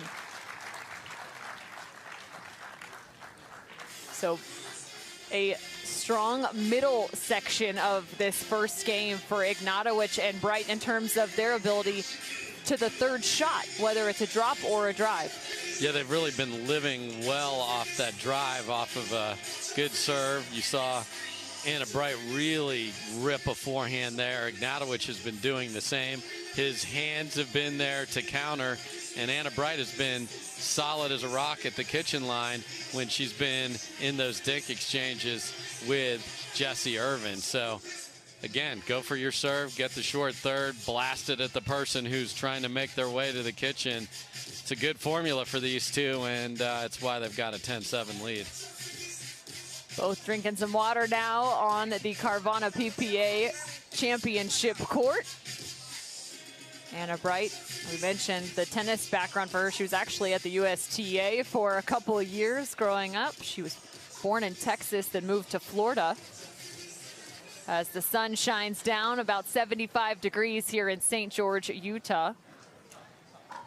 Yeah, it got progressively warmer each day we were here, and as the temperatures rise, the pace of play will slow down because the ball won't be as fast. So Bright and Ignatowich want to speed it up, though, every chance that they get on these shorter returns. This is a big opportunity here with Irvine on the left. She knew it was coming, read like a book, and she just closed it. Yeah, get that whatever author you want to talk about out of here. Ignatowich tries a little flick, and she's just disgusted that that was even a thought.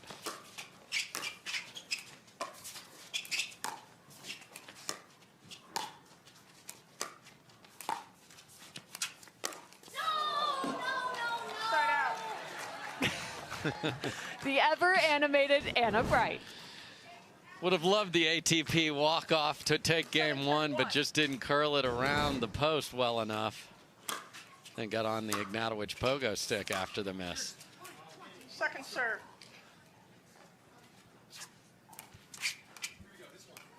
Second serve. 7-10-2.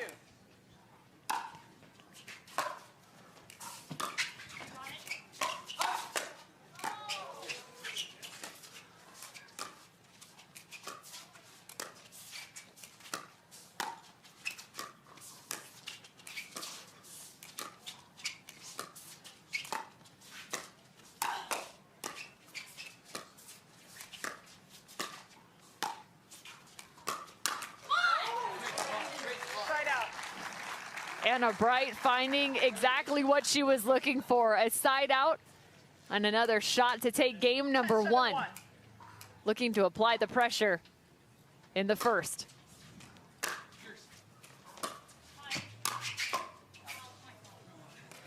Second serve. High third isn't going to get it done.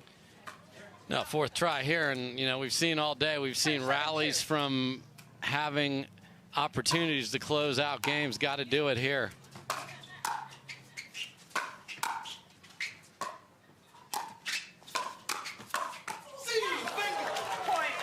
And a swinging volley from James Ignatowich, just crushing through the middle.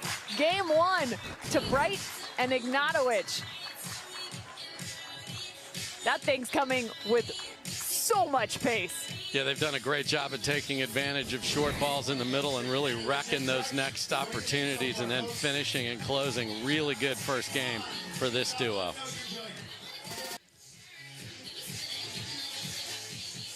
The first game of Pro Mixed Doubles going to Anna Wright and James Ignatowich, the VIP Lounge, a fantastic viewing location here on Championship Court.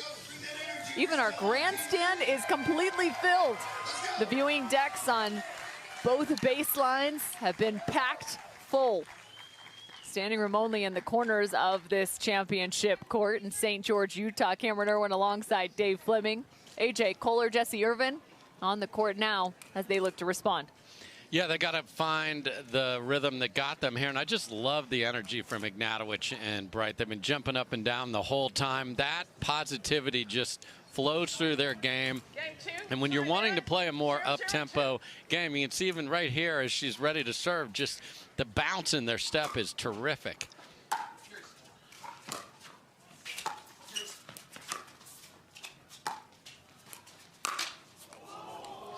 The dreaded HTP from Anna Wright there, now 0 for 2 on ATP attempts. Hit the post there of the Selkirk net. It's the Selkirk Red Rock Open and wants to get involved here, Cam.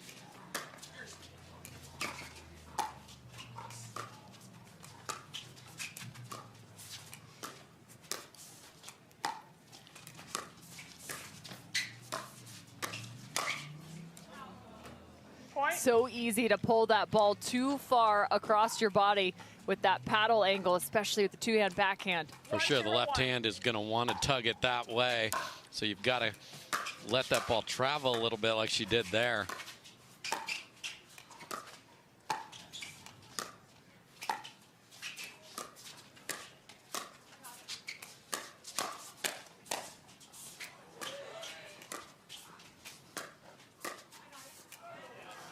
That was a fantastic recovery by Anna Wright, who then proceeds to miss on the dink. Seen a lot more AJ Koller here to start game number 2, really dictating pressure at the kitchen line.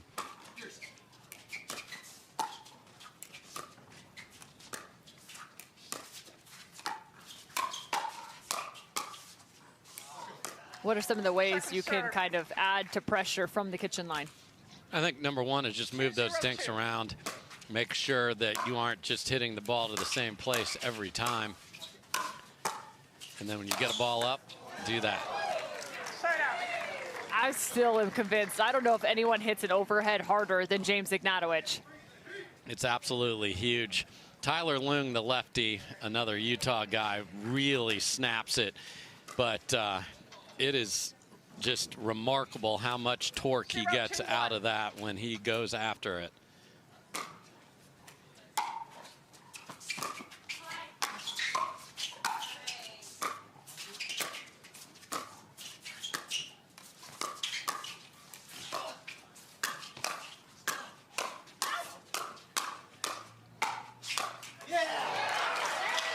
Jessie Irvine, fantastic in the defense.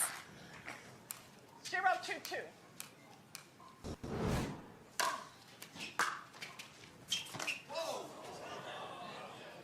Whoopsie. Some groans into the crowd. 2-0-1.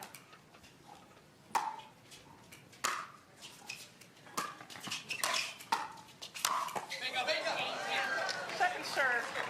1 and 2, and that ball is stuck in a tree. Yeah, you're going to have to climb up into that coniferous tree right there and hunt that down. I think Jessie's looking for that. I don't know if that's going to be the same one, to be honest with you. You might want to check that one. Pull the pine needles out. 2-0-2.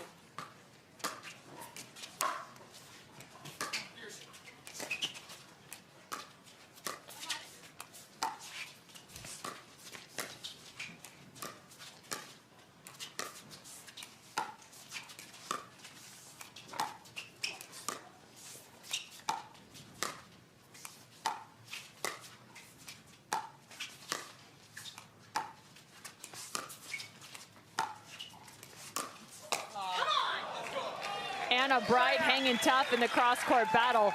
Jessie Irvine was fantastic against Andrea Koop in the semifinals. Just pinpoint accuracy in terms of her dink location. Yeah, and she's going to be that, and it's Anna Bright that's got to keep A.J. Koller honest with that forehand down the line to get him out of the middle. Great job there by her.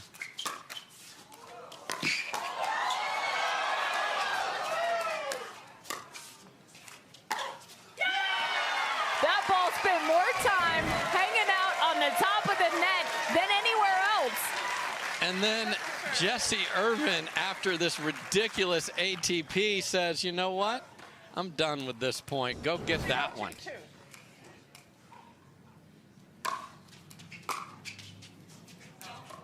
Point. Same amount of points and impact. 1-2-2.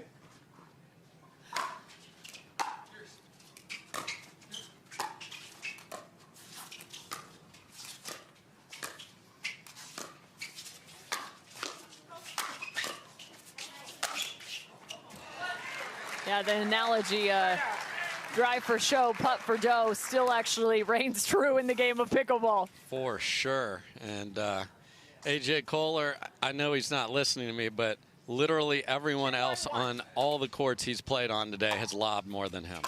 Stunning.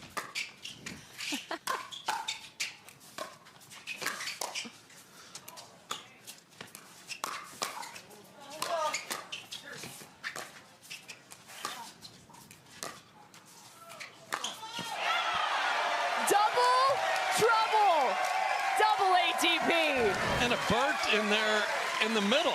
Unbelievable rally here. Anna Bright finally gets that to land. 3-1-1. And then AJ's got the final answer.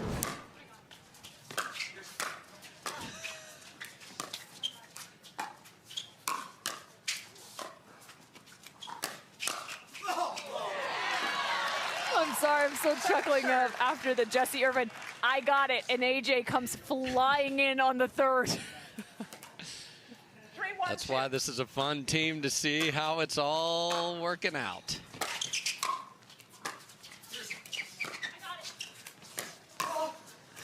You heard her say, I got it again right there. AJ is everywhere. Yeah, and there's a little discussion going on right now. I think that's a one-way discussion, too. Yeah, I think Jessie just got on him. She's previously talked about having a short leash for AJ. Yes.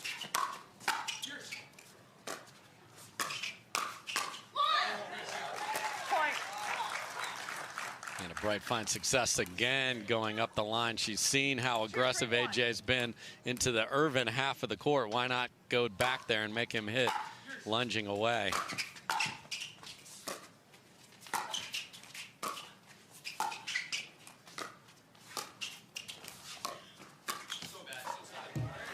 Fantastic location, just the roller running away.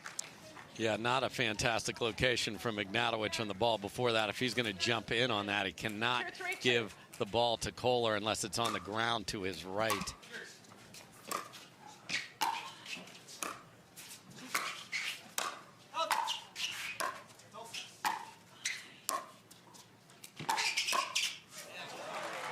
Catching James.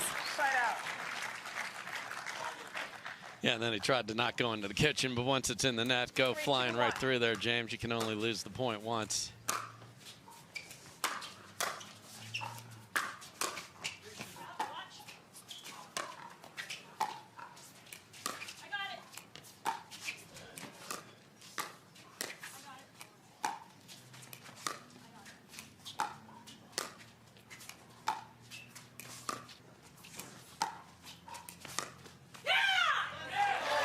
Grab the honing steal. Jessie Irvine sharpening that forehand slice. Really shallow to the kitchen, to the net in the kitchen, excuse me. And that is a big confidence booster for sure for her. If that is the pattern, they're going to be in a lot, and that's what we expect.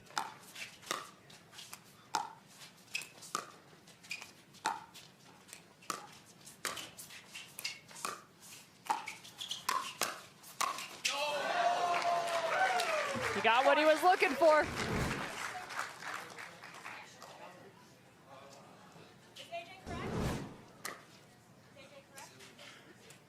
5-2 for Irvine and Koller. Yes.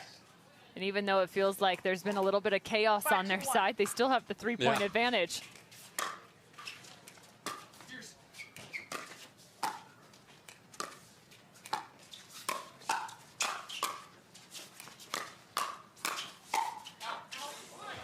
Second serve. Because as chaotic as it is, especially for Jessie Irvine, it's equally chaotic for the team on the other side, because you expect a ball to be hit by that woman right there, Jessie Irvine, and it's actually ended up on Koller's paddle, or maybe it isn't, and you aren't set for what's coming back next.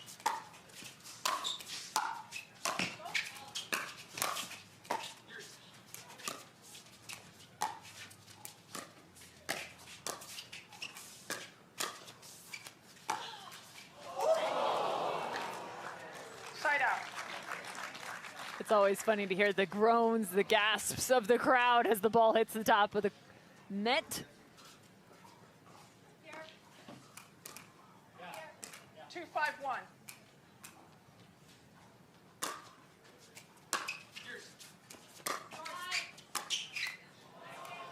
The finesse. Why do anything different there? So far back in the court, there's no way Ignatowich can help out. Smart shot selection from Koller. 2-5-2.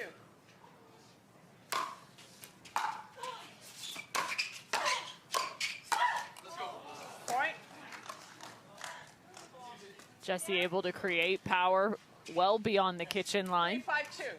Known to find some fantastic angles from there. Yeah, just caught the net on that one.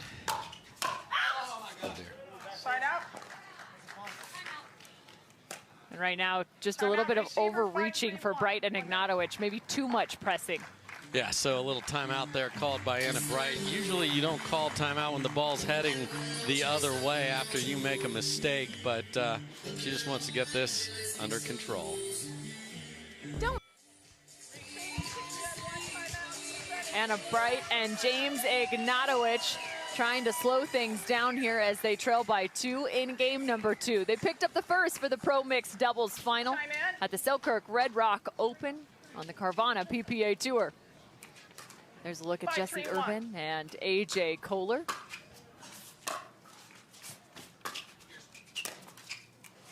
Point. And not what you want coming out of a timeout. No, because you just wanted to settle everything down and get back in the rhythm that got you game number 1.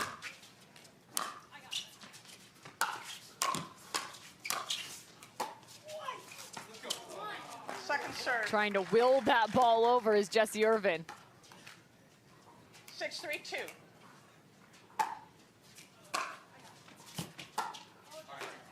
Side out. Okay.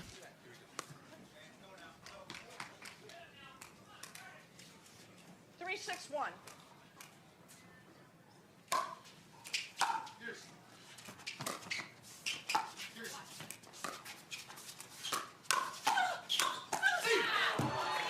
There you go, a little bit more depth on those. Yeah, that's another ball that AJ took, and when he's taking a dink and then bringing it back where Ignatowich can get it, Jessie is a sitting duck.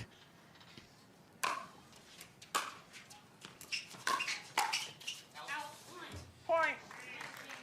And this is how game number 1 went. Short returns, blasting the thirds, and either winning on that ball or the next one.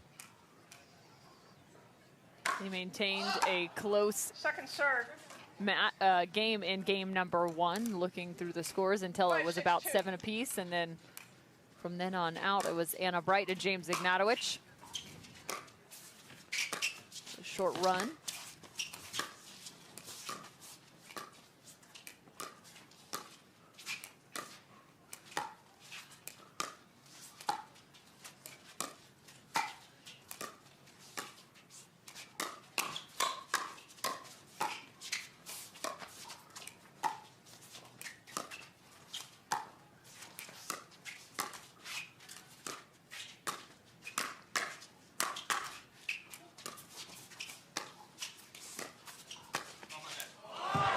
AJ Koller crab walking to a point. And that is why the freelance style of AJ Koller is so fun to watch. Look at that Ernie angle. Tremendous from Koller. Second serve. Ball right in between a volley and touching the ground at the foot of AJ Koller.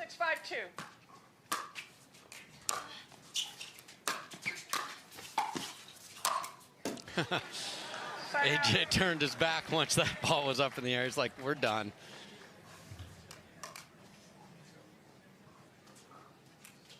Five, 6-1.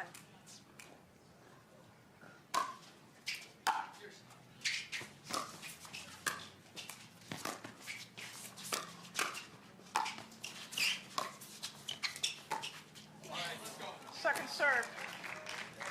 Oh, point. And a missed dink from Jessie Irvine. It's just a 1-point game, but it feels like frustration is starting to mount. Make it 6-6.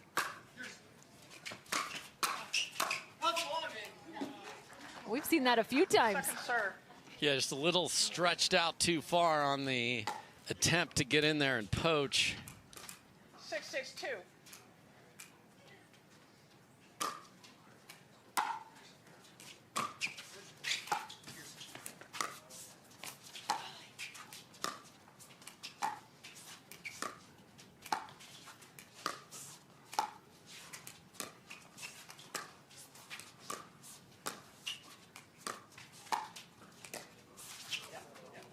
Side out. Jessie Irvine with a nice dink location. For the amount of spin coming off some of these dinks, it's quite remarkable in terms of the touch. Yes, 6-6-1. because you don't realize how much spin and how shallow these are and how close to the net. It's unbelievable, and if they're up at all, forget about it. That's how good these players have to be. Just wide on the Burt defense. Great read by Ignatowich. Burt, if you're new to that term, is when you Ernie in front of your partner, like Ignatowich does right there, and the reply just wide from Irvine. Point. You're calling out. Did you make an out call? Well, replay it.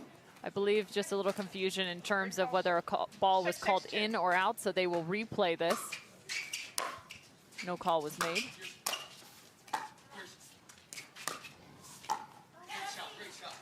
Side out. And again, that's the amount of spin coming off the paddle of Anna Wright that's causing some issues. Yeah, and throwing it right down at the ankles of Jessie Irvine. Tough to continually fend that off.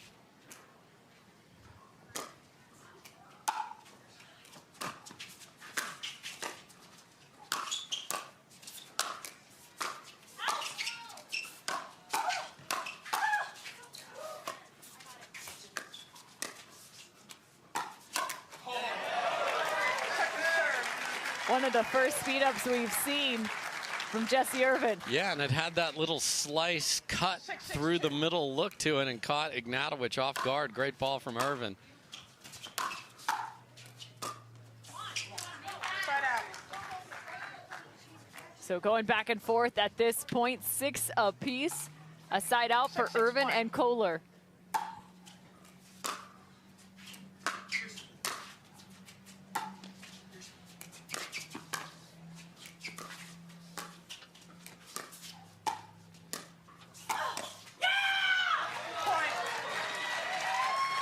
A big point for Jessie Irvine, who lets out a scream. 7-6-1. An incredible athlete, one of the most hardworking, the queen of consistency.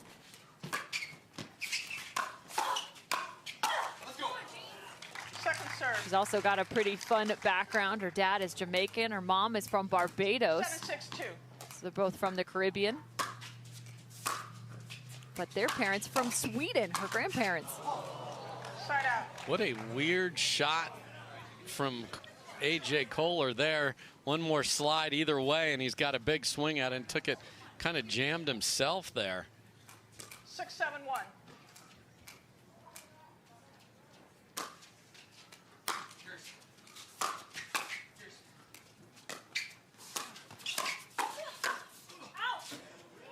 Second And again, James Ignatowich looking to speed the ball up within the first handful of contacts. 6-7-2.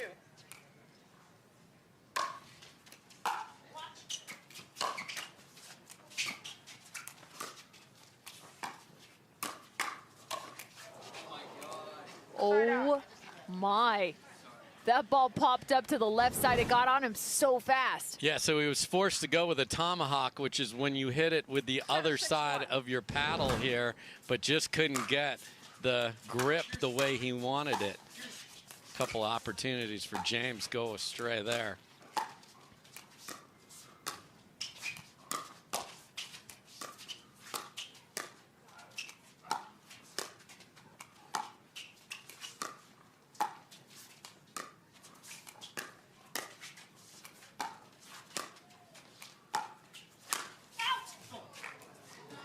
It was the right ball, maybe not the right location. Yeah, had the ball up, earned it from the cross-court dink, and then if you attack cross-court, you just run out of real estate very quickly. Great lead by Irvine, and now a missed return. And timeout is indeed. I wondered, I was waiting to see if they were going to do it, and they did indeed.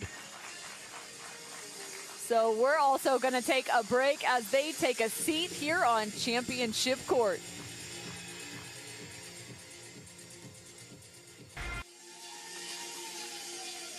9-6, Irvine and Koller, the three-point advantage as they dropped game at number 1. Cameron Irwin alongside Dave Fleming. The pickleball has just been outstanding. The energy has been electric here on championship court.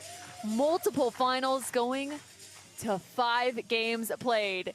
Each of our preceding gender doubles, that was the case. Catherine Parenteau picking up the singles title. That was best 2 of 3. She took it in just 2.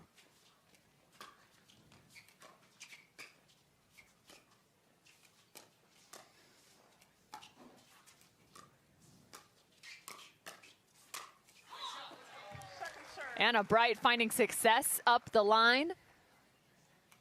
Yeah, again, if he is going to be crashing over to Jessie's half of the court all day long, she's got to keep funneling the ball there when she's got a good look at it.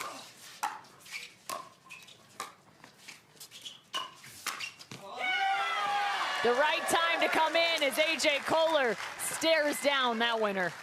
What a great read from Koller, and he has such great lateral movement that he can see it and then get it. 10-6-2. And now even A.J. Koller is yelling.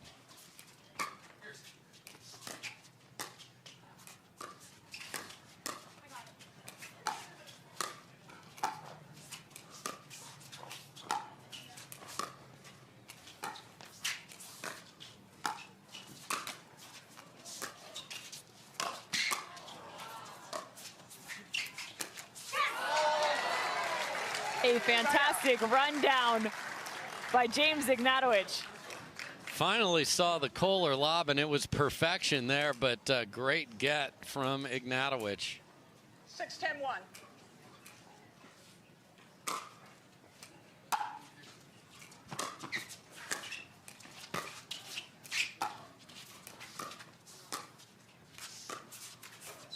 Second serve. Anna Bright again, very rhythmic in her forehand dink roll. Likes to rock from one foot to the other.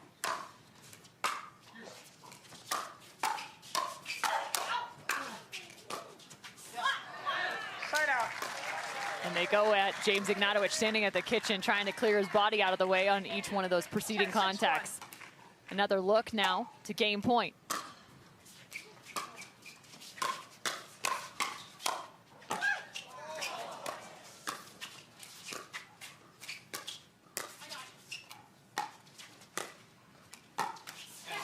Second serve. Irvine tries that cut through the middle again. She's 1 for 3 on that selection now. It's an interesting choice. I know she's wanting to go at the paddle side hip of Ignatowich, but it's an interesting strike of the ball. That ball bounced high, and James took advantage. So 3 chances to close out game 2 have gone awry for Irvine and Koller. 6-10-1.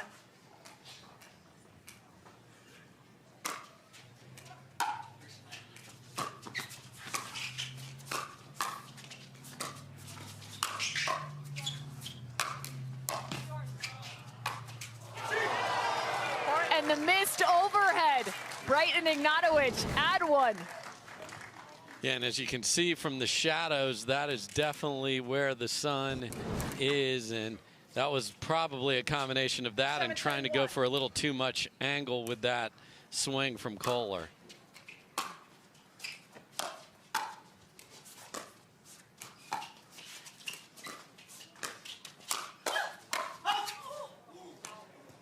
And one more. That was close. Koller is walking towards the benches, and that is indeed a timeout. It was 6-10. Now 2 points added, 8-10. Anna Wright and James Ignatowich maintain the serve as a timeout is called between Jessie Irvine and AJ Koller. They're going to have some discussion on their bench.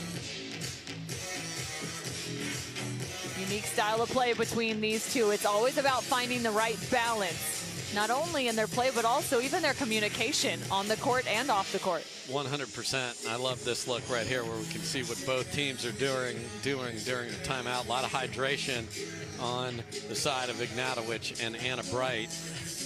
Jessie has gotten herself situated and is ready to go. And again, I think Wright and Ignatowich are going to want to get a deep serve, find a short return, and then go pounce on it. It's what got them game one, and will get them a chance to come back here. And when you've had 3 game points and you haven't been able to close it out, I like the timeout here from Irvine and Koller. Now you got to hit, like, where are we putting this return? We want Anna Wright hitting it. What are we doing? And then let's play a good point at the kitchen line. Time in, 8-10-1. So back in are Anna Wright and James Ignatowich.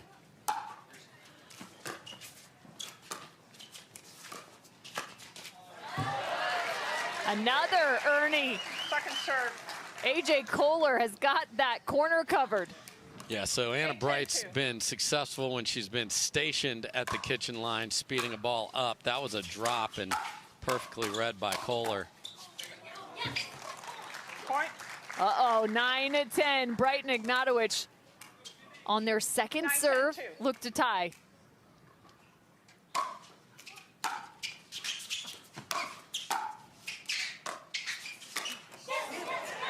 And they do. And that's going to spell trouble in more than one language. Yes, because in the Irvine language, I was going to absolutely pound that, AJ. So here we go. And now a big drive from Anna Wright, and look who's got a game point, Cameron. 11-10, the opposite direction. Timeout number 2 called, as it is second serve, 11-10 for Anna Wright and James Ignatowich. They're feeling pretty peppy here. Yeah, you hate to call out. You called the timeout at 10-8. Okay, they've gotten a couple. We're good. Now you're having to call timeout 3 points later at 10-11, and that is frustrating. And the doubly frustrating part of it, as you referred to it as in several languages, there was an incident there. There's a high ball, and Jessie Irvine is somebody who does a great job of finishing off the ball. And there's another one of the great signs we're seeing in Utah. If you're not familiar, in Minnesota, in one of the classic interviews of James Ignatowich, he said, "Big Papa Jimmy," and that's how he referred to himself, and that has certainly caught on here in the pickleball world.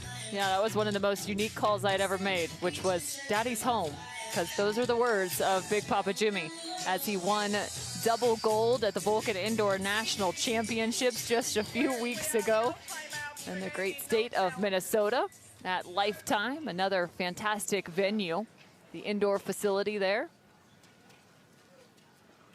So coming back out, Anna Wright shaking off the legs. They now have the 1 point advantage, 11-10, as they look to go up 2-0 in this best of 5.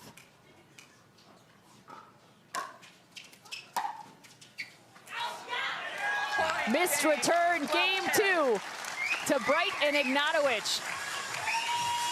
What a reversal of fortune. They saved one of their game points down at 10-6. So they put 6 in a row on the board, forced 2 timeouts, and this is going to take everything in the communication and the cohesion of these two, or we're going to be out of here in 3.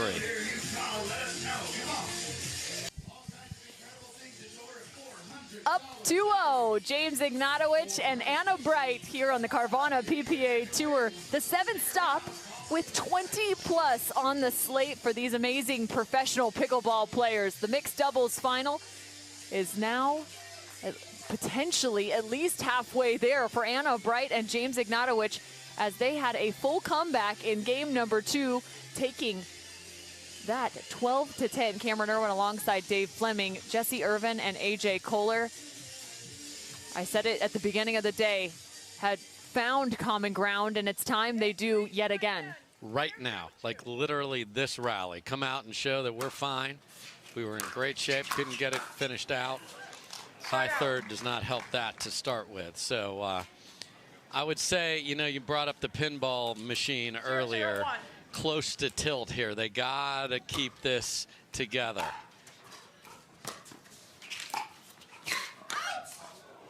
Point. The out call, but it was a little late as AJ Koller's paddle was already up.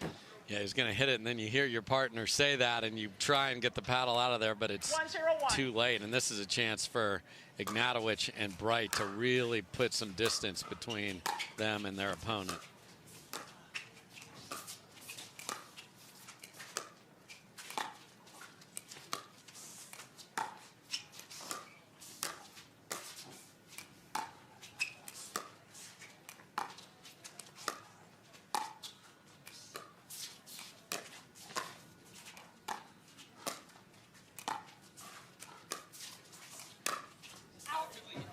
Point. AJ Koller loves that quick speed up off the bounce on the forehand side through the middle. Yeah, but he usually does that effectively when he's stepping into the right side of the court, so he can pull it back into the far right side of his opposing court. If he does it in his side, there's no room, and it's going to go wide as that one did. Second serve. It was a violent forehand from Anna Wright in the middle of that rally. Nice hands from AJ Koller.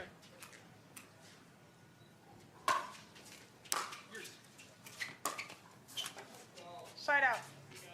So the side out now for Irvine and Koller, down 2 and down 2 games.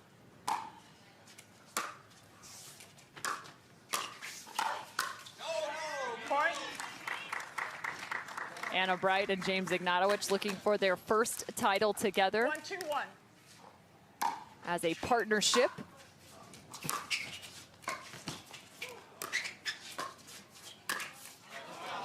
Second serve. That's the ball you want Koller attacking all day long, so that isn't a questionable choice at all, just an execution.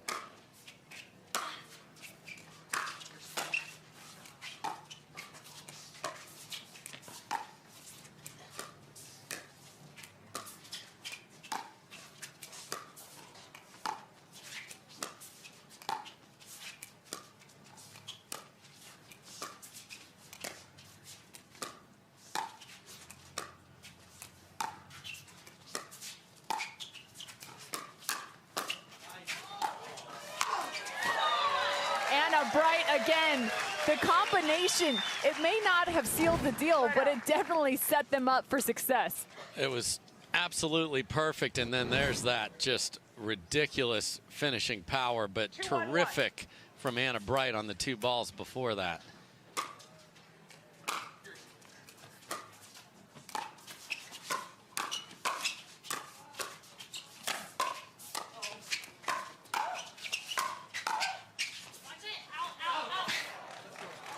And I like the adjustment there from James Ignatowich. He's been taking a lot of very aggressive shots kind of through the transition zone and over poaching just a bit, and he took a little bit off there.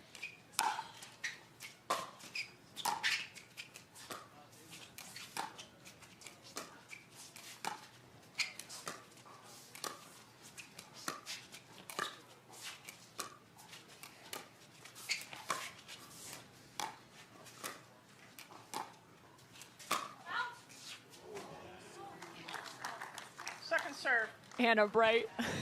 So close, though, is what she says, and she's not wrong. She's not wrong, but it's still out. So, again, 3-1-2. they have that little clamp around Jessie when she stays on the left, but don't execute.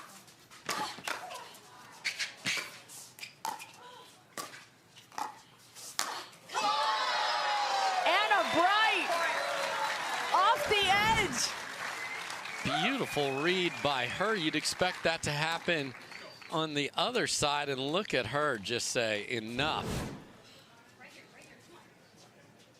A fantastic play. That's a highlight, no doubt, for Anna Wright. Yeah, hanging out over on the left. What are you doing over here, James? I'm earning in like crazy.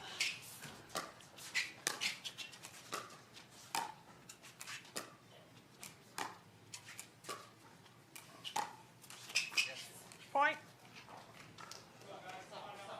Big time danger right now.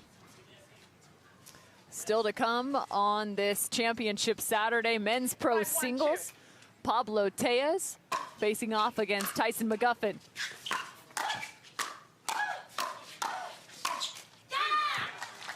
Huge serve, short return. Just the power of all of that has been the difference in this match. Timeout called by Jessie Irvine as James Ignatowich takes a quick break from the sideline as well, grabbing a quick drink of water. So another strong start in game 3 for Ignatowich and Wright.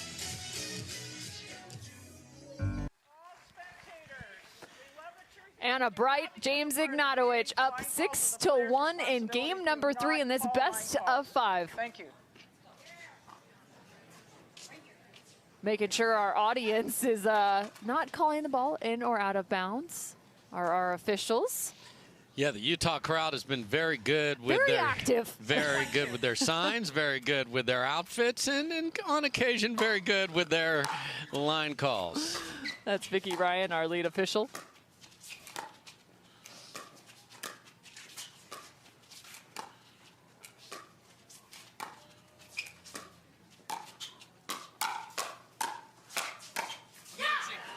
And Anna Wright just continues. The number 4 seed has found 7.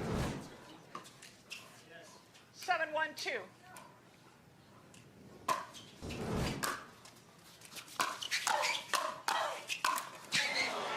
Oh my. Side out.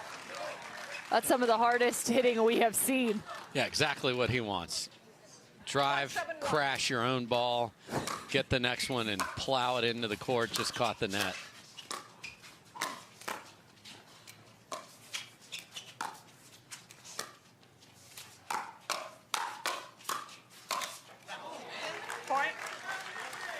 Some quiet hands for Jessie Irvine. Yeah, again, speeding it up to that paddle side hip of Ignatowich, and that does get Koller involved, but he's just got to be ready. Bad luck off the tape there.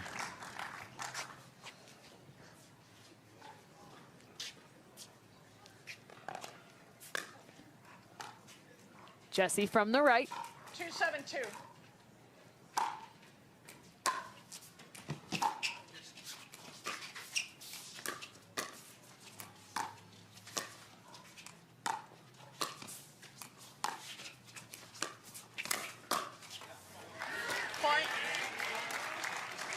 AJ Koller with a strong reach. Yeah, that's just tremendous read on that, too. He saw that that's one he could get to, and he's so good at sliding across the kitchen line. Side out. And that's the danger of putting a ball there that bounces up just a little and then crashing to the middle. He's got that beautiful roll, almost hit a clean winner off the bounce there on a roll dink. 7-3-1. The 4 seed gets the ball back. Point. And I'm just saying, if I were on the other side of that forehand drive, you would find me running to the other state. Like, I'd be running for the border. That thing is just so fast. There's a lot of states nearby. A little piece of Arizona's nearby here too, Cameron, so you got options. And here we go again. Just a problem with the returns and then the next ball, and we're 2 points from a victor here. 9-3-1.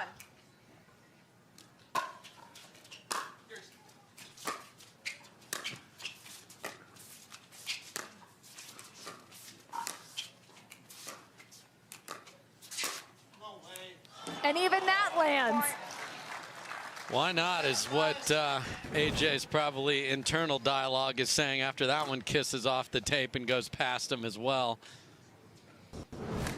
Anna Wright and James Ignatowich have found themselves at a championship point. 10-3-1.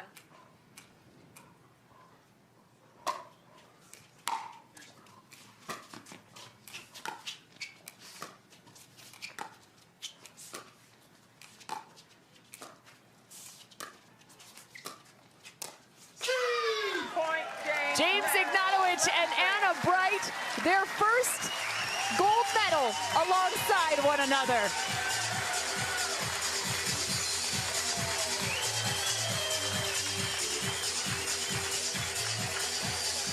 (11-7, 12-10, 11-3). Anna Wright and James Ignatowich victorious in St. George. Just a tremendous effort from them. They had a game plan. They did it. They went after it, and they are such deserving champions. We'll talk to them right after this.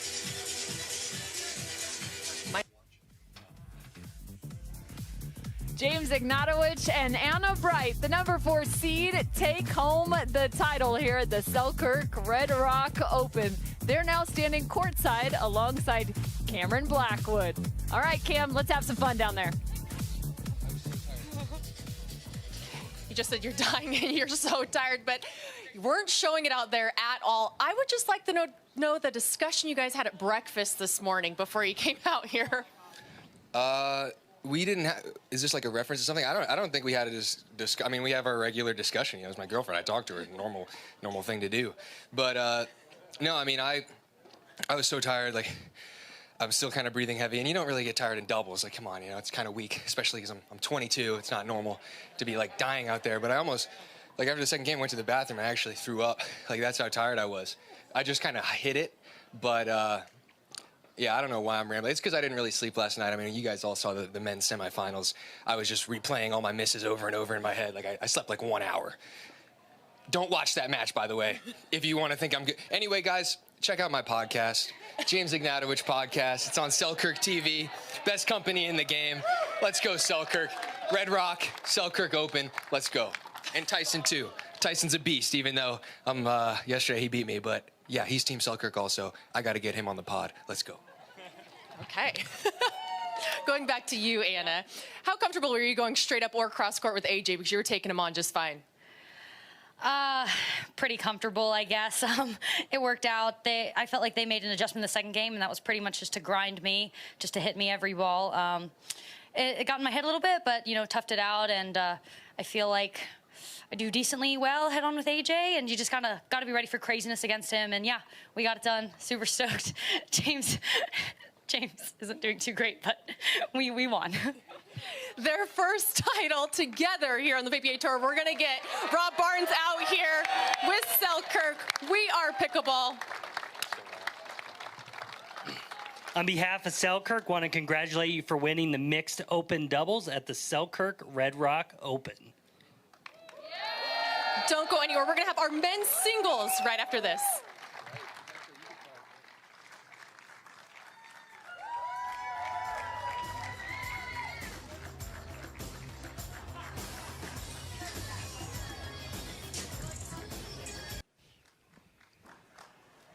Pablo Tellez making his debut for Championship Saturday/Sunday, but only in regards to the discipline of men's pro singles as he now faces off against Tyson McGuffin at the Selkirk Red Rock Open.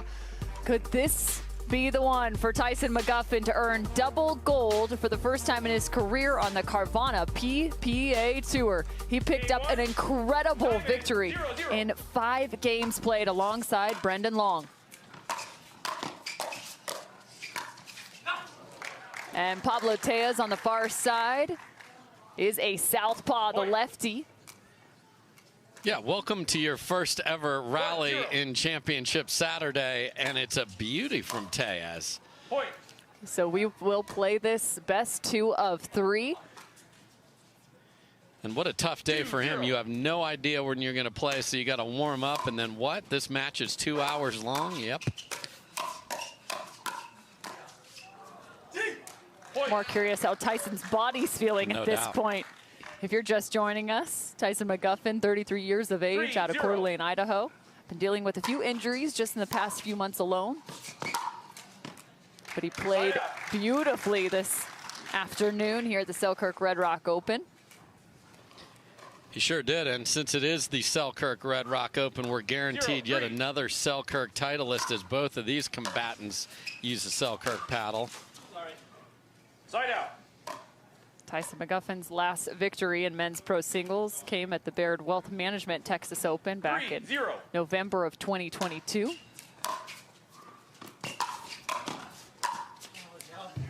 That was a very famous McGuffin moment. He beat Ben Johns, then he shotgunned a beer after he won, and the McGuffin lore just grew that day.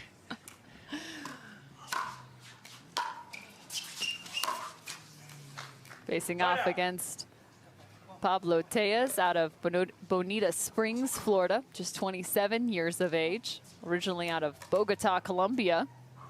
Started playing pickleball back in 2019.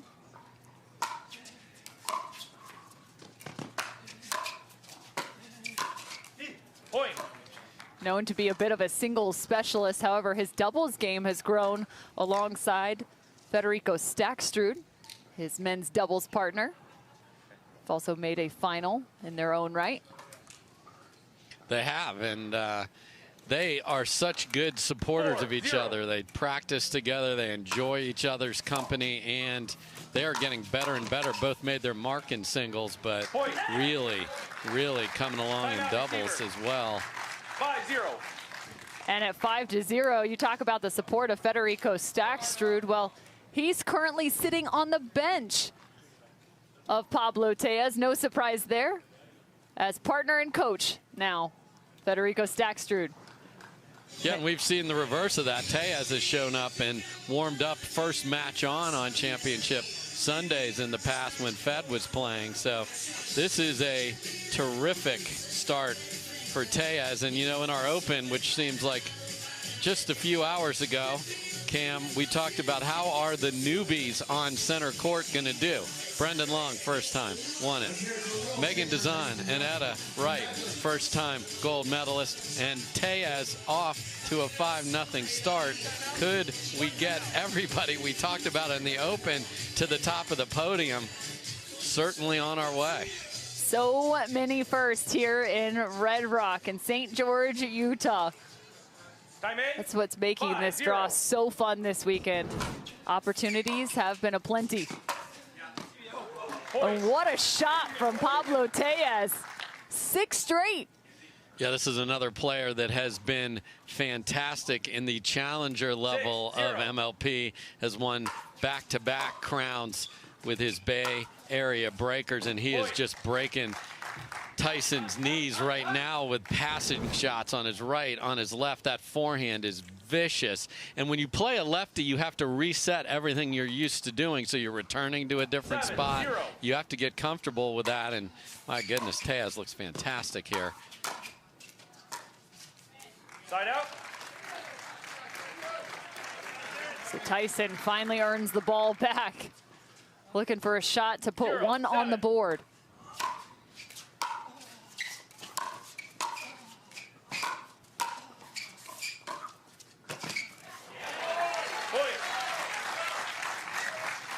Nice job by McGuffin of leaving that ball shallow. So Tellez thought he's going to get a ball up the line. He's going to be able to earn it, but it's so close to the net. Unable to do so. Great ball by that man.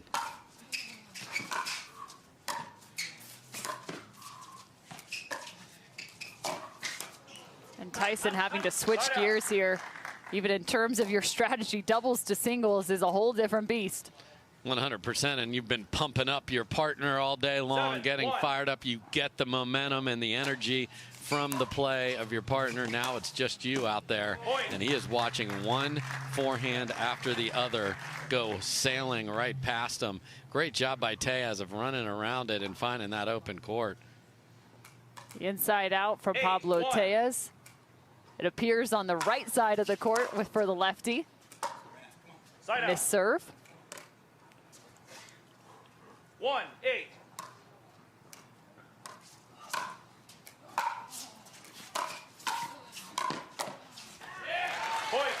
Tyson getting a little more aggressive with his court positioning. Yeah, and Tellez was actually in a good spot there, just didn't punch through that high backhand volley. And McGuffin wants this place roaring along with his barking here. He just hasn't had a chance to get that going yet. Oh boy. Tyson sticks the tongue out because he knows he just stole one. That ball's long. He's so beat because he's cutting to the right, and all he can do is turn around and hope, and the hope and prayer was answered. One of the best from the third shot, the drive or the drop. Yeah, so with McGuffin, he'll do the same thing Tellez has been doing and run around that if you put it in the backhand corner. So players do make him hit it on the run to his forehand side on occasion as well.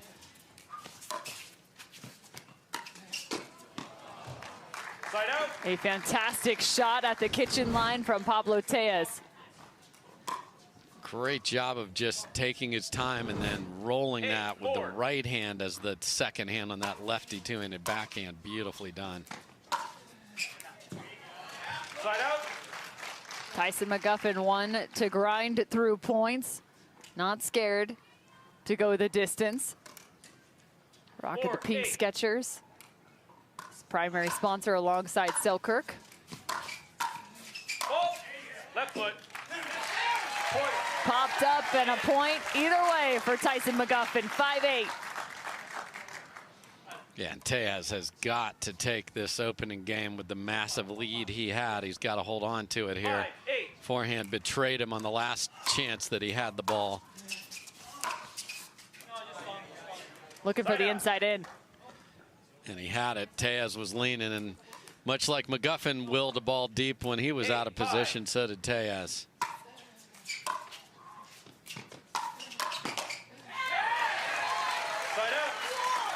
And another side out. This crowd loves Tyson McGuffin, once named the most electrifying man in all of sport.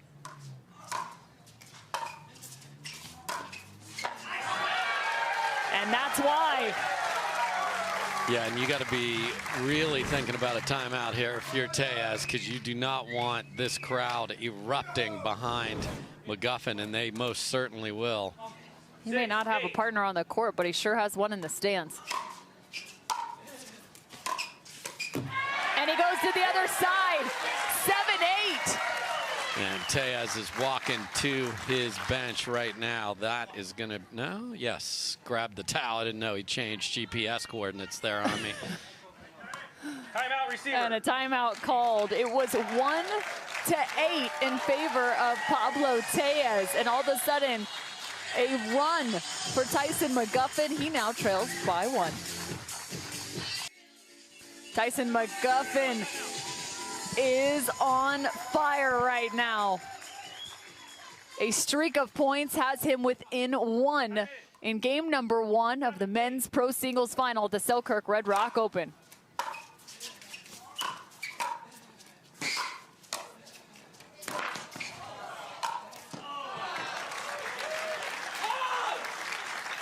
And Pablo Tellez, I mean, that's just a solid follow.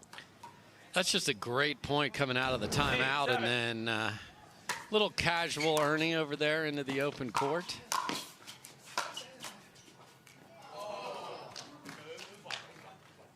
Side out. Okay, so called out of bounds, and Pablo Tellez saying he saw this ball in bounds, so there's going to be a video challenge. That looks like it was out. Yeah, it was definitely going to be wide, and then when it caught the tape, it brought it back closer, but looked wide live. We'll see on the replay what we've got here. Again, our video challenge is now in effect. A fantastic repping crew has been with us throughout the day. They have traded roles and positions throughout the day. And it's interesting. Yeah, that looks definitely wide there, even though McGuffin gave the ball to Tellez as if he thought he knew something, but that ball looks clearly wide here on the replay. Yeah. Lead official Stan McShinsky. Gary Miller is our second referee, Sandy Reitz. Tracking, and Bill Reitz. Our video referee here in the booth with us.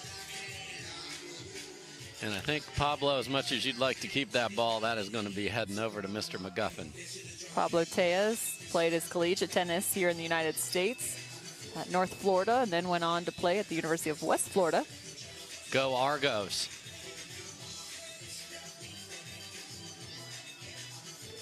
Tyson McGuffin comes from a wrestling and tennis background. And again, you see the referees now, no more having the head referee. We've got the technology coming, and here is the official call. The ball was out. The call stands. Loss of challenge, loss of timeout. 0 timeouts, 1 timeout. So the call stands, ball out of bounds. Tyson McGuffin has ball and serve now. 7, 8.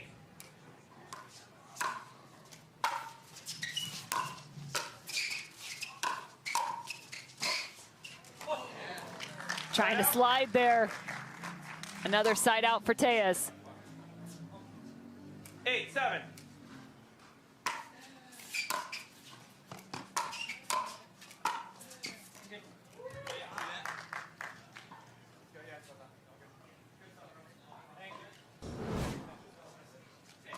Tyson McGuffin asking here whether this is in or out, but unsure, so he gives him the benefit of the doubt. Ball to Pablo Tellez, 9-7. Yeah, because Tellez would not have been able to challenge that because he's out of timeouts. That one does just miss on that sideline, and we are so close to the lines here. My goodness. 7, 9.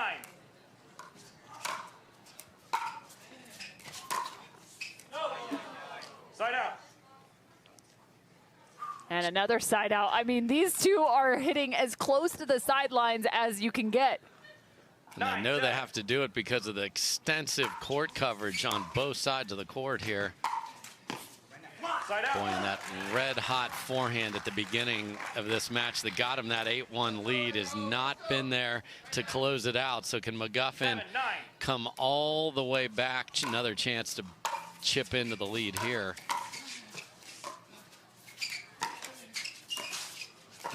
Get some help from the net. He doesn't care. He'll take it either way. And he would love the crowd to enjoy it just as much.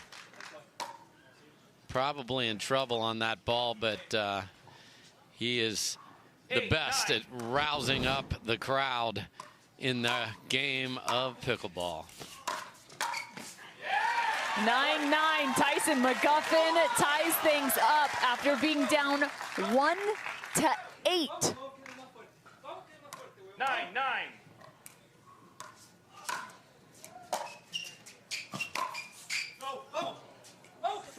Side out. Oh my.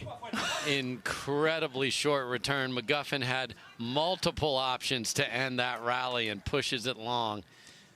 Tellez, huge opportunity here. Also, this is a condensed game, just 2 out of 3, not 3 out of 5. That ball out of bounds, so a correct call. Again, both of them going with the benefit of the doubt on some of these, but making the right calls. Great sportsmanship on both sides. And a missed return. Tyson McGuffin now has a game point opportunity. 10, 9. Oh, no. Game 1 to McGuffin. It's the belief, Cameron. It's the never give up attitude, and McGuffin, who's already got a gold medal in his pocket, looked like he'd have to win games 2 and 3 to take this. Tellez was hitting forehand winner after winner, and McGuffin hung in there. And look at that, 11-9 in game number 1. The jerseys are out here in Utah. Tyson McGuffin with a gritty first game, down 1-8. He comes back to win it 11-9. Now just one game away from double gold. And that's a great start. And much like the start of game 3 in our mixed match was a dangerous place for Irvine and Koller, same idea here for Tellez. Needs to get off to a good start. Can't let 2 or 3 forehands go flying past him.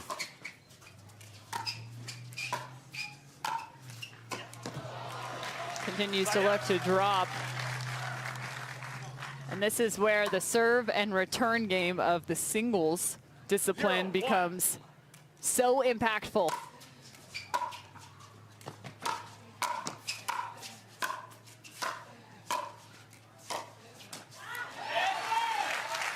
Side out.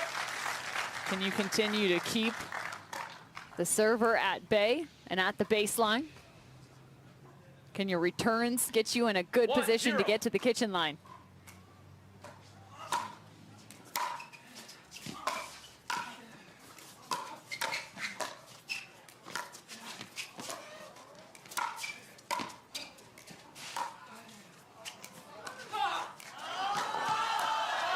A fantastic singles rally. The drop volley sets it up for Tyson McGuffin. I mean, you saw those Sketchers working overtime there, Cameron, to get into position. Even on just the first third shot drive, he really had to grind the feet to get there. Tellez, wonderful get over there, but then the entire 20 feet by 44, at least his half of it wide open. That's a great point by McGuffin. Can he put another one on top, and he gets another miss return? Curious how much more utilized the drop volley would be after the introduction of Collin Schick, and how he has changed the game with that incredible run to the final versus Ben Johns at the Florida Open. And it's even reminiscent of tennis. Alcaraz has been using that drop shot that much more. It's made a surge even in that regard, but it challenges your opponent vertically. 100%, and some people have that lateral quickness but don't have the burst forward. In singles, you are playing more at that baseline, so to have to cover even more angles and more court and then be able to do something with it when you get there, like, great, Pablo, you're an unbelievable athlete. You got to the ball. Well, guess what? I'm standing right here, and this is over. So it is part of the mental grind and the physical grind as you play 2 out of 3. So just a really smart on so many levels. Well, and Tyson's so good at the cat and mouse, too. It's not a scary thing for him to think somebody's coming to the kitchen line to face him in singles. Not at all. He's using everything in his power here, and I like the timeout here from Tellez. 3-0. Don't let this get out of hand. Side out. Good timeout called anytime you get the ball back. Yeah, and he decided to go over to the forehand side because McGuffin cheats to the backhand, so he doesn't ever have to hit a third shot on the backhand side. And he finds success again, but this time it's on his own serve. And that's what the first part of this match looked like. Tellez taking that shorter return and just smoking forehands past McGuffin.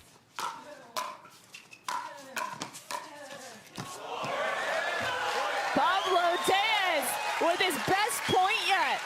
And he's seen enough McGuffin cheering on the crowd. He's like, hey, I can be an orchestrator of this as well. Look at that volley. My goodness, great angle.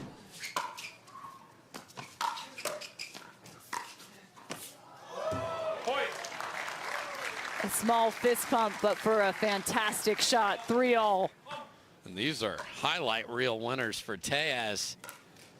Great timeout by him, and we're knotted up.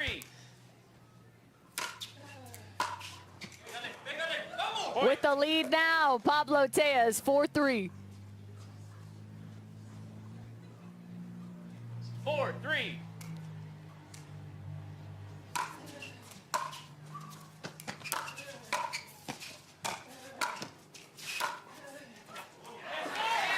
A gutsy leave, but the right call. Yep, especially here in the altitude.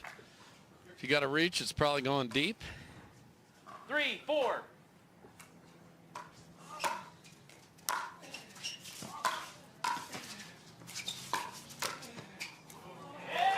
Oh my, he had a little disguise on that shot. Yeah, to go inside in twice in a row, unexpected for Tellez. Got a paddle on it, but way behind him and couldn't bunt it back in.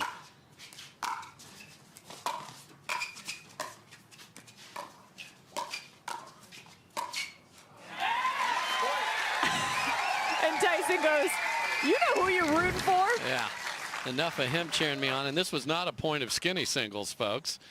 Looked like it. 5, 4. One of the great ways to train your pickleball games, skinny singles.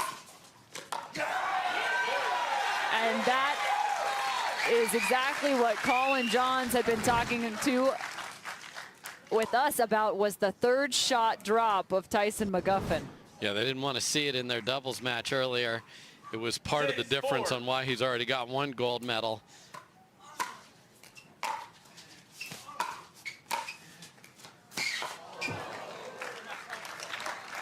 Side out. Pablo Tellez again, hanging in, 2 back. 4, 6.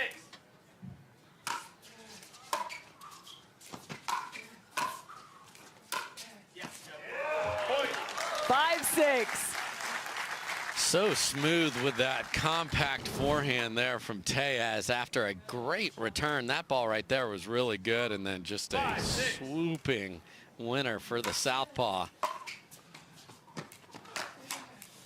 Side out. Oh, and he had too many thoughts go through his head on that short, high return.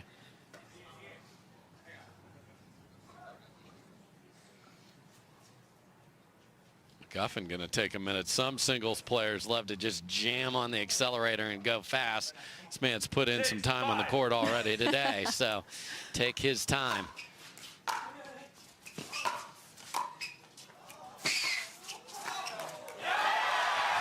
With a little kick and a little jump, Tyson McGuffin with number 7. You asked about the drop volley, and that was a very good one from Tellez, and McGuffin gets there, hits the winner, and it's got high five for the crowd as well.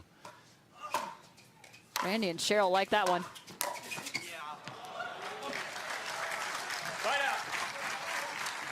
Yeah, that's clutch there from Tellez, because you felt like this momentum and the McGuffin roar in the crowd is going to, it can really get in your head if you're the opponent.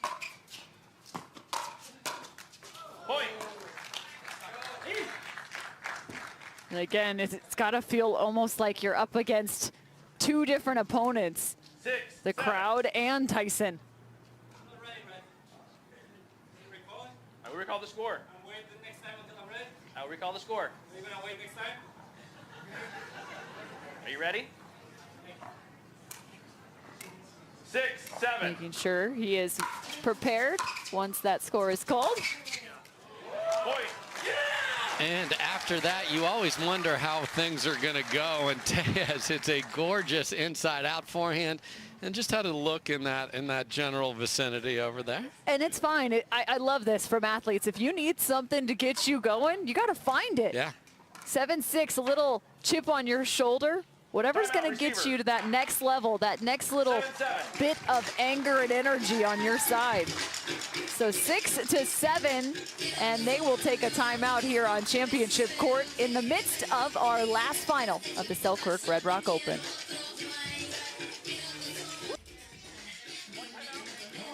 Pablo Tellez looking to find game number 2, a must-have situation for him in pro men's singles final.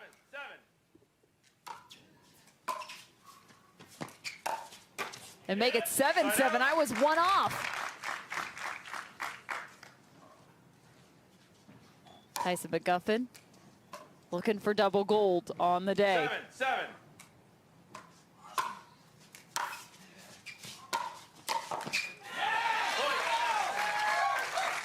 Make it 8-7 for Tyson McGuffin. That's the perfect singles point there. Big serve, get that short return, pounce on it low. Perfect from that man right there, Mr. McGuffin. Another great serve in the corner. A wicked serve from Tyson McGuffin. Gets him up 2. 9-7.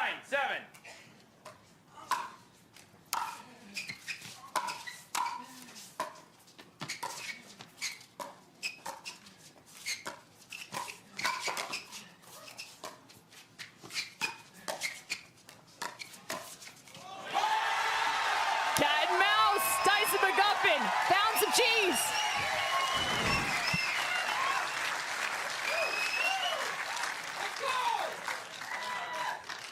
On the tiptoes and on the precipice of double gold, and Tellez is going to go talk to Stackford by taking another timeout. And I mean, this is a guy, Cameron, I was texting with earlier in this week and just saying, are you going to be able to go this week with all the injuries he has battled? And here he is with double gold on his paddle. This is impressive.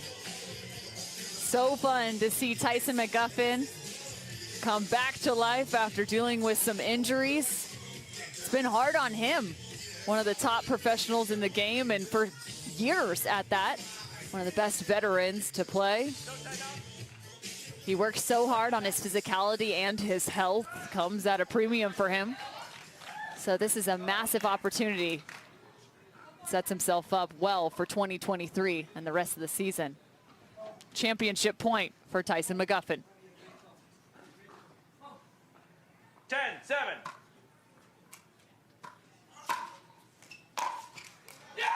Tyson McGuffin doubles down and finds double gold.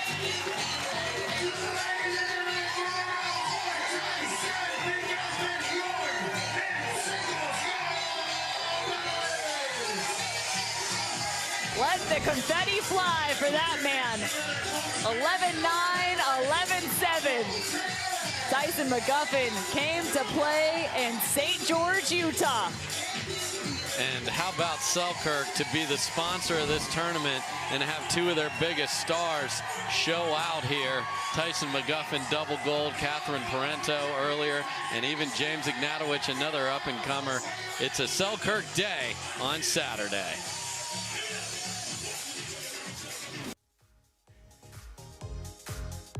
Tyson McGuffin has been fantastic on the day at the Selkirk Red Rock Open Championship Saturday. He picked up double gold and is now standing courtside alongside the fantastic third member of our crew, Cameron Blackwood. Tyson, your second gold for today. Not only are we happy to see you in all three events, but back up on top, how special is this win after all the injuries? Very special. Surprise, surprise. Daddy's home with the two-peat. Utah, you've been amazing, I'll tell you what. Let's give a big round of applause to Pablo, probably one of the nicest guys in the game. When you have a Ferrari forehand, you don't need to hit backhands, correct? Simple as that. Kind of a funny story. So my wife and I, luckily she's still married to me because I've been a little down and dark the last couple months, been hurt and all the above. And honestly, we had a conversation about 4 weeks ago, and I told her, I'm like, hey, maybe I'm not cut out for singles anymore. And once I got healthy, here I am. There you have it. Speaking of that, Pablo's forehand, you were down 1-8 in the first with his crafty lefty spin. How were you able to turn it around? Yeah, just try to neutralize the return, get the return a little deeper, be a bit more balanced on my volleys. You know, singles, obviously, you want to be aggressive on the serve, be aggressive on the return, look to kind of play some first strike pickleball. And I felt like I did that well. I felt like I was able to neutralize the return, get a lot more depth, kind of push him back, make him drive off his back foot. I want to give a big shout out to my lovely princess over there. She's my biggest support system. I couldn't do it without her. And actually, there's a gal sitting right next to her, Deb Campbell. Deb Campbell is my pickleball grandmother. Love her to death. She's been watching our babies for the last couple of days, 10-hour days. I'll tell you what, if I have a 10-hour days with the babies, I want to run away. I'm just kidding. Big shout out to Selkirk Sport. If you guys want the Power Air in this pretty signature color, it's going to be coming out here soon. Been with Selkirk for a long time now. Great guys. Love the Barnes family. And 2 it was today. Let's get that trophy back in. We have Pablo with Selkirk. We are pickleball. I'll come on this side over here of you. I want to thank the PPA. We at Selkirk are so proud to have been part of this. Putting on this kind of an event here has been great. And what could be more exciting for the title sponsor than having Pablo and Tyson at the end? And I could not be prouder to welcome Tyson, the PPA Red Rock. Thank you so much, Cam. Back up to you.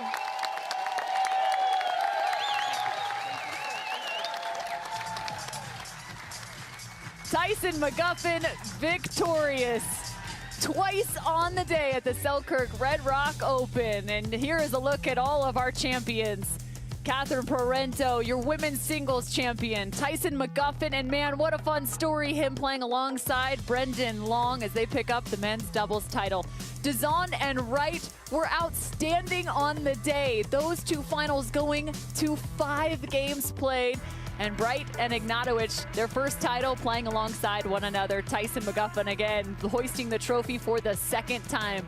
Cameron Irwin and Dave Fleming, you gotta love the fact that we had so many firsts on this Carvana PPA Championship Saturday. Parenteau was unbelievable as she picked up her win. A huge congratulations to all of our victors here in St. George, Utah. Tyson McGuffin and Brendon Long with the men's doubles title. His first for Brendon Long. The trophy has been hard to hoist as that thing is awfully weighty, but 2 hands should get it done. Etta, Wright, and Meghan Dizon also picking up their first titles on the Carvana PPA Tour. Look at the smiles after the victory at Major League Pickleball Daytona. We then went on to Anna Bright and James Ignatowich. They have a few titles to their name, but this was their very first together. The couple finding gold amongst the Red Rocks. And then, of course, Tyson McGuffin, yet again victorious, doubling down on the day. Cameron Irwin alongside Dave Fleming. Cameron Blackwood has just been fantastic on the sideline as you have been catching all the great action with our Tennis Channel crew. Thanks so much for joining us on the pickleball court, and we can't wait to see you back at the kitchen line.